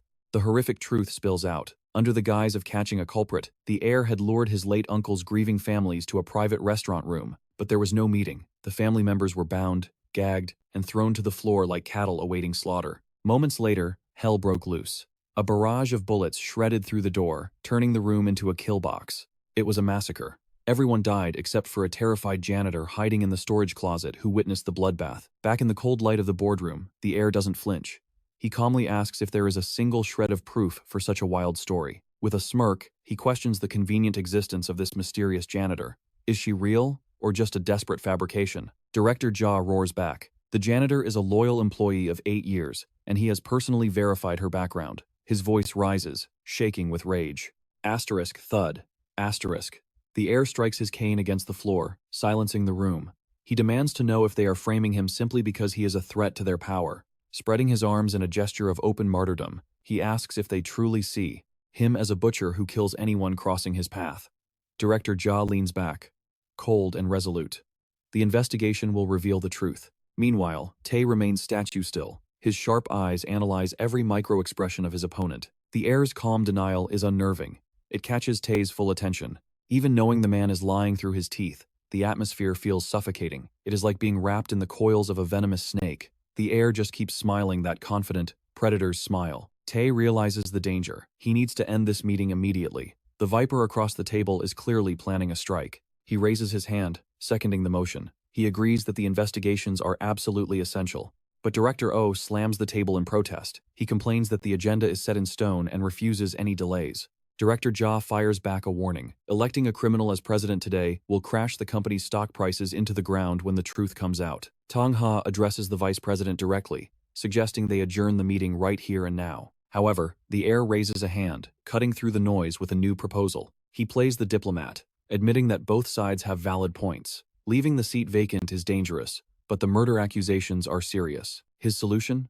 Hold the election today, but postpone his formal inauguration for 1 month to allow the investigation to conclude. Vice President Yang scoffs. 1 month is impossible. A proper reinvestigation would take at least 6 months. The heir counters smoothly. How can they guarantee the vice president won't use that time to manipulate the election results? He insists on voting now. He reminds the vice president that if he is so dissatisfied, resignation is always an option. The vice president stares at him, silence stretching taut between them. Director Yan watches from the sidelines, suspicious of the heir's haste. Why is he rushing when he is the prime suspect? The stalemate breaks. The moderator announces they will proceed with the main agenda, the presidential election. 2 candidates stand ready. The names are called out. It is Director Jin versus Vice President Yang. The room does the mental math. It looks like a dead heat, a potential 7-7 tie, hinging on a single vote, but a tie would trigger a re-vote. What is the heir's true goal? A chilling suspicion arises. Betrayal is in the air. The voting begins. The moderator asks all those in favor of Director Jin to raise their hands. Hands shoot up immediately. Even Director Dugaham, the noted moderate, casts his vote for Jin. The count reaches 7. Everything seems to be following the script. Suddenly, a shockwave goes through the room. Another hand rises. It is Director Pyo Tae-jung, one of the vice president's most loyal supporters. Vice President Yang freezes. Betrayed. Director Ja jumps to his feet, screaming Pyoto's name in disbelief. Pyoto tries to speak, his voice trembling. He pulls out a small detonator, claiming he had no choice after discovering the vice president's true nature. Yang's eyes widen in horror. He recognizes the device instantly. The terrible truth hits him. A flashback reveals a test run where that very device triggered an explosive, violently shredding a mannequin to pieces. It wasn't just a bomb. It was a directional charge designed to spray lethal shrapnel at the press of a button. Back in the meeting, the vice president. He demanded to know why Pyo-do held the detonator. A failsafe meant only for the absolute worst-case scenario. The chilling truth came to light. High-grade explosives had been rigged beneath every single seat occupied by the loyalists. Denial washed over him. He turned to the director, voice trembling, unable to accept that a sworn brother had stabbed him in the back to join the enemy. A dark memory surfaced. The enemy's taunt echoed in his mind. Do I look like a man who slaughters anyone in his way? Yeon realized too late it wasn't a question. It was a promise. Pyo-do clutched the trigger, murmuring endless apologies through trembling lips. Instinct took over. Tae-ha roared a warning, hurling himself at the vice president to shield him from the blast. Director Pyo-do pressed the button. In an instant, hell broke loose beneath the chairs of his former comrades. For a split second, the Cheon-u building stood majestic under the azure sky, a picture of corporate peace. Then, the command to fire was given. A geyser of crimson sprayed against the glass from within, painting the window in the color of death. Inside the inferno, the mastermind stood unshakable. Screams tore the air, and blood stained his skin. Yet his expression remained terrifyingly calm. Smoke and dust choked the air. Ma Young gaped at the slaughter surrounding him, his mind unable to process the nightmare unfolding. Surrounded by mangled corpses, the moderator's voice cut through the ringing silence. Director Cheon had secured the majority with 7 votes. The board chairman, Song and Lee, wasted no time. They officially declared him the new president of the group. The gavel struck a death knell. The lifeless bodies of the vice president and director Jian lay broken on the conference floor. The victor rose, glancing at the carnage with cold indifference. Wiping splatter from his cheek, he scoffed. Cockroaches really do hide everywhere, don't they? Blood masked Tae-ha's face like war paint. He spun around, screaming the new president's name with primal fury. Tae-ha rose from the debris. He faced his nemesis across a room, now drowning in a sea of blood. He demanded how a human could commit such slaughter in broad daylight, but the devil merely smirked, feigning innocence. Pyo-do had his reasons. He shrugged. His eyes narrowed with disdain. He mocked them for their stupidity, sneering at the fools who dared to poke a sleeping bear. Tae-ha barked the order to stand. The atmosphere shifted instantly. The counterattack begins now. Director Yeon launched herself forward. She screamed in rage, furious at being dragged into this slaughter, charging straight for the killer. The target didn't even flinch. Suddenly, Dugwon materialized from the shadows, catching her wrist and halting her lethal strike in mid-air. She glared at the brute, demanding release. "Let go of me, you unleashed mongrel," she spat. They turned the blame on her immediately. He sneered, claiming she was confused about who had actually pulled the trigger. Seizing the chaotic moment, Tae-ha vaulted over the mahogany table. The young master soared through the air, a vengeful missile aimed at the tyrant's throat. The man didn't even turn. He simply finished his thought, asking if their anger wasn't being directed at the wrong savior. Before the strike could connect, Dugwon intercepted. A brutal kick to the chest sent Tae-ha flying back like a ragdoll. The force was devastating.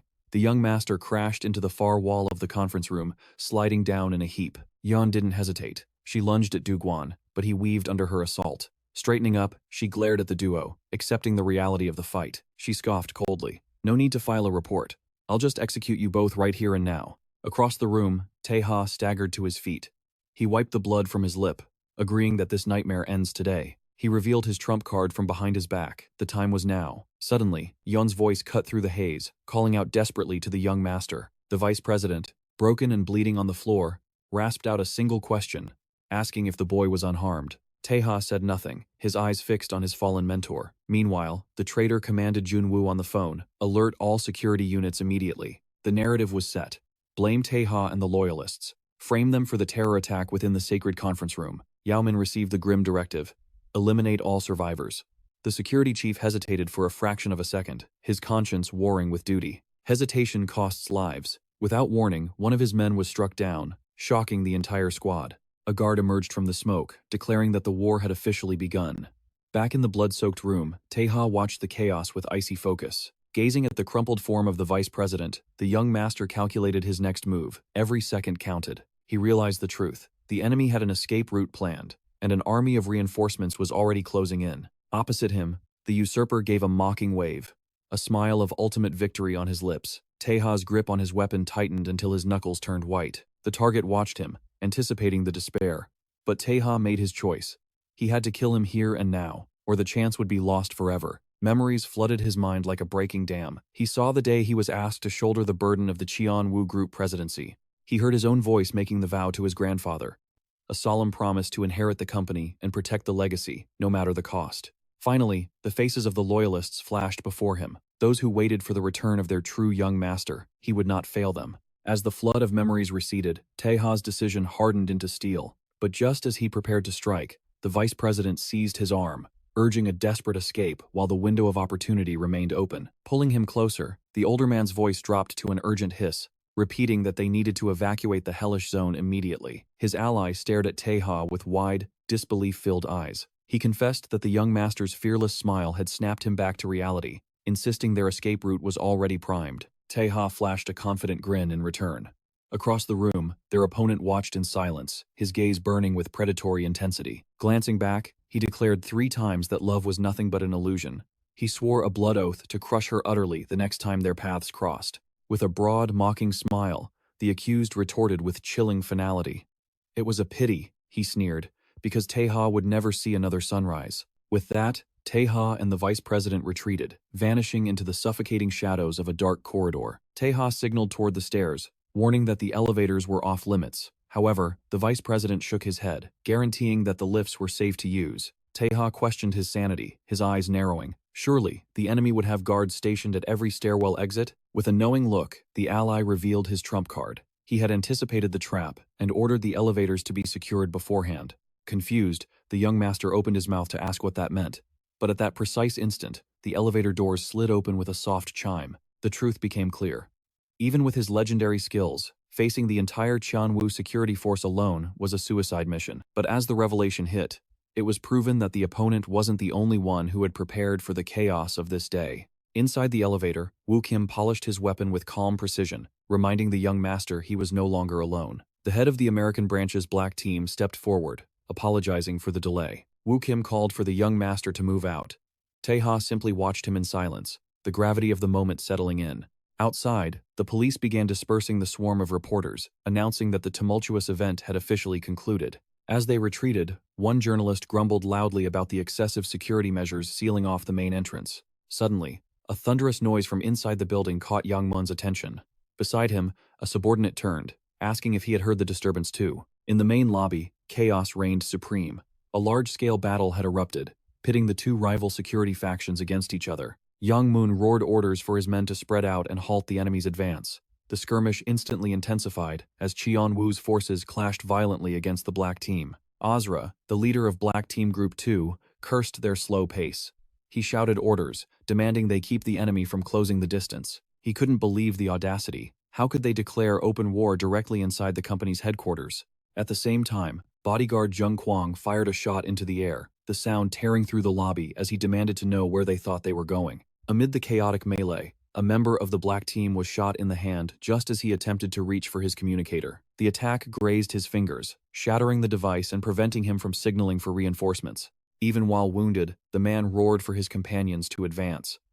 One of his subordinates volunteered to clear a path of blood, and Azra instantly approved the plan. The moment the order was given, the man sprinted to the front lines, charging directly into the withering crossfire of the security team. Even as bullets tore into him, he used his own body as a human shield, sacrificing everything so his comrade could push forward. Seeing the opening, Azra shouted that the path was clear and ordered all units to charge. Immediately, the leader of Black Team Group 4, Eric Kang, launched his own devastating attack. He soon found himself surrounded by Cheon-wu's security team, who descended upon him with heavy batons. Yet, he skillfully weaved through the blows, parrying their strikes with ease. Seeing this, Azra shouted for his men to capture them and sprinted to join the fray. Meanwhile, Eric Kang continued his swift, unstoppable advance down the corridor.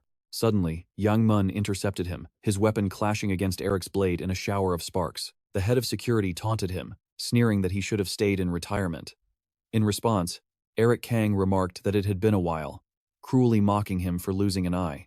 At that critical moment, an announcement echoed over the loudspeakers, warning of a large-scale terrorist attack within the building. The emergency message instructed all employees to evacuate to the safe rooms with immediate haste. Far away on another floor, a weapon sliced through the air with lethal precision, striking down the Cheon-u guards. As the bodies hit the floor, the vice president stepped into view along with Gray and Seo-yun. Woo Kim explained that since the employees were at home, the loudspeaker announcement was merely a trap to flush them out. With a frown, Tae-ha questioned the strange lack of security for such a bold operation. The vice president deduced that the bulk of the forces had been positioned on the first floor to contain the media circus. Woo Kim added that thanks to the council's private elevator, they had successfully infiltrated the executive lobby on the 11th floor. The plan was to utilize the two emergency staircases located on opposite sides of the building to descend rapidly and catch the enemy by total surprise. Tae-ha reflected that, under normal circumstances, using the elevator would have been nothing short of a death sentence. Vice President Yang agreed, stating that Cheon Jin would never have ignited this war if he had truly thought his strategy through. The plan was set in stone. Taking the lead, the young master kicked open the emergency exit doors, clearing a path for his group. As they rushed down the stairs, Tae-ha's eyes sharpened. The fog in his mind had lifted, and the scattered puzzle pieces of this conspiracy were finally locking into place. Vice President Kim broke the silence with a grim realization. The Cheon-u Group already controlled the 8 votes needed to seize the presidency, regardless of Pyote's treachery. Furthermore, he explained that every word their enemy spat during that meeting was a calculated trigger. It was a trap designed to corner Pyote, forcing his hand to press that detonator. A haunting memory flashed before their eyes, a broken man clutching the device, whispering his final apology before the end. It became sickeningly clear. Vice President Kim concluded that Cheon Jin had weaponized Pyote's love for his family, exploiting his only weakness to destroy him. He then revealed the tyrant's true motive. Eliminating the legal team was necessary to bury the secrets of the Annex Massacre and the drug incident forever. Finally, he noted that while Cheon Jin acted untouchable, it was a facade. The mere existence of Tae-ha and his legal team had terrified the villain, backing him into a desperate corner. Vice President Kim's voice turned steel hard. If the two of them survived this night, it would deal a catastrophic blow to their enemy's ambitions. He swore an oath then and there. The future of the Cheon-u Group could not be allowed to fall into the blood-stained hands of a lunatic like Cheon Jin. But Tae-ha paused, a dangerous glint in his eye. Was running away truly their only option? He wondered if mere survival was enough, or if there was a way to strike back at Cheon Jin right now. Meanwhile, back in the ruined conference room, silence reigned over the wreckage. The dust settled on the debris of a battle just finished. Cheon Jin turned his fury toward Ma Guang. He demanded to know why the elevators were still running, screaming at him for letting the rats scurry away right under his nose. The subordinate shrugged, offering a pathetic excuse. He knew he was outmatched, so he chose self-preservation over interfering in a losing battle. The president scoffed at the display. He couldn't even threaten to dock the man's pay. The fool was already so worthless, there was nothing left to take. They halted before the conference room doors. Pushing inside, they found Junsu waiting for them, an unreadable expression on his face. Cheon Jin smirked, arrogance oozing from him. Despite the chaos, he had claimed the president's seat as promised. He extended a demanding hand, calling for the key to the 36th floor. Junsu didn't hesitate. He raised the keyring, the metal jingling softly, and placed it in the president's palm, offering his congratulations on the victory. But his voice dropped an octave with a final warning. Cheon Jin had better not disappoint him, nor fail the legacy of the Cheon-u Group. As Junsu's assistant watched in silence, Cheon Jin clutched the keys like a holy relic. "I've finally done it," he breathed, then turned to Junsu. eager to inspect the famous president's office. However, his ally cut the celebration short. The building was still a war zone. He urged the president to evacuate immediately via the helicopter waiting on standby. Cheon-jin didn't even turn around. With a sharp wave of his hand, he coldly rejected the offer to flee. Jun-soo and his assistant watched him in stunned silence. Cheon-jin spun around, eyes manic. Why should he run like a coward again? This building, and everything in it, belonged to him now. The madness took hold. As Cheonang's newest ruler, he issued his first blood decree. Jun-soo was to hunt down Tae-ha and slaughter every last member of the legal team. His voice rose to a scream. He wanted their severed heads delivered to him before the sun set on this bloody day. Elsewhere, Ozora, the ruthless leader of Black Team Group 2, barked orders. He signaled his squad to close the distance, confident their enemies were vulnerable in close-quarters combat. With a roar, Ozora charged into the fray. He screamed that it was time to teach these rookies the terrifying reality of a true battlefield. Simultaneously, Eric Kang, leader of Group 4, looked down at his opponent with disdain. He taunted the man, demanding to know why he remained so pathetically weak. Eric unleashed a devastating strike. He reminded Yeoman Nam of the high hopes he once held for him, sneering, "Did you stop training the moment you became a dog for the Jin family?" But the young fighter roared back, parrying the blow. "If you cared so much about my potential, you should have been the one to stay." Min Nam knew his enemy's moves perfectly. Eric was his former mentor, after all. He revealed that he had been trained by Jun-soo specifically for this moment, to capture Tae-ha. Yet, the Group 4 leader was unimpressed. Eric asked with cold cruelty, why? Despite all that training, there was still an ocean of difference between their power levels. Steel sang against steel. Eric's weapon crashed into his former apprentice's guard with the force of a battering ram. It wasn't even close. With a single, devastating blow, the younger fighter was launched backward, the impact rattling his very bones. The gap was undeniable. The veterans of the Black Team displayed the terrifying lethality honed on battlefields overseas. Gritting his teeth through the pain, the injured disciple raised his weapon from the floor. He was staring directly at the unbreakable wall Jun-soo had warned him about. The timeline rewound to an earlier briefing. A confused subordinate had asked Jun-soo exactly what he meant by that warning. The man had argued passionately. They had made 0 tactical errors during the village operation. Why were they being punished just because they lacked intel on Tae-ha? Jun-soo's voice remained eerily calm. He wasn't blaming them. The demotion wasn't a punishment, it was a mercy, designed to keep them out of the grave. The subordinate couldn't grasp it. He pushed back, arrogant and blind, claiming that no one in the Cheon-u Group could possibly pose a threat to their elite team. Jun-soo fixed him with a gaze that could freeze water. "Would you like to test that theory?" he asked softly. He posed the ultimate question. If you faced young Master Tae-ha again right now, are you confident you would win? The question struck the subordinate dumb, forcing him to ask for clarification. Jun-soo didn't blink. He repeated the words, slower this time, letting the weight of the name Tae-ha hang in the air like a guillotine. Faced with that piercing truth, the subordinate's arrogance crumbled. The words died in his throat. After a long, heavy silence, he finally lowered his head. He admitted the hard truth. He wasn't ready. He would need more time. The master's voice dripped with disappointment. He scolded his disciple, remarking that even after years of hellish training, he was still begging for more time. A heavy sigh followed. The master took the burden, admitting his overprotection had built a wall the boy couldn't climb. Reality snapped back. Jun's warning echoed in his mind, retreat before a wall, and you fall into the abyss of despair. He froze. "Get down!" Johnny Kwong screamed, his voice tearing through the chaos. Suddenly, a tripod-mounted heavy machine gun roared to life, targeting the intruders. The gunner sneered, mocking them as useless trash who couldn't even handle a few knife-wielders. Death arrived instantly. A massive shadow eclipsed one of the defenseless attackers, sealing his fate. Asterisk thud. Asterisk Po1-ho crushed the man beneath his boot, dual-wielding machine guns like a demon of war. "I am the Mad Tiger, Vice President of Security," he bellowed. "Forget your vacations, you're all dying here." Bullets sprayed like rain, shredding everything in sight. Huddled in cover, Johnny Kwong questioned the lunatic's sobriety. He was shooting friend and foe alike. Eric Hang and his partner scrambled for their lives. The gunman cackled, whining that he never got a break while unleashing hell. Watching from afar, Oz confirmed the nightmare. The rumors were true. The Mad Tiger was a complete psychopath. Confusion racked his brain. How could Chairman Junwoo appoint a monster like this to lead security? Amidst the gunfire, the Squad 2 leader shouted, "Has Junwoo finally gone senile?" In a separate corridor, Tae-ha moved like a phantom, driving his blade deep into a guard's spine. "We're close," he signaled to Vice President Yang. "But I never expected Cheon-u Group to harbor an army like this." The VP grit his teeth. The Young Mu-D military project was cancelled, or so we thought. Pyongwon kept it alive in the shadows. Tae-ha asked about the security chief. His ally's face darkened. That man. He's a beast. Music rises. We need to move. Now. Tae-ha realized the trap. All security forces were funneling them to the first floor like cattle to the slaughter. His phone vibrated. He answered, sharp and professional. Gray's voice crackled over the line, hearing the carnage. What floor are you on? Seeing the bloodbath, Tae shouted, Don't come here. It's suicide. Gray remained ice cold. Relax. My guy already cleared the way. Suddenly, Oz strolled into the lobby, casually humming a tune amidst the madness. With a devilish grin, he sprinted for the exit. Perfect timing. He slammed his hand on the door release. The glass barriers slid open. Oz peeked out. His reinforcements were waiting. Stop them! Don't let them escape! The security team roared. But before they could move, Oz's men were flattened by Pyo-won-ho. The Mad Tiger sneered. Leaving so soon? You need to submit a month's notice to quit this company. The intruder smirked. Oh, we're not quitting.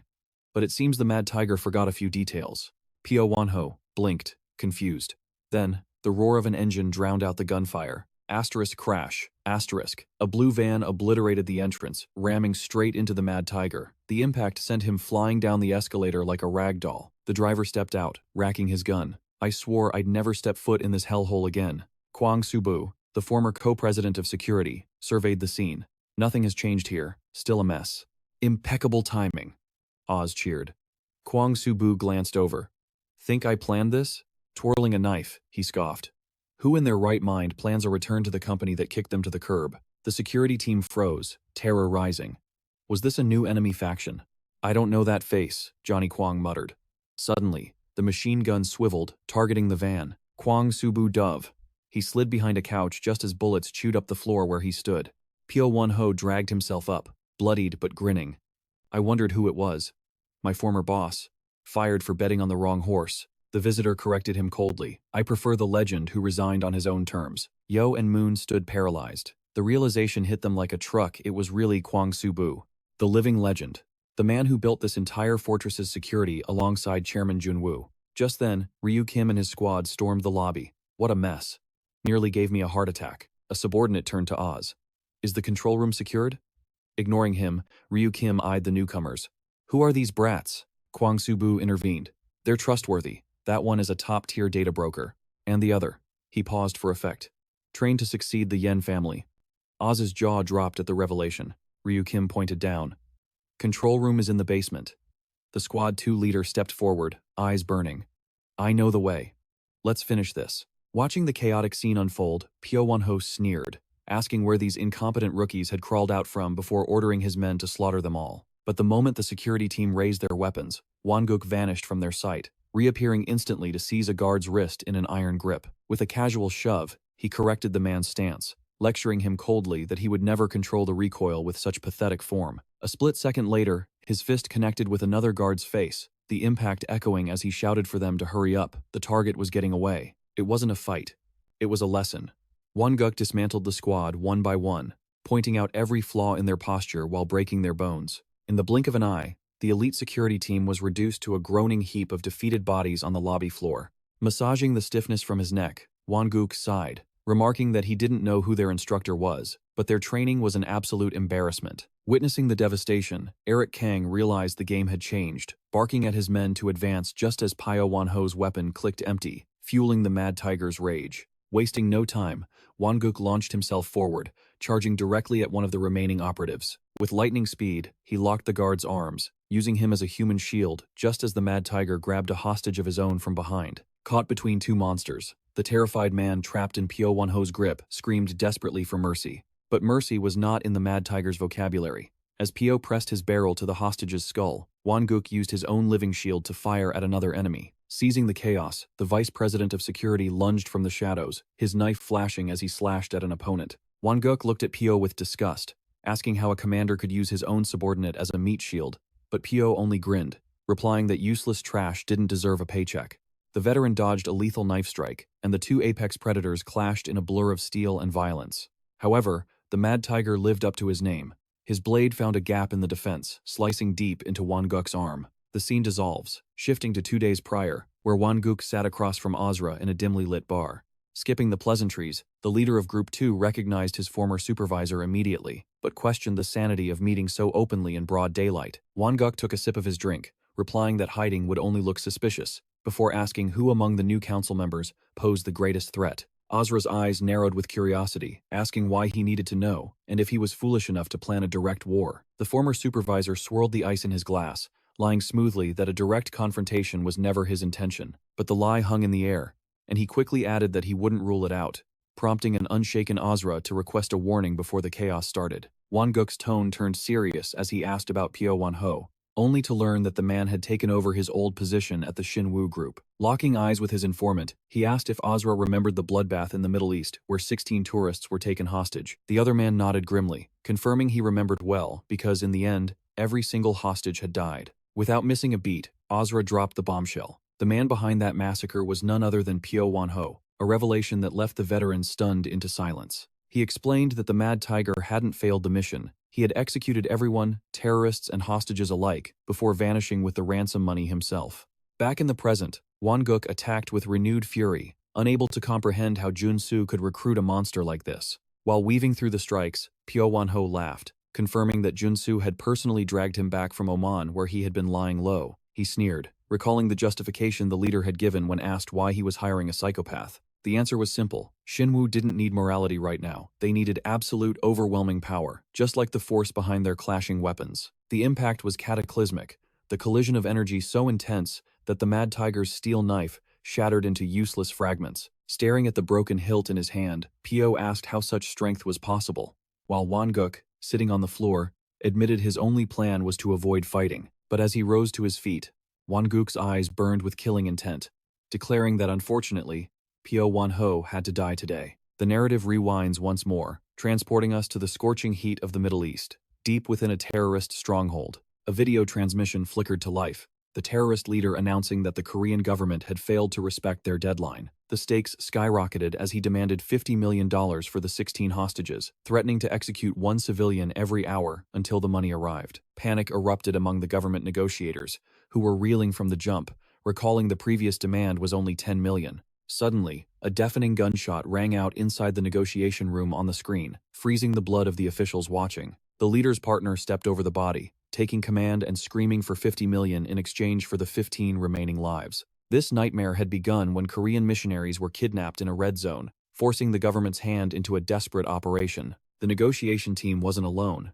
Shadowing them was the legendary Red Team Special Forces unit, and among them stood Pyo Won-ho. Trembling with indecision, one negotiator whispered that the higher-ups would never authorize a penny over $20 million. His partner slammed his fist on the table, insisting it was their sworn duty to force the government's hand and bring their people home. But from the shadows at the back of the room, a soldier radiated pure disdain, his dark presence making the negotiators turn in fear to ask who he was. With zero attempt to conceal his presence, Pyo-won raised his weapon high. He scoffed, refusing to let the government waste another dime of the taxpayers' money on this mess. But the gun wasn't pointed at the terrorists. A cold sneer curled his lips as he declared that every single soul in this room was nothing more than a waste of oxygen. The news reports that followed were chaotic. They claimed the high-tension negotiations had spiraled out of control, resulting in a fatal, blood-soaked battle. It was a massacre. Hostages, terrorists, negotiators all wiped out.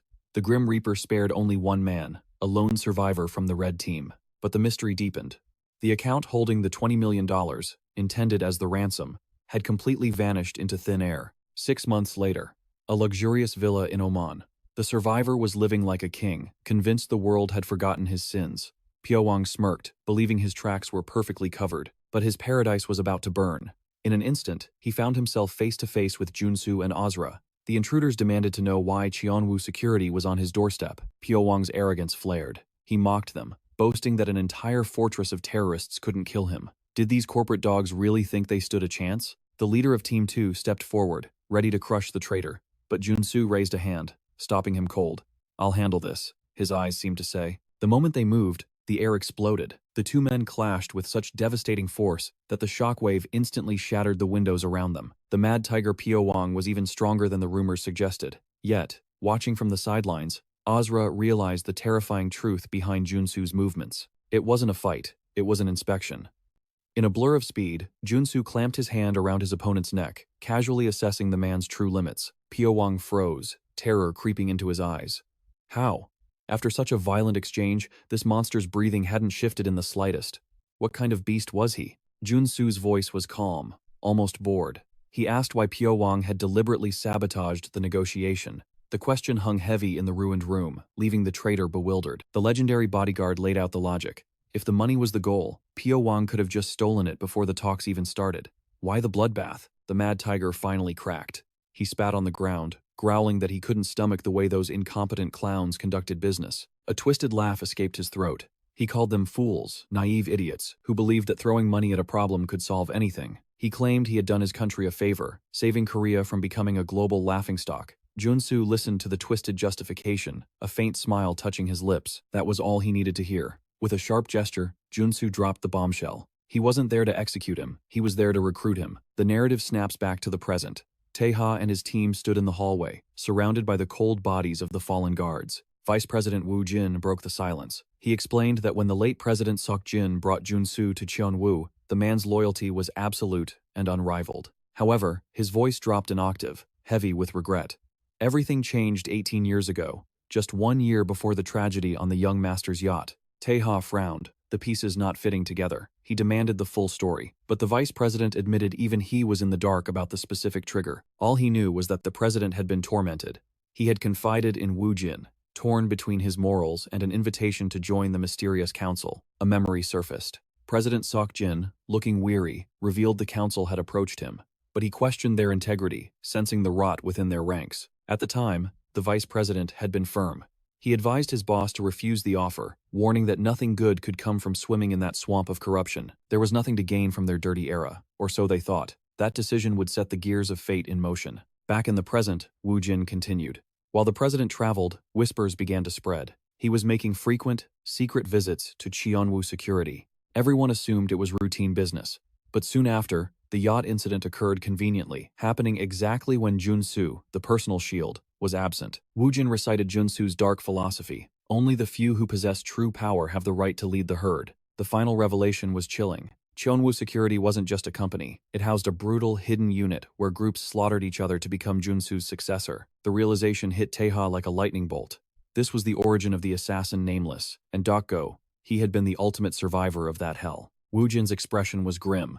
He revealed that he and the other black team leaders were the rejects members of that unit who had been discarded overseas. They knew the real Jun-su. To the outside world, he played the role of the dedicated, stoic mentor perfectly. He had trained them, broken them, and rebuilt them. He honed their bodies into weapons and their minds into steel. Through this hellish training, he forged a loyalty so deep that not even the president could command the unit. It belonged solely to Jun-su. Their faith in him had been blind, bordering on religious.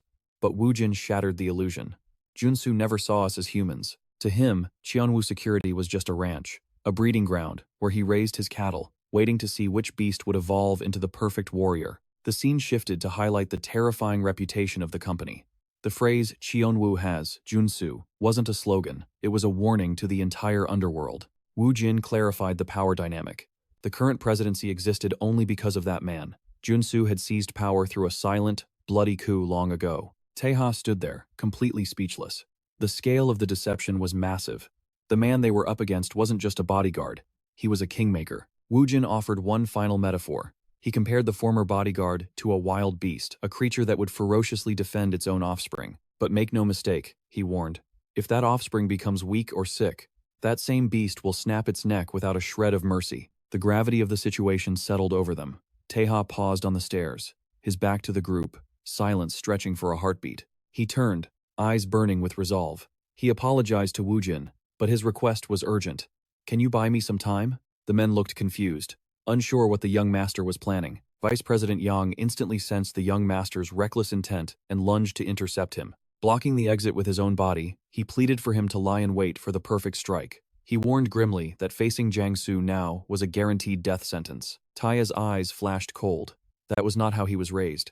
He reminded the old man that his grandfather never taught him the cowardice of retreat. The tragic memory of his late parents flooded his mind, reinforcing a single truth: abandoning others was never an option. With the image of his godfather burning in his thoughts, he declared that this second chance at life was not built on cowardice. His voice turned steel hard.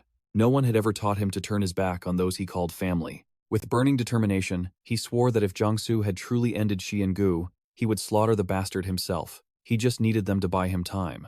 Hey everyone, was that intensity off the charts or what? I absolutely loved this chapter. If you are dying to see the next showdown, smash that subscribe button and drop a like. Catch you in the next epic story, guys. The scene shifts to a distant memory. Young Tae-ha announces his return, only for his mother to rush over in panic, asking if the bullies had targeted him again. She pulls him into a desperate embrace, begging to transfer schools before his father finds out, and the situation escalates. She asks through tears why he insists on enduring the torment. Back in the present reality, one of the men questions if Tae-ha truly intends to take down a monster like Jung-soo. Tae-ha explains the strategy with the enemy forces concentrated on the first floor.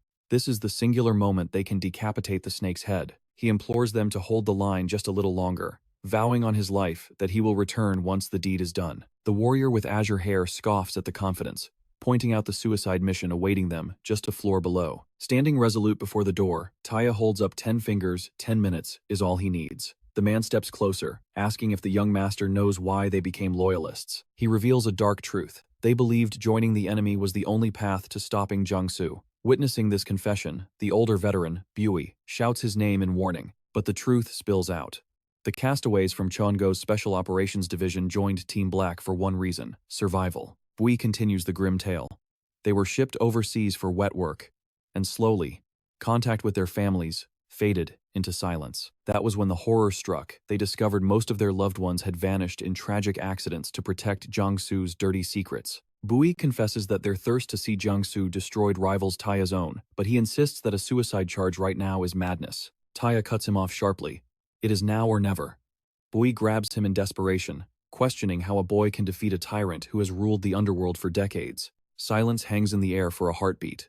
Tae-ha simply replies with bone-chilling calm, "I can do it." He admits that last time, he was reckless and caught off guard chasing a fleeing coward, but in a proper 10-minute duel, he guarantees victory. Tae-ha places his hands firmly on Bui's trembling shoulders, locking eyes with the veteran. He asks for just one thing: faith. Believe in him for 10 minutes, and he promises to end Jung-soo's reign of terror permanently. Bui stares, conflict warring in his eyes. The vice president marvels at the audacity of the request, but then, he smiles. He tells the young master to go. He vows they will be waiting for his return. Without looking back, Tae-ha turns and sprints up the stairs toward his destiny. Bui spins around to the vice president, disbelief in his voice. Is he seriously sending the boy back into the lion's den after everything? The vice president sighs, musing that age must be clouding his memory. He regrets forgetting the sheer tenacity the young master possessed, even as a child. Meanwhile, on the 11th floor executive lobby, hell has already broken loose. A loyalist charges with killing intent, but his assault freezes mid-air.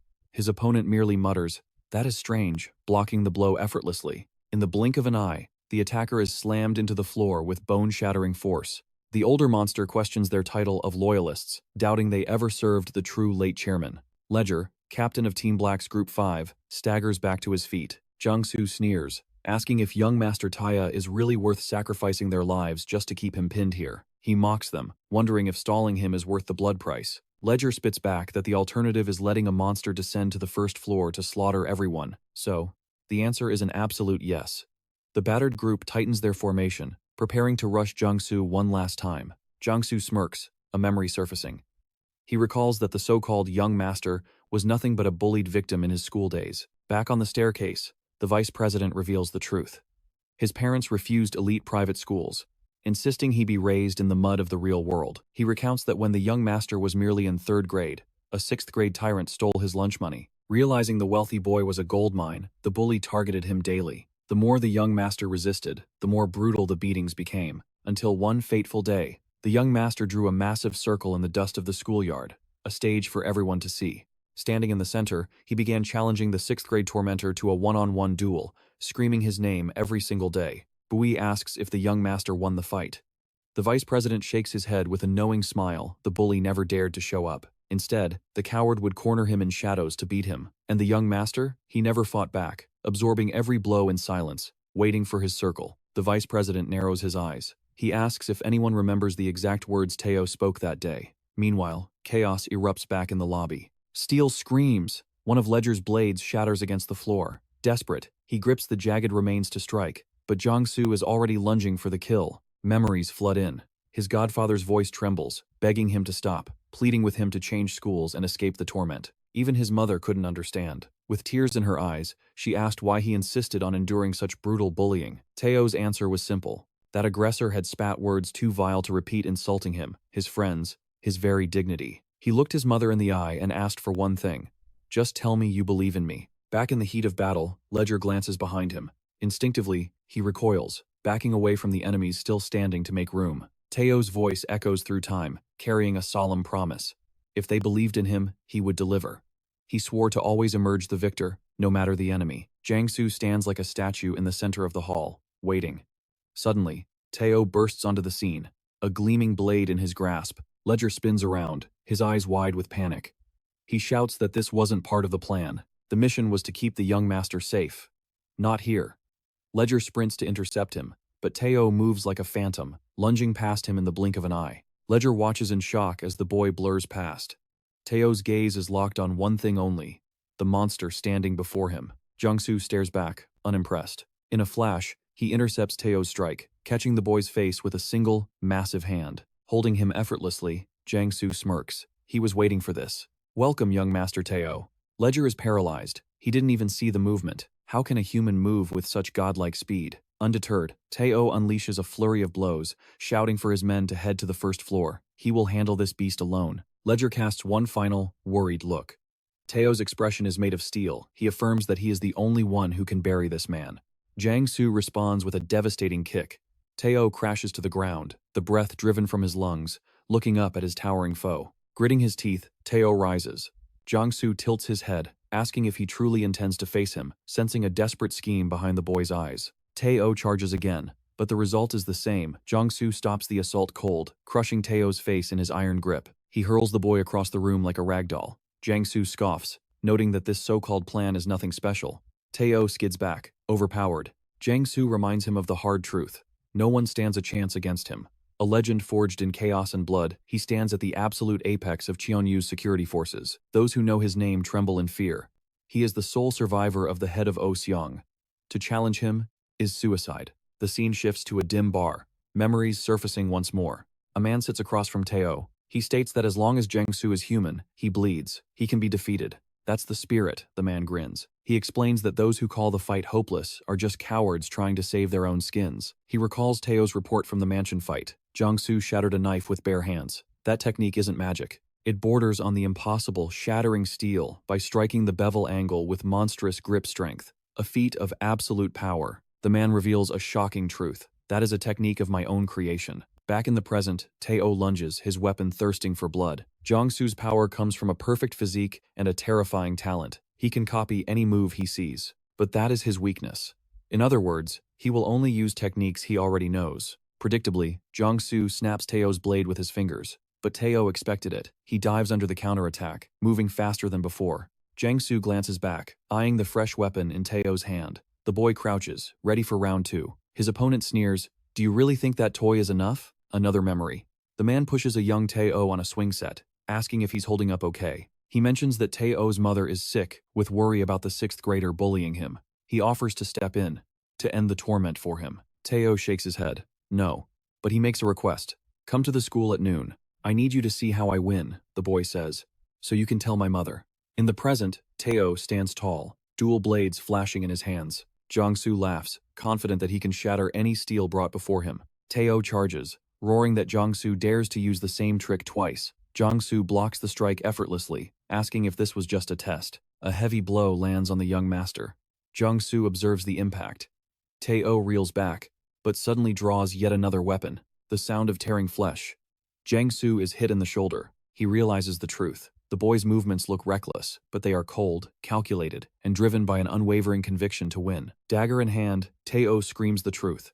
This man is the sworn enemy of his parents and grandparents. He is here for blood and vengeance. What do you do when you cannot break a boy's spirit? The bully had tried everything, physical beatings, insults scrawled across his desk, but Tae-ha remained defiant, taunting the giant in return.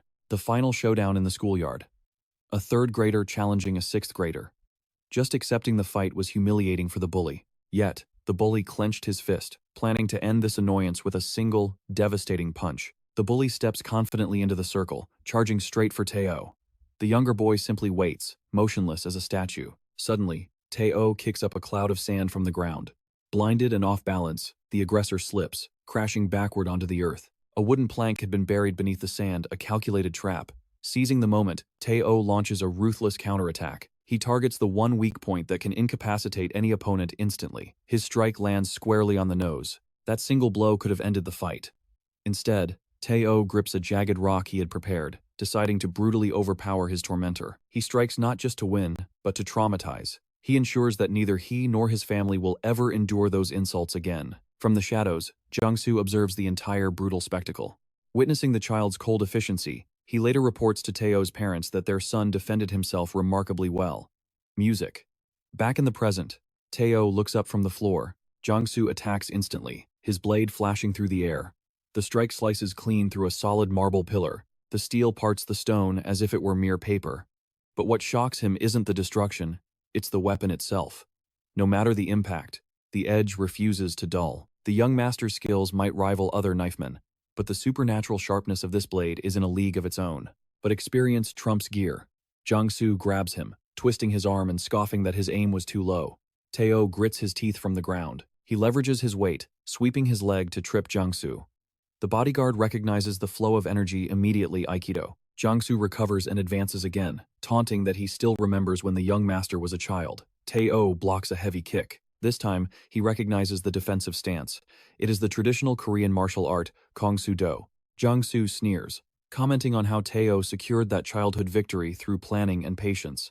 He claims that day is etched in his memory, a joke that still makes him laugh. He demands to know if this is the grand strategy relying on a single blade. Suddenly, a second weapon materializes in Tae-ha's hand. Jung-soo looks unimpressed. He asks if after 17 years of preparation, this dual-wielding trick is all he has to show. He questions if Tae-ha truly thought a taste of the underworld qualified him to run things. Did he honestly believe this level of strength would be enough? To prove his point, Jung-soo unleashes a punch that pulverizes a stone pillar, asking if that meager power can stop him. The force throws Tae-ha violently against the wall. Jung-soo turns his back, dismissing the fight until spikes suddenly erupt from the surroundings. The unexpected ambush catches him off guard. Jung-soo glances back, stunned, wondering when the trap was set. Lying battered on the floor, Tae-ha smirks. He mutters that every once in a while, you encounter a true monster. He explains that some are born with God-given strength, skill, and talent. They are known as God's favorites. In a flashback, a younger Tae-ha counts himself among the elite,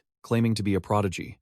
He asks if he can win against those who exist in a realm of their own. Regina Salerno, the lethal underboss of the Salerno family, replies confidently, he can win, simply because he is her student. Regina barks at him, asking what he is doing on the floor. She orders him to stand up, watching him struggle to regain his footing. She mocks him, asking if he plans to nap on the ground during a death match. Tae-ha rises, questioning if training like this will truly give him a chance against the monsters. Regina offers only a cryptic, slight smile. Tae-ha presses her about the warriors who are in a league of their own. Her answer is a massive hammer swing. The impact sends him flying, crashing brutally against a tree. She warns him that victory is impossible if his strategy is to be a punching bag. Groaning on the ground, he asks if her toy hammer is solid steel. She confirms it with a grin. The lesson continues deep into the night forest. Sitting by the fire, Regina analyzes his physiology. She notes that he possesses exceptionally dense, fast-twitch muscle fibers. Tae-ha looks confused. She explains the biology. Muscles are divided into red and white fibers.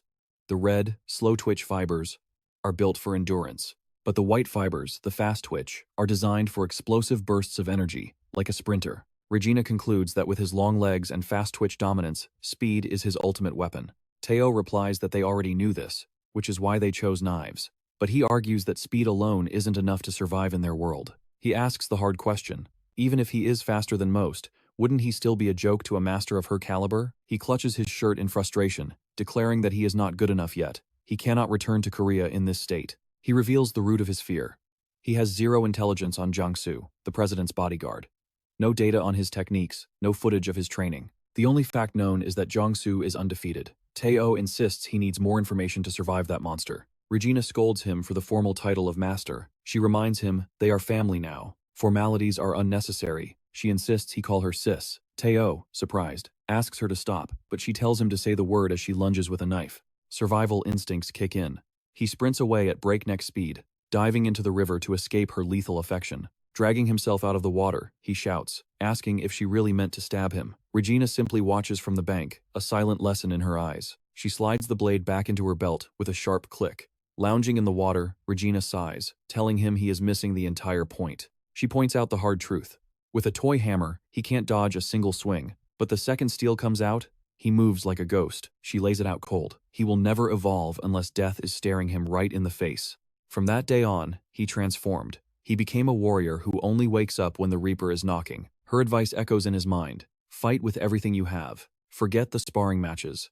Only battles that dance on the edge of death will make him stronger if he survives. Da snaps back to reality. He realizes this hellish fight is the only way he moves forward.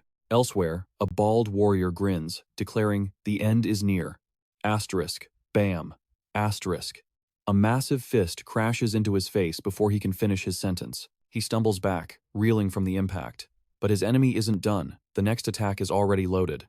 A barrage of strikes rains down on him. Flesh meets bone in a brutal rhythm, bruising the attacker's own fists from the intensity. He can't even breathe, let alone react. With a final, thunderous roar of no chance, the bald warrior is hurled against the concrete wall. The attacker turns, shouting for his boss. The leader steps forward, checking on his subordinate amidst the chaos. He observes their enemy, a brute with primitive technique, yet possessing strength and endurance that defies logic. The bald man spits blood, admitting he is just a musclehead too. He bellows for the Yongmu division, demanding to know where the hell they are. A crackling voice responds, "We are trapped. The containment barrier has us locked down." Over the comms, they scream for Guangsu. Inside the control room, a woman confirms they have seized the sector. She reports their next move. The barriers are down to block the armed forces swarming from the 8th floor. Guangsu exhales, relief washing over him, though the tension remains thick. He demands the young master's location. The operator scrambles to track Da's signal. Her eyes widen in shock. Why on earth is he fighting a white-haired elder all alone on the 11th floor? Ledger freezes. The young master is fighting Junsu. By himself? Who is the captain? The operator yells, telling them to focus. She explains that their leader has already gone to rescue him. She describes the captain's distinct mustache before her gaze shifts to the security feed. Her blood runs cold. On the screen, a woman hangs suspended in midair, restrained by invisible forces. The operator can barely process the horror. She whispers the name, Lady Heron. A voice cuts through the static, asking if the prisoner can hear her. From the shadows of the cell, the prisoner lifts her head, asking who is speaking. The operator introduces herself as Suri. She explains she is watching through the cameras, unsure if the noblewoman remembers her face. Heron's eyes narrow. How dare this stranger pretend to be an ally without even knowing who she is talking to? Suri quickly clarifies. They met ages ago. She was the trainee destined to succeed Chief Go-chan before she fled that life. Recognition dawns on Guangsu as he listens. He remembers her now, the girl who shattered the pimmon tree during the Great Flood. That explains her connection to Da. She must have known him from their time in the Jonggyo district. Lady Heron thanks her for the effort, but her voice is grim. Suri is nowhere near strong enough to stop what is coming. She reveals the nightmare scenario. Junsu has unleashed his special trump card. A monster is already hunting them. Hope fades for the operator, but Heron has one final request. Get a message to the head of the main house. Now. In the hallway, gunfire erupts. Ledger and his squad blast away, confused by the chaos unfolding. Ledger screams at Guangsu, furious that the young master was left to fight Junsu alone, the one thing they swore to prevent. Guangsu stands silent, his gaze fixed on the dark corridor ahead. He mutters that this isn't about winning. It is a settling of scores. He never thought the boy would face Junsu solo. Suddenly, a soldier drops. Ambush from the rear. Before the warning finishes, Guangsu blurs forward, his blade silencing the attackers in a flash. He strides through the carnage, stepping over the broken bodies of his enemies, dragging a fallen comrade to safety. Ledger and Guangsu crouch by their wounded captain. He gasps, "Too many of them. We won't last much longer." An elder steps out of the shadows, bowing to Guangsu. "Thank you for your service." He tells Guangsu their patience has borne fruit. Ledger demands answers. Is the young master really in there with Junsu? The elder nods. He claims he can handle it in 10 minutes. Guangsu cuts him off cold. If I'm not back in 5, retreat. The command leaves Ledger stunned. Gunfire roars again, dropping more men as Guangsu and Ledger watch the line crumble. Guangsu glares at the reinforcements. What took you so long? A soldier pants heavily, explaining the delay. The barrier walls. They appeared out of nowhere. Suddenly, the Yeonggu Corps, the unofficial shadow army of the Cheon-u Group, marches forward. Their orders are absolute. Neutralize all targets. Ledger eyes them with suspicion. He recognizes the kill squad and questions if their full tactical gear isn't a blazing violation of the committee's strict protocols. Vu ignores the politics and commands Azra to escort the vice president to the main gate, but Ledger cuts in, demanding to know the fate of the young master upstairs. Vu reassures him with a cold smile, declaring that Tae-ha is the new lord to whom they have sworn eternal blood loyalty. He adds, "Of course, the young master will return victorious." Meanwhile, inside the humble office on the top floor, silence reigns. A simple map and a calendar hang on the desolate walls. Tae-ha surveys the domain. He notes that this is the president's office on the 36th floor, a sanctuary where only he and Jun-soo were ever permitted to tread. He scans the room, visibly disappointed by its austerity. The legendary space contains nothing but a cramped kitchenette and furniture that has seen better decades. A dispatch schedule remains pinned to the wall like a relic. He wonders if it was a deliberate reminder never to forget their lowly beginnings in the construction dust. Sitting at the worn desk, a dark realization hits him. His grandfather was one thing, but knowing his father also ruled from this humble seat makes him conclude eliminating them both was the only righteous path. His companion interrupts his thoughts. Now that he has seen the throne room, it is time to evacuate immediately. Tae-ha is warned that the situation has become critical. The lethal black team has joined forces with the loyalists, making the building a death trap. His companion's voice trembles with urgency. He warns Tae-ha that if the monster known as Jun-soo reaches this floor, he won't be able to protect him alone. Elsewhere, Jun-soo scoffs at the very idea. He questions how Tae-ha could possibly possess the strength to ascend to his level. One of his subordinates reports that Heron has already been crushed and is being dragged in. He doubts Tae-ha has the power to change the tide. Back in the office, Tae-ha smirks. He asks if the implication is that he is incapable of defeating the legendary Jun-soo. The companion hesitates, doubting the victory. He suggests the young master should bypass the duel entirely and head straight for the objective. Tae-ha shakes his head. That is impossible. As long as Jun-soo dominates the 11th floor lobby, not even his late grandfather could have broken through that iron defense. He picks up a heavy red phone, murmuring that his grandfather is gone, so the past is irrelevant. Tae-ha sits at the desk, the weight of the handset in his grip. He asks his companion if he has ever laid eyes on a device like this. The man admits he hasn't. Tae-ha explains. It is an antique rotary phone from a bygone era, but this specific line connects him directly to the 4 emperors remaining on the council. The companion stares at him, analyzing the shift in his aura. He asks what Tae-ha's true intentions are now that he has seized the title of president. Tae-ha tells him to reflect on the cycle of blood. His father eliminated his grandfather, and then he eliminated his own father. Tae-ha places the phone back on the desk with a heavy thud. He asks the ultimate question: what has actually changed now that he sits on the throne? He answers his own riddle.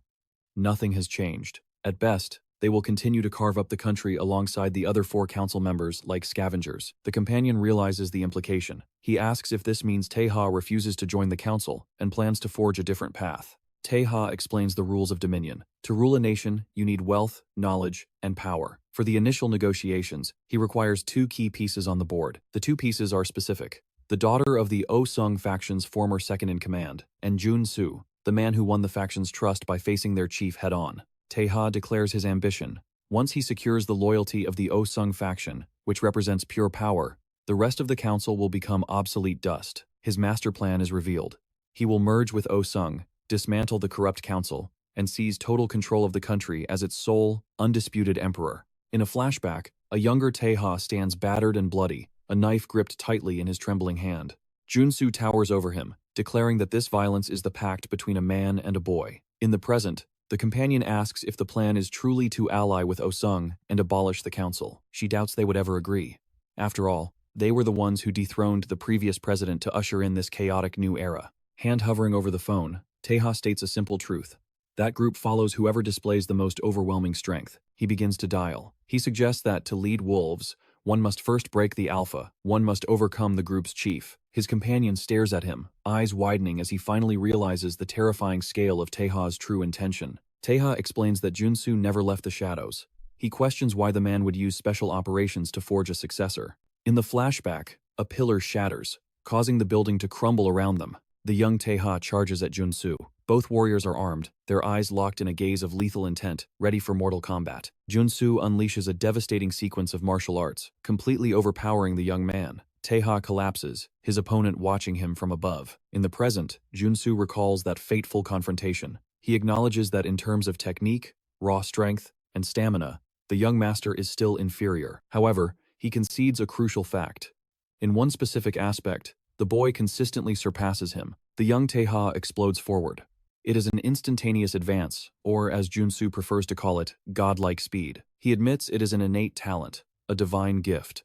It is the one thing he can neither visually track nor physically block. Tae-ha's weapon closes in for the kill, but Junsu intercepts him mid-strike, stating that even if his eyes cannot follow the movement, he throws the boy over his shoulder. He adds the brutal truth.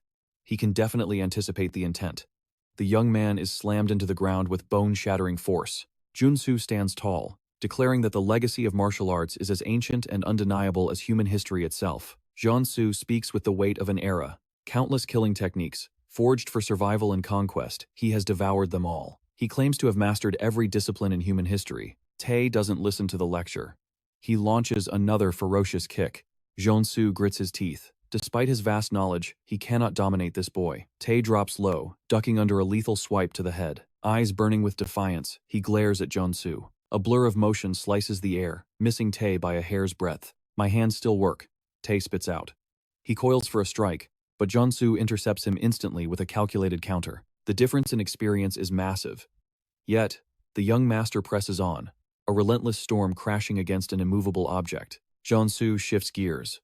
Aikido, then judo, never repeating a move to keep his opponent off balance. The unpredictability overwhelms Tae, sending him reeling. Tae hits the ground and rolls. Junsu looms over him, his aura terrifying. I haven't been holding back, the master reveals. Yet, the boy's eyes haven't dimmed.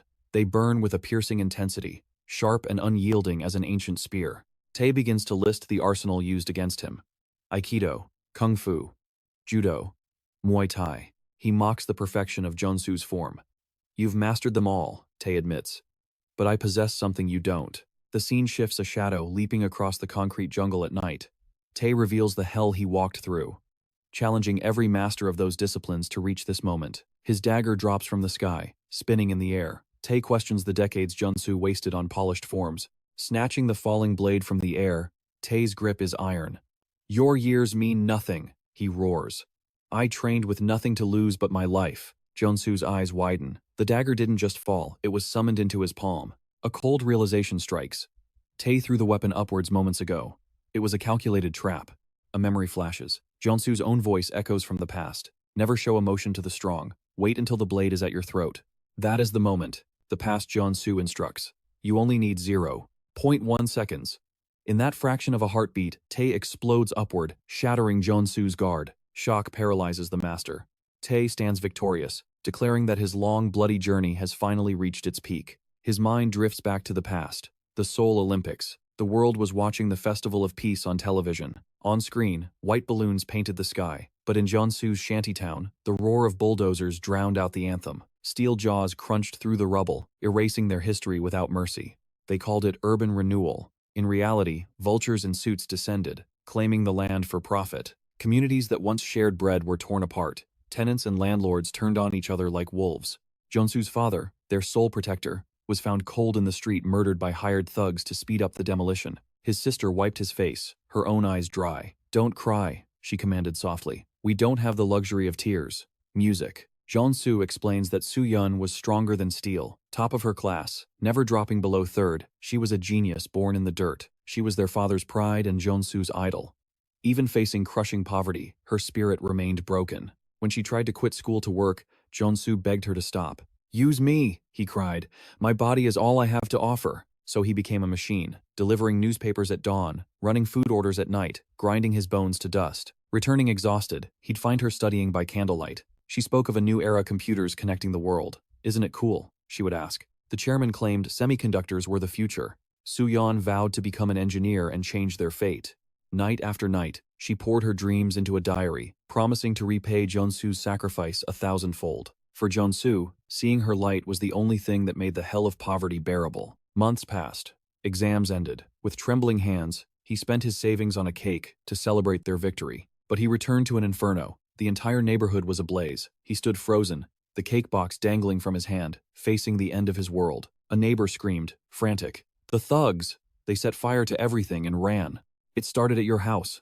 The cake hit the dirt. Junsu sprinted into the heat, his heart pounding out of his chest. Too late. A crowd had already gathered. On the ground, amidst the smoke, lay his sister. A young Tae was on his knees beside her, sobbing, apologizing over and over. He explained through tears a stranger had jumped into the flames, dragging her out, his own back scorched by the fire, but the smoke had taken her. Soo-yeon was gone. Jeon-su collapsed, cradling her lifeless body in his arms. The truth crushed him. He knew. While he worked, the thugs and landlords had tormented her every single day, and he knew she had wept in silence, holding on simply because she refused to let their dreams die. His sister had achieved the impossible, scoring high enough to secure a coveted spot at Seoul National University. But the very next day, chaos erupted. When the thugs returned backed by riot police, a single man charged into the fray. The clash was legendary, a storm of violence that left casualties and broken bones in its wake. Under the cover of that same night, tragedy struck. 3 real estate offices and a landlord were found dead, consumed by mysterious fires. Desperate to protect the nation's image before the Olympics, the government buried the incident. They wiped the perpetrator's identity, erasing him from existence. Accepted his grim fate, the young man sat in the cold silence of an interrogation room. Across from him sat a mysterious woman. "Are you awake?" she asked, her voice calm. She marveled at his skills, neutralizing an army of men without formal training, and walking away without a single scratch. His eyes remained dull. "Who are you?" he muttered. The woman smiled dangerously. "Your savior. The one who just spared your life." Jeon-su narrowed his eyes. "Are you related to one of the victims? Here for revenge?" He leaned back, defeated. "Do whatever you want. I have nothing left to live for," he whispered, his voice void of hope. "Just get it over with." The woman stepped forward, lifting his chin with a firm grip. "Are you certain? Because you still haven't found the ones who started the fire." Jeon-su's eyes snapped open. "That is the look I was waiting for," she said, satisfied. She lamented that he wasn't a girl, but explained that the Olympics required her to operate on a global scale. She revealed her true nature, a scout for the shadows, and she was offering him a new life. 10 years of darkness followed. He was sent abroad, inducted into an organization of elite operatives. They were known as Ordo Nox, a syndicate of master assassins and ghosts, feared as one of the most dangerous forces on the planet. He clawed his way to an executive position, becoming a legend. Then, he gave it all up. He retired, leaving everything behind. He returned to Korea with one condition: he would never leave again. He erased his alias, his history, and became a ghost once more. A decade had passed, and he had returned for only one reason: to hunt down the truth. He uncovered the identity of the partner who conspired with the government to evict them for the new apartments. The building's facade bore the name, Cheon-u. Jeon-su stood before the building, his gaze locking onto the company name like a predator finding its prey. The memory of his sister surfaced. She had told him, the chairman of Cheon-u believed semiconductors were the future. Above him, the moon hung heavy in the night sky. He stepped into the chairman's office, not a skyscraper, but an old, rusty shipping container. It was Cheon-u's original base from the early days. Inside, he startled a young man. "Tae-ha," Jeon-su called out, his voice low and threatening. "It is time to settle the score for 10 years ago," he declared. But as the young man saw Jeon-su's reflection in the glass, terror didn't fill his eyes. Relief did. Tae-ha recognized him instantly. Tears began to stream down his face, his composure shattering. As Tae-ha turned to apologize, Jeon-su grabbed him. That was when he saw the grotesque burn scar covering the young man's back. A flashback hit him. A boy apologizing amidst the flames. "I haven't slept peacefully since that day," young Tae-ha confessed, his voice trembling with a decade of guilt. He held out a fountain pen. He apologized for not returning it sooner, hoping that this confrontation might finally bring peace to the soul of Jeon-su's sister. Jeon-su stared at the pen, the weight of the past crashing down on him. Tae-ha explained everything. Cheon-u was negotiating with the government. When he saw the fire, he was the one who pulled Jeon-su's sister from the inferno. Tae-ha knew his words were empty. Nothing he said could reverse the tragedy. He broke down. Admitting his ambition to change the world was the spark that burned it all. Jeon-su remembered his sister's dream to become an engineer and change the world. Jeon-su gripped the pen until his knuckles turned white. "Then prove it," he commanded. "Use this pen. Prove you still intend to change the world." The scene shifted to the past. Jeon-su declared that the time for tears was over. Tae-ha accepted the pen, a heavy symbol of trust. He swore an oath to build a company that existed for the people. Jeon-su watched in silence. With Tae-ha's promise hanging in the air, the Avenger turned and walked away into the night. That pen was the last memento of his sister, but he couldn't take it back. The blood on his hands from the last 10 years was too thick to wash away. He knew the truth. If he dared to hold that pen, his sister would haunt his dreams, asking him what he had become. Later, in a bustling restaurant, Jeon-su approached a table. "Are you Chillman and Han-sik from the Cheon-u Group?" Before the thug could even finish asking, "Who are you?" Jeon-su moved. A blur of motion, and the man was neutralized. The body hit the floor with a thud. diners gasped. The rest of the gang leaped up, surrounding him, demanding to know his identity. 10 years of hellish training fueled by pure rage. Yet, standing there, he felt a hollow emptiness. He looked at them with cold, dead eyes. "Come at me," he challenged. "When I am done, it will be as if you never existed." Moments later, Jiangsu stood alone amidst the wreckage. All his opponents lay groaning on the floor. One lay defeated beside a shattered table. Suddenly, he sensed a presence. A man entered the room, casual and unbothered by the carnage.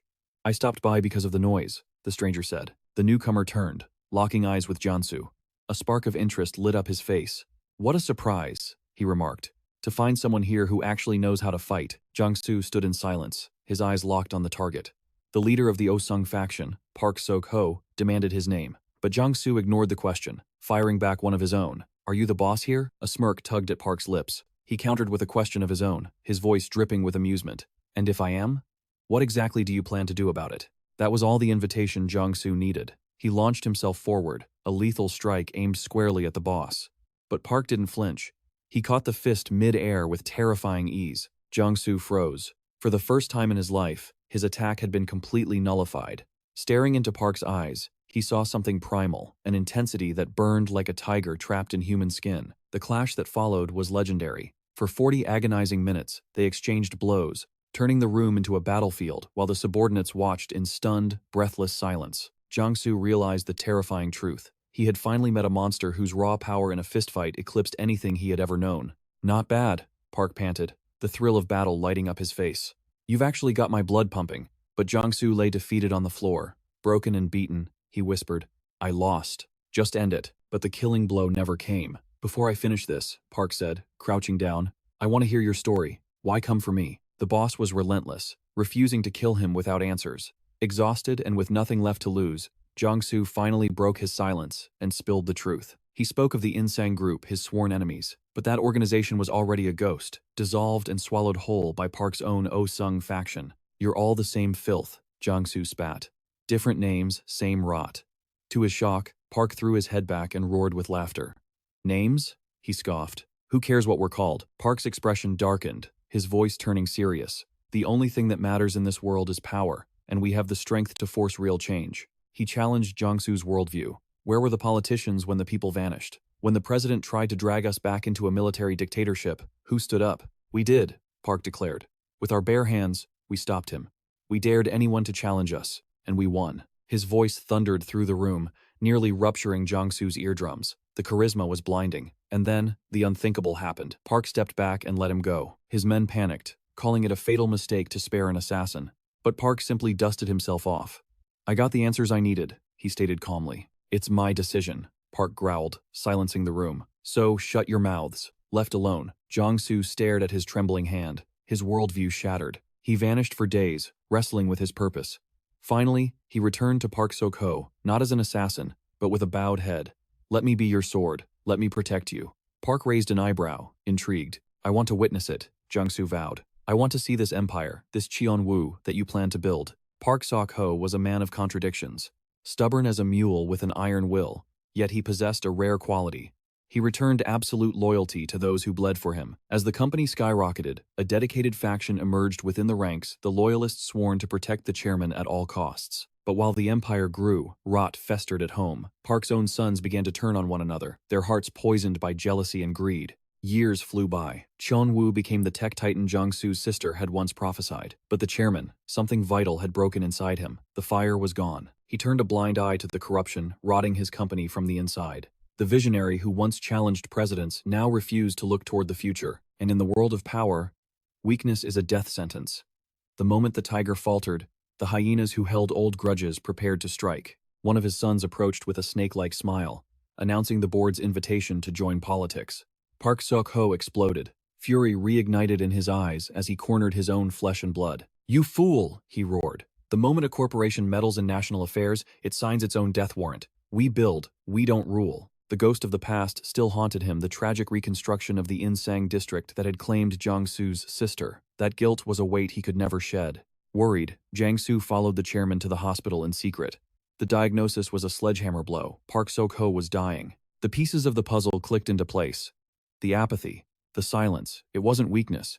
It was preparation. He had ignored the corruption to keep the peace. He was frantically smoothing the road, ensuring no enemies would rise against his successor after he was gone. Park sat under an old tree, looking frail. "We're in a crisis," he muttered. "We might have to sell half the company." Jong-soo stepped forward, bowing deeply. "Chairman." Park smiled weakly. "Are you disappointed in me, Jong-soo? It's a shame. This is all I managed to build in the end. Why lie to yourself?" Jong-soo asked, his voice steady. "If you were a failure, I would have abandoned you years ago. You are the man I chose to follow." Park let out a breath. "You're right.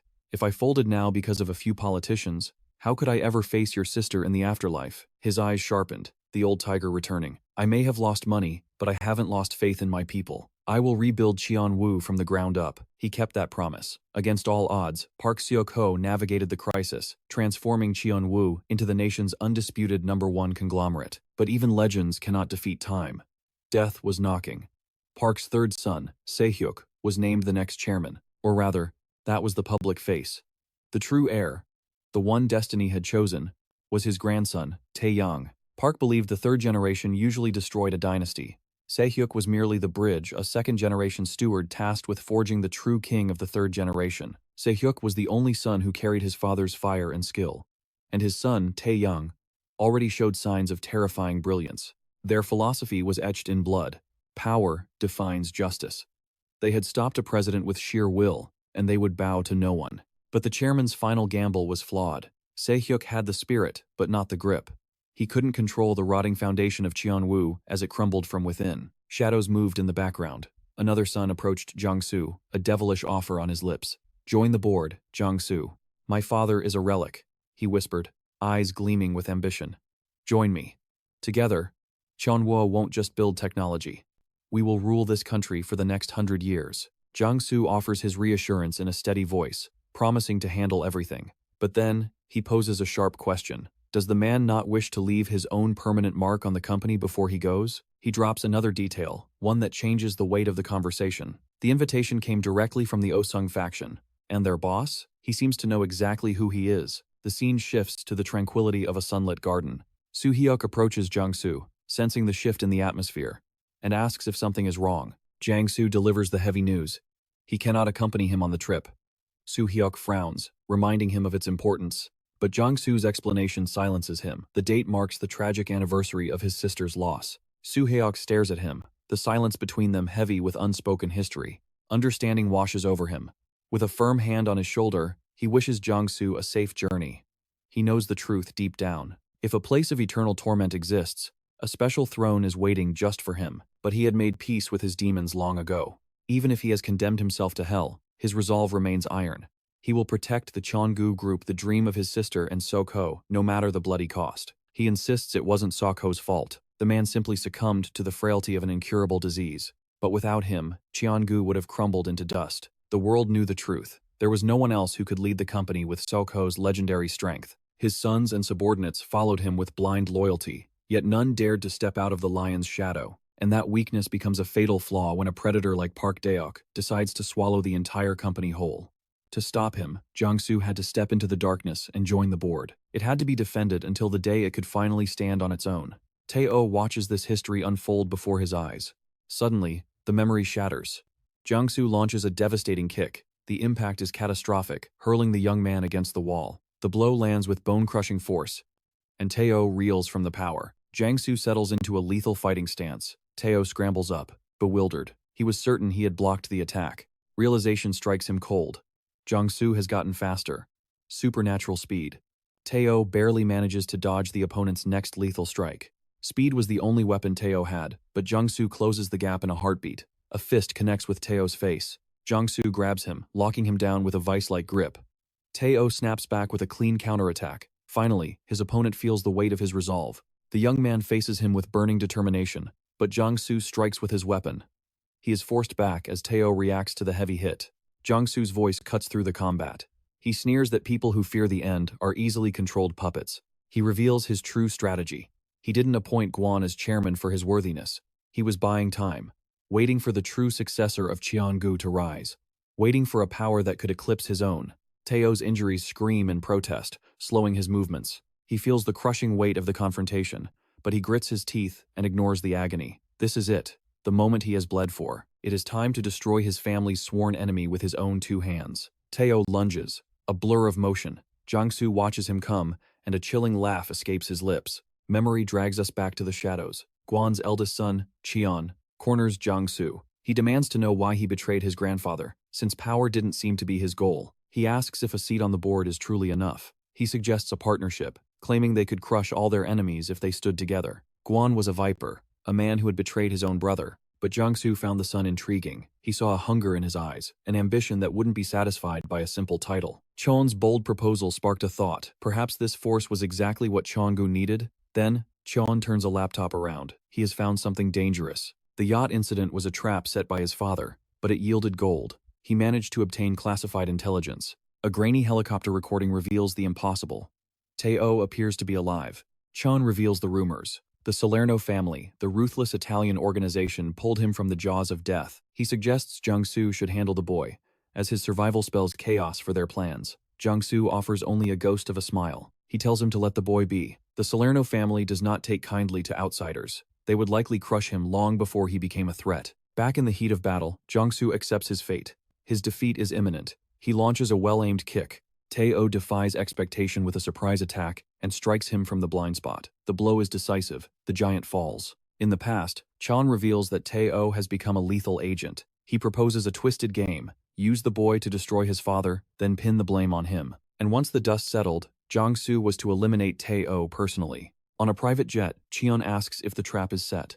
An associate confirms the devices will detonate mid-air, but Jang-soo played a different game. He didn't destroy the boy. He threw him into the fire. It was the ultimate test. If the boy was the true successor, he would survive the inferno. In the present, Jang-soo reels from the final strike. He looks up at his opponent. Tae-ha's face is battered, a map of his struggle. He declares that he does not fear the end, for his life has had purpose. He finishes his thought. It seems the relative has inherited all of his brilliance. Driven by a justice far greater than his own, the boy endured hell in a distant land and fought his way home. Now, no force in heaven or earth can stop him. He moves forward without fear. Jang-soo whispers to the ghost of his friend, Sok-ho, you have won. He achieved the one thing his old master never could. A memory flickers, standing amidst the silent trees. He gazes up at the sky. A faint, knowing smile touches his lips. A child bearing Syoko's brilliance walked a path mirroring his own.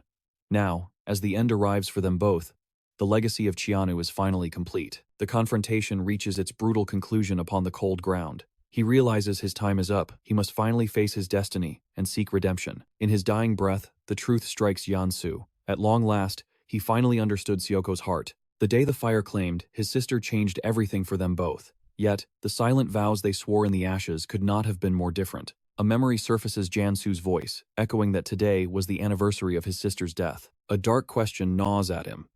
Did Sububak know about the lie back then?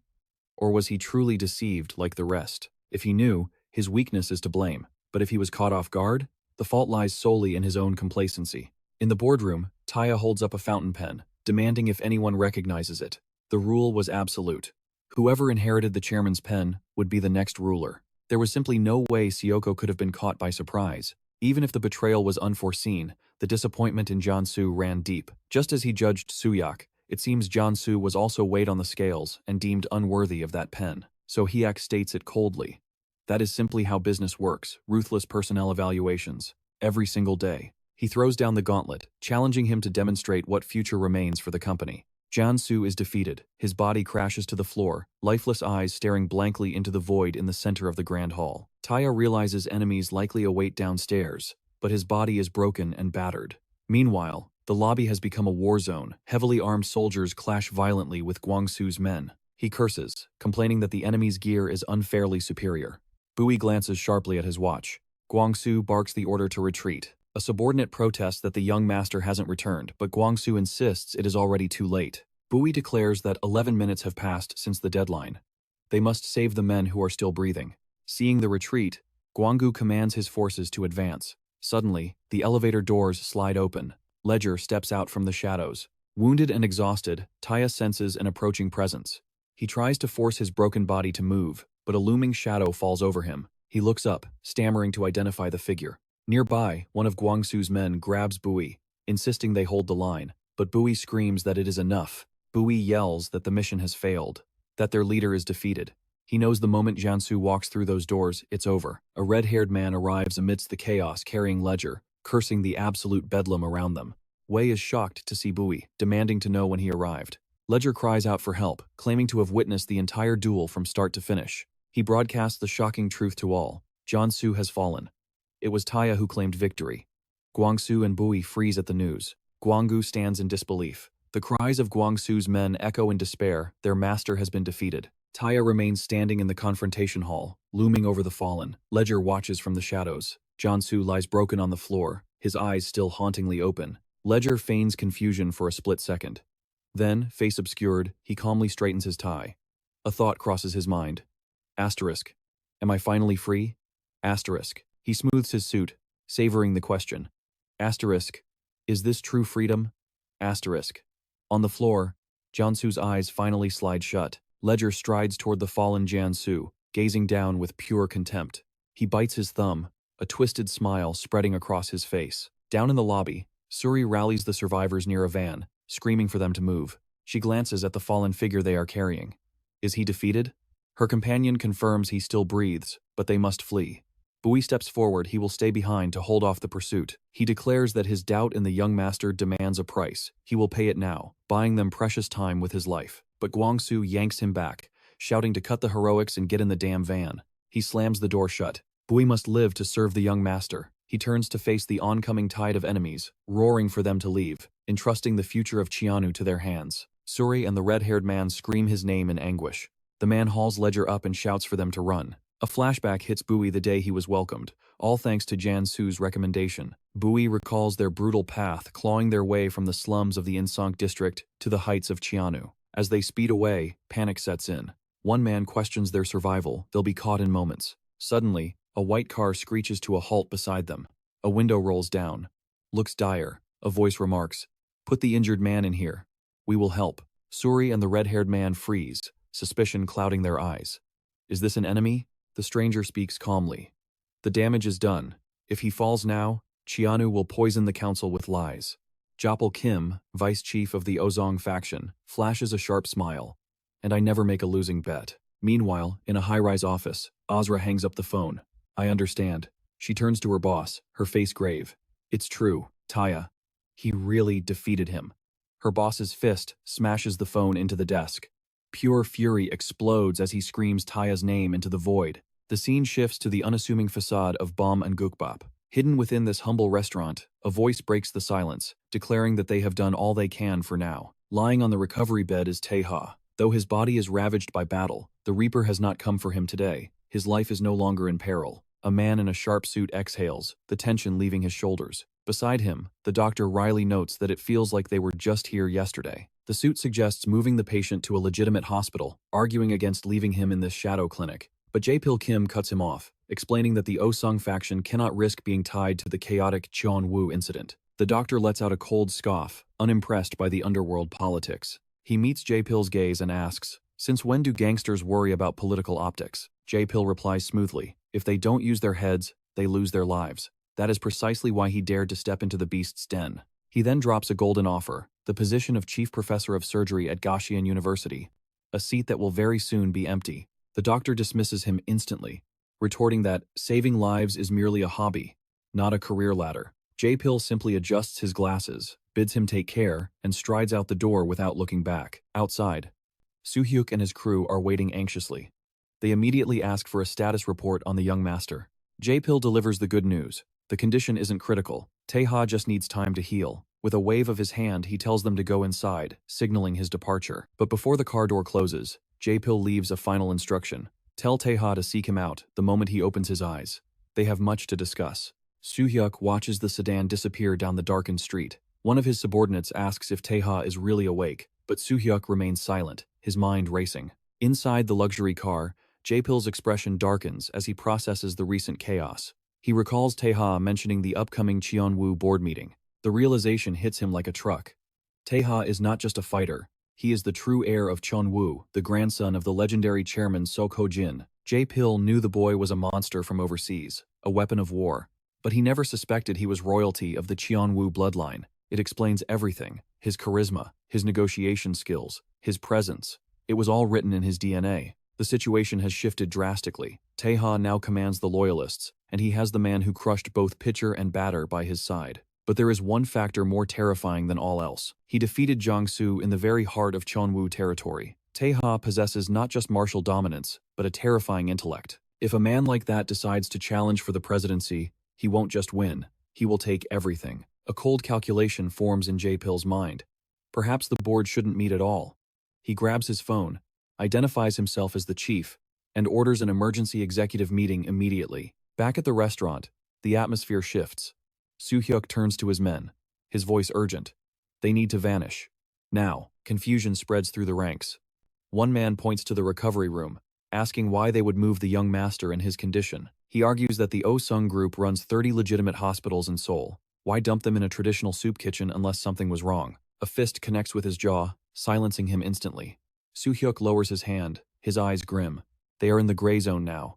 The moment they lose their value, they will be discarded like trash. The struck man rubs his jaw, asking what the endgame is.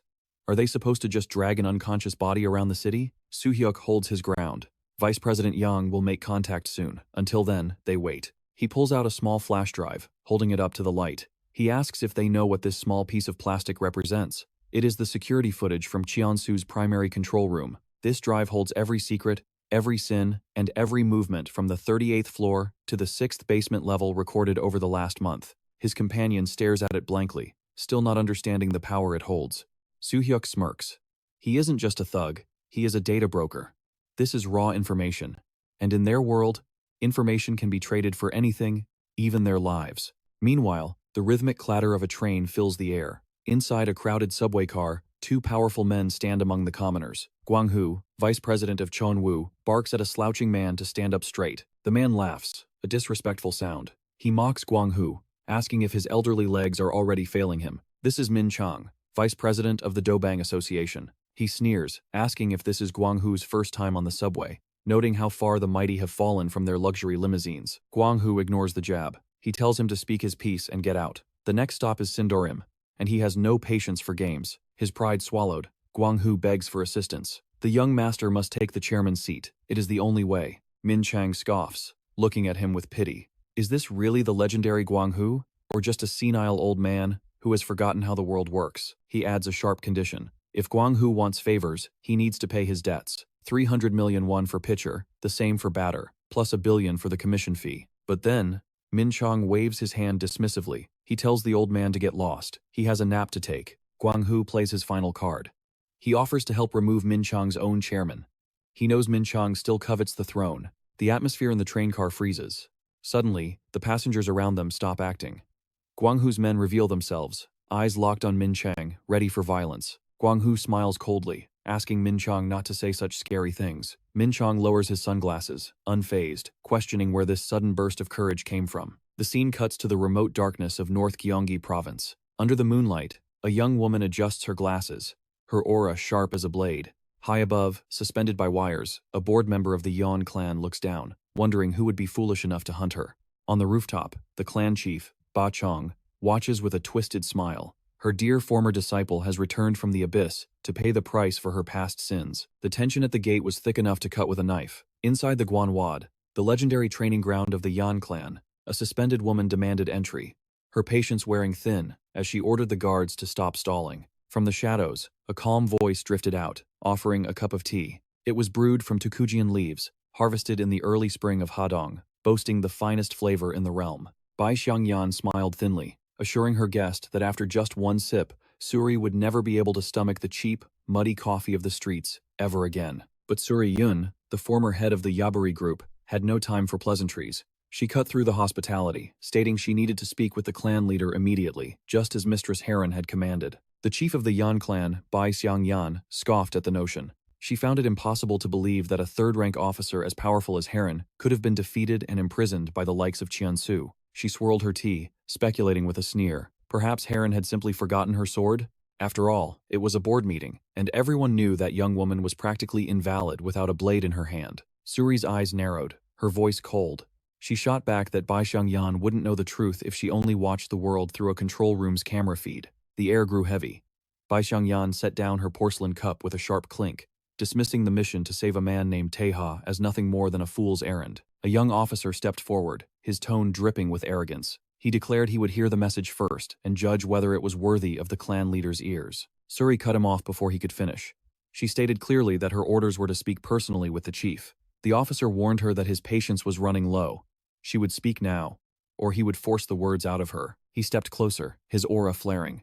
If she were truly under Heron's orders, he explained, she would know the protocol required her to report to him first. He accused her of lying, his voice rising to a shout. He demanded she stop stalling and spill the truth at once. Suri-yun stared at him, her silence louder than any scream. Her mind flashed back to the moment she received her orders, asking if she really had to go straight to the top. The answer had been a simple, chilling yes. Heron had grabbed her shoulder, eyes burning with intensity. The matter was of absolute importance. She was not to speak with anyone below the third rank on the main estate. She had specifically instructed Suri to ask for Bai Xiangyan, assuring her that the clan leader would emerge if she heard Heron's name. But in the present, her attempt to pressure the underlings wasn't working. The hierarchy was too rigid, the arrogance too deep. Suri sighed, realizing she had no choice. She dropped the bomb. The shadows of Seobiol have fallen. The officer froze, questioning if Heron had truly spoken those forbidden words. Suri held his gaze, her voice steady as steel. She asked how she could possibly mistake a message so short, so direct, and so devastating. The color drained from the officer's face as the realization hit him. A coup had begun. He stammered that he would inform the clan leader immediately and dismissed her to rest. Suri remained rooted to the spot, watching him retreat. A cold realization washed over her. He never intended to let her walk out of there. As if reading her mind, he turned back with a smirk. Did she really believe she had escaped this house forever? For over 1,000 years, only members of the Yan clan could enter this sanctuary. He revealed he had been waiting, tolerating her youthful rebellion only because she was a defector worth keeping alive. The officer gestured to the ominous gates. He told her to come inside, reminding her that the formal address and her judgment would begin the next day. Suri nodded slowly, agreeing to enter, but her eyes flashed with defiance as she stated she had conditions of her own. The officer scoffed, looking at her as if she were insane. Was she joking? She demanded permission to visit her father twice a week, and when the time came, the clan must help Tae-ha at least once. She clarified this wasn't for the Yan clan, but for her master. He decided to ignore the sheer absurdity of her demands for the moment. Instead, he asked why she was so obsessed with saving that man. Suri's expression softened for a fraction of a second. Tae-ha had saved her father back in her hometown. She wasn't shameless enough to leave a life debt unpaid. He laughed, calling her unbearably smug. Why would he lift a finger for her personal drama when she wasn't even a fifth-rank officer? Suri just smiled, a dangerous glint in her eye. She told him not to play hard to get. She knew he would help her regardless. He frowned, asking why he would do such a thing. Because, she stated, locking eyes with him, you need me. She let the silence hang in the air, challenging him to deny the truth. After a long, heavy silence, he stood up, conceding the point. Come with me, he commanded. Outside, the full moon hung in the night sky like a watching eye. As they walked through the moonlit courtyard, he commented on how long it had been. In the training yard, the sounds of wood striking wood echoed as two clan members sparred with staves. The two young trainees stopped and bowed enthusiastically as the chief approached. Bai Xiangyan walked up to them, remarking that it was quite late for practice, asking if they were all right. Her voice was gentle, almost maternal. She dismissed them to return to their training, and they obeyed promptly, eager to impress. Suri watched the scene in silence, sensing the underlying tension. Bai Xiangyan explained that their scouts scoured the land for children with exceptional potential, bringing them to the Yan clan. These children were raised in the brutal fires of the Guanwad. If their combat skills reigned supreme, they joined the Western Division as warriors. But if their intellect proved superior, they began as fifth-rank officers in the Eastern Division, serving in administration or diplomacy. Only those who possessed the Holy Trinity, beauty, strength, and intellect, could truly join the clan's elite.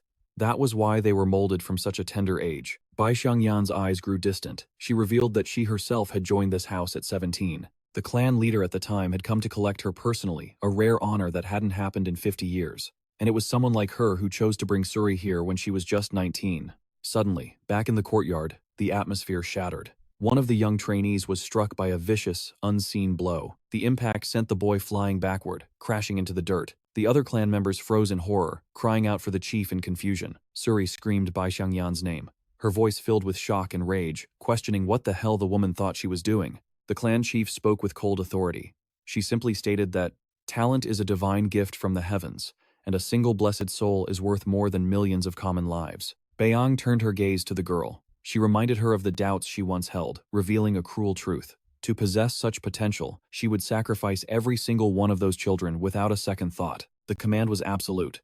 She ordered Suri to retrieve her gear. The memory of this brutal exercise rushed back, and Suri understood exactly what had to be done. 8 knots stood between life and death. If a single knot came undone, or if her resolve faltered for even a heartbeat, the children would face a gruesome fate. Baeyoung offered a twisted bargain. If her talent hadn't faded, she might consider terms. But Suri spat back in defiance, branding the woman a monster for toying with innocent lives. A few days later, the atmosphere shifted completely. We returned to the humble warmth of the Bowman Gutbop restaurant. Suyak proudly unveiled his latest culinary experiment. It featured Panamanian beans with a jasmine aroma and subtle acidity. He and the doctor grinned as they revealed the masterpiece, an iced Americano served in a steaming hot soup bowl with floating ice cubes. Tae-ha stared in sheer disbelief, his eyes wide.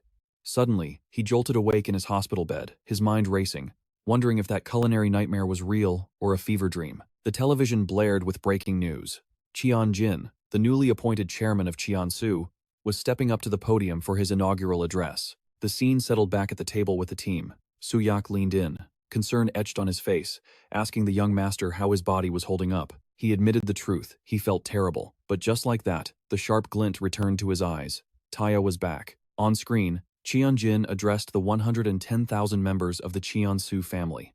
He proclaimed that today, the organization stood on the precipice of a legendary transformation. Invoking the spirit of the great founder, he spoke with solemn gravity. He declared that shouldering the burden of his ancestors was a sacred duty he would not take lightly. Just as they had weathered storms to build this empire, he vowed to stand as an immovable object against any adversity. With the fire of youth burning in his veins, he promised to drag the company into a glorious new era. Until Cheon-su dominated the global stage, he swore that neither he nor his family would ever bow to threats or acts of terror. His voice boomed with conviction. No matter how suffocating the darkness became, the blazing light of Cheon-su would never be extinguished. Back at the restaurant, the air was thick. One of the men scoffed, noting that it sounded less like a corporate address and more like a declaration of war. Vui broke it down. With the top brass gone and Jeon-su dead, Cheon-jin was desperate to unite the fractured clan. Tae-ha's focus shifted instantly, asking about the status of Gwang-yu. He needed to know if the big guy was okay. Suyak shook his head grimly. They were still scouring the city, but Gwang-yu's whereabouts remained a mystery. Tae-ha's expression darkened as he demanded they find the body at all costs. Suyak then revealed that while Tae-ha was recovering, Vice Chairman Yang had issued a critical directive. The order was clear. To crown the young master as the true chairman, they needed the unwavering support of the board of directors. Without the backing of the shadow rulers who controlled the country, the title of chairman was nothing but an empty crown. The vice chairman had personally gone to call in favors from the Do Hwang Association. Meanwhile, Suri had traveled to the dangerous Yang clan of Cheon-gwangju to demand their allegiance. Tae-ha was stunned. Did she really go to the Yang clan? Suyak confirmed it, reminding him that was the very place where she mastered her deadly string techniques. He explained she was on a dual mission. She went to inform them that Cheon-su held one of their own captive, using it as leverage for help. Vui chimed in with more news. Chappelle, from the rival Oh-sung faction, had reached out with a specific message. He wanted to share a cigar with Tae-ha once more. Tae-ha sat back, weighing the pieces on the board, the Do Hwang Association, the Yang family, and the Oh-sung faction, praying the gears of fate would turn in their favor. But deep down, he knew this path was paved with thorns, especially with the Oh-sung faction, considering how hard Cheon-jin had tried to frame them for the recent chaos. Resolve hardened his features. He stood up abruptly, declaring he would meet the Oh-sung faction personally. Suyak looked at him as if he were insane. The doctor rushed forward, exasperated. He warned that Tae-ha was walking on a razor's edge. Even a minor slip in his condition could be fatal. Vui added his voice to the chorus of concern. Music swelled as he warned it was likely a trap, pointing out that the Oh-sung faction gained absolutely nothing by helping them. Tae-ha didn't even look back. He simply turned to walk away, his voice steady as he recalled a lesson from his time in the underworld. He spoke of the warrior's mindset. Confidence and courage were half the battle when staring down an opponent. But above all, one had to possess an unshakable belief in oneself. He was already suited up for war. Tae-ha remarked that if the faction had decided to support him, then they must have faith in his ability to lead. Night fell over the city. The neon sign of the Sierra Cigar Lounge buzzed in the darkness, hiding the danger within. Tae-ha and Vui stepped into a shadowy alley where 2 figures waited like statues. One stepped forward, eyes scanning Tae-ha to confirm the target was real. Mansu Kang, number 12 of the Oh-sung faction. He introduced himself with a smirk, ordering them to follow. But Tae-ha stood his ground, stating he had an appointment right here. The trap sprung. Shadows moved. And suddenly, They were surrounded by a wall of hostile muscle. Mansu revealed the location had changed. His tone dropped an octave, suggesting Tae-ha listen while they were still being polite. He'd hate to force a cripple to cooperate. Jingu Yang, number 19, stepped up. The threat was explicit. If they resisted, the order was to put them in the ground permanently. Tae-ha didn't flinch. He calmly analyzed their aura, noting these two were strong opponents. But his gaze drifted past them, toward the lounge door. Through the glass, cigar smoke drifted lazily. Someone was already inside. Tae-ha asked Vui to hold on a moment, deciding he needed to have a brief discussion with these gatekeepers. The leather of his gloves creaked as he flexed his fist. His eyes narrowed. He muttered that he seriously hated people who didn't know how to show respect. Mansu stretched his neck, asking if the man had heard him. But before he could blink, his eyes went wide. A blur of motion rushed past him. Suddenly, a shadow moves. One of Tae-ha's enforcers locks him in a vice grip, warning that a single twitch will be his last. Resistance isn't just futile, it's a death sentence. Mansu's eyes widen, he didn't even see the movement. Meanwhile, Y digs his heels into the ground, stance shifting. The air crackles with impending violence. If you choose death, so be it. Jingu Yang roars, launching a reckless charge.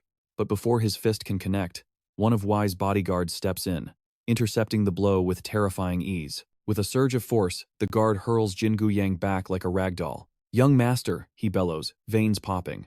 "I told you this was a trap." Y freezes. Tae-ha's words echo in his mind like a command. "If you follow me, have absolute faith. Doubt is not an option in this game." Realization dawns. This man is a true predator, a worthy master. As his men swiftly dismantle the remaining enemies, Y bows low. "I will await your return," he murmurs, leaving the carnage behind. Tae-ha doesn't look back. He turns, pushing open the heavy lounge doors, and steps straight into the lion's den. Inside, the mastermind waits. Tae-ha meets his gaze, completely unfazed. "Didn't I warn you?" he asks, his voice cutting through the silence. The reply is smooth. "No need for tests. You couldn't have crushed Jiangsu if you were a fake." Park Do-kil smiles, gesturing to the plush seat opposite him. "Please, sit." The aura of authority is undeniable. He formally introduces himself as the absolute ruler of the Oh-sung faction. An attendant steps forward, offering a familiar box. The usual, "Sir?" But Tae-ha waves it off, pointing to a different selection. "No. Today, I want that one." As he sinks into the sofa, Kim Jil bows slightly, offering a nervous apology. "Forgive the rough welcome. We needed the chaos to make this meeting appear accidental." Tae-ha cuts him off cold. "Cut the crap." He lights his cigar, the flame dancing in his eyes, and suggests the help take a walk. Park Do-kil throws his head back and laughs. He likes this kid's guts.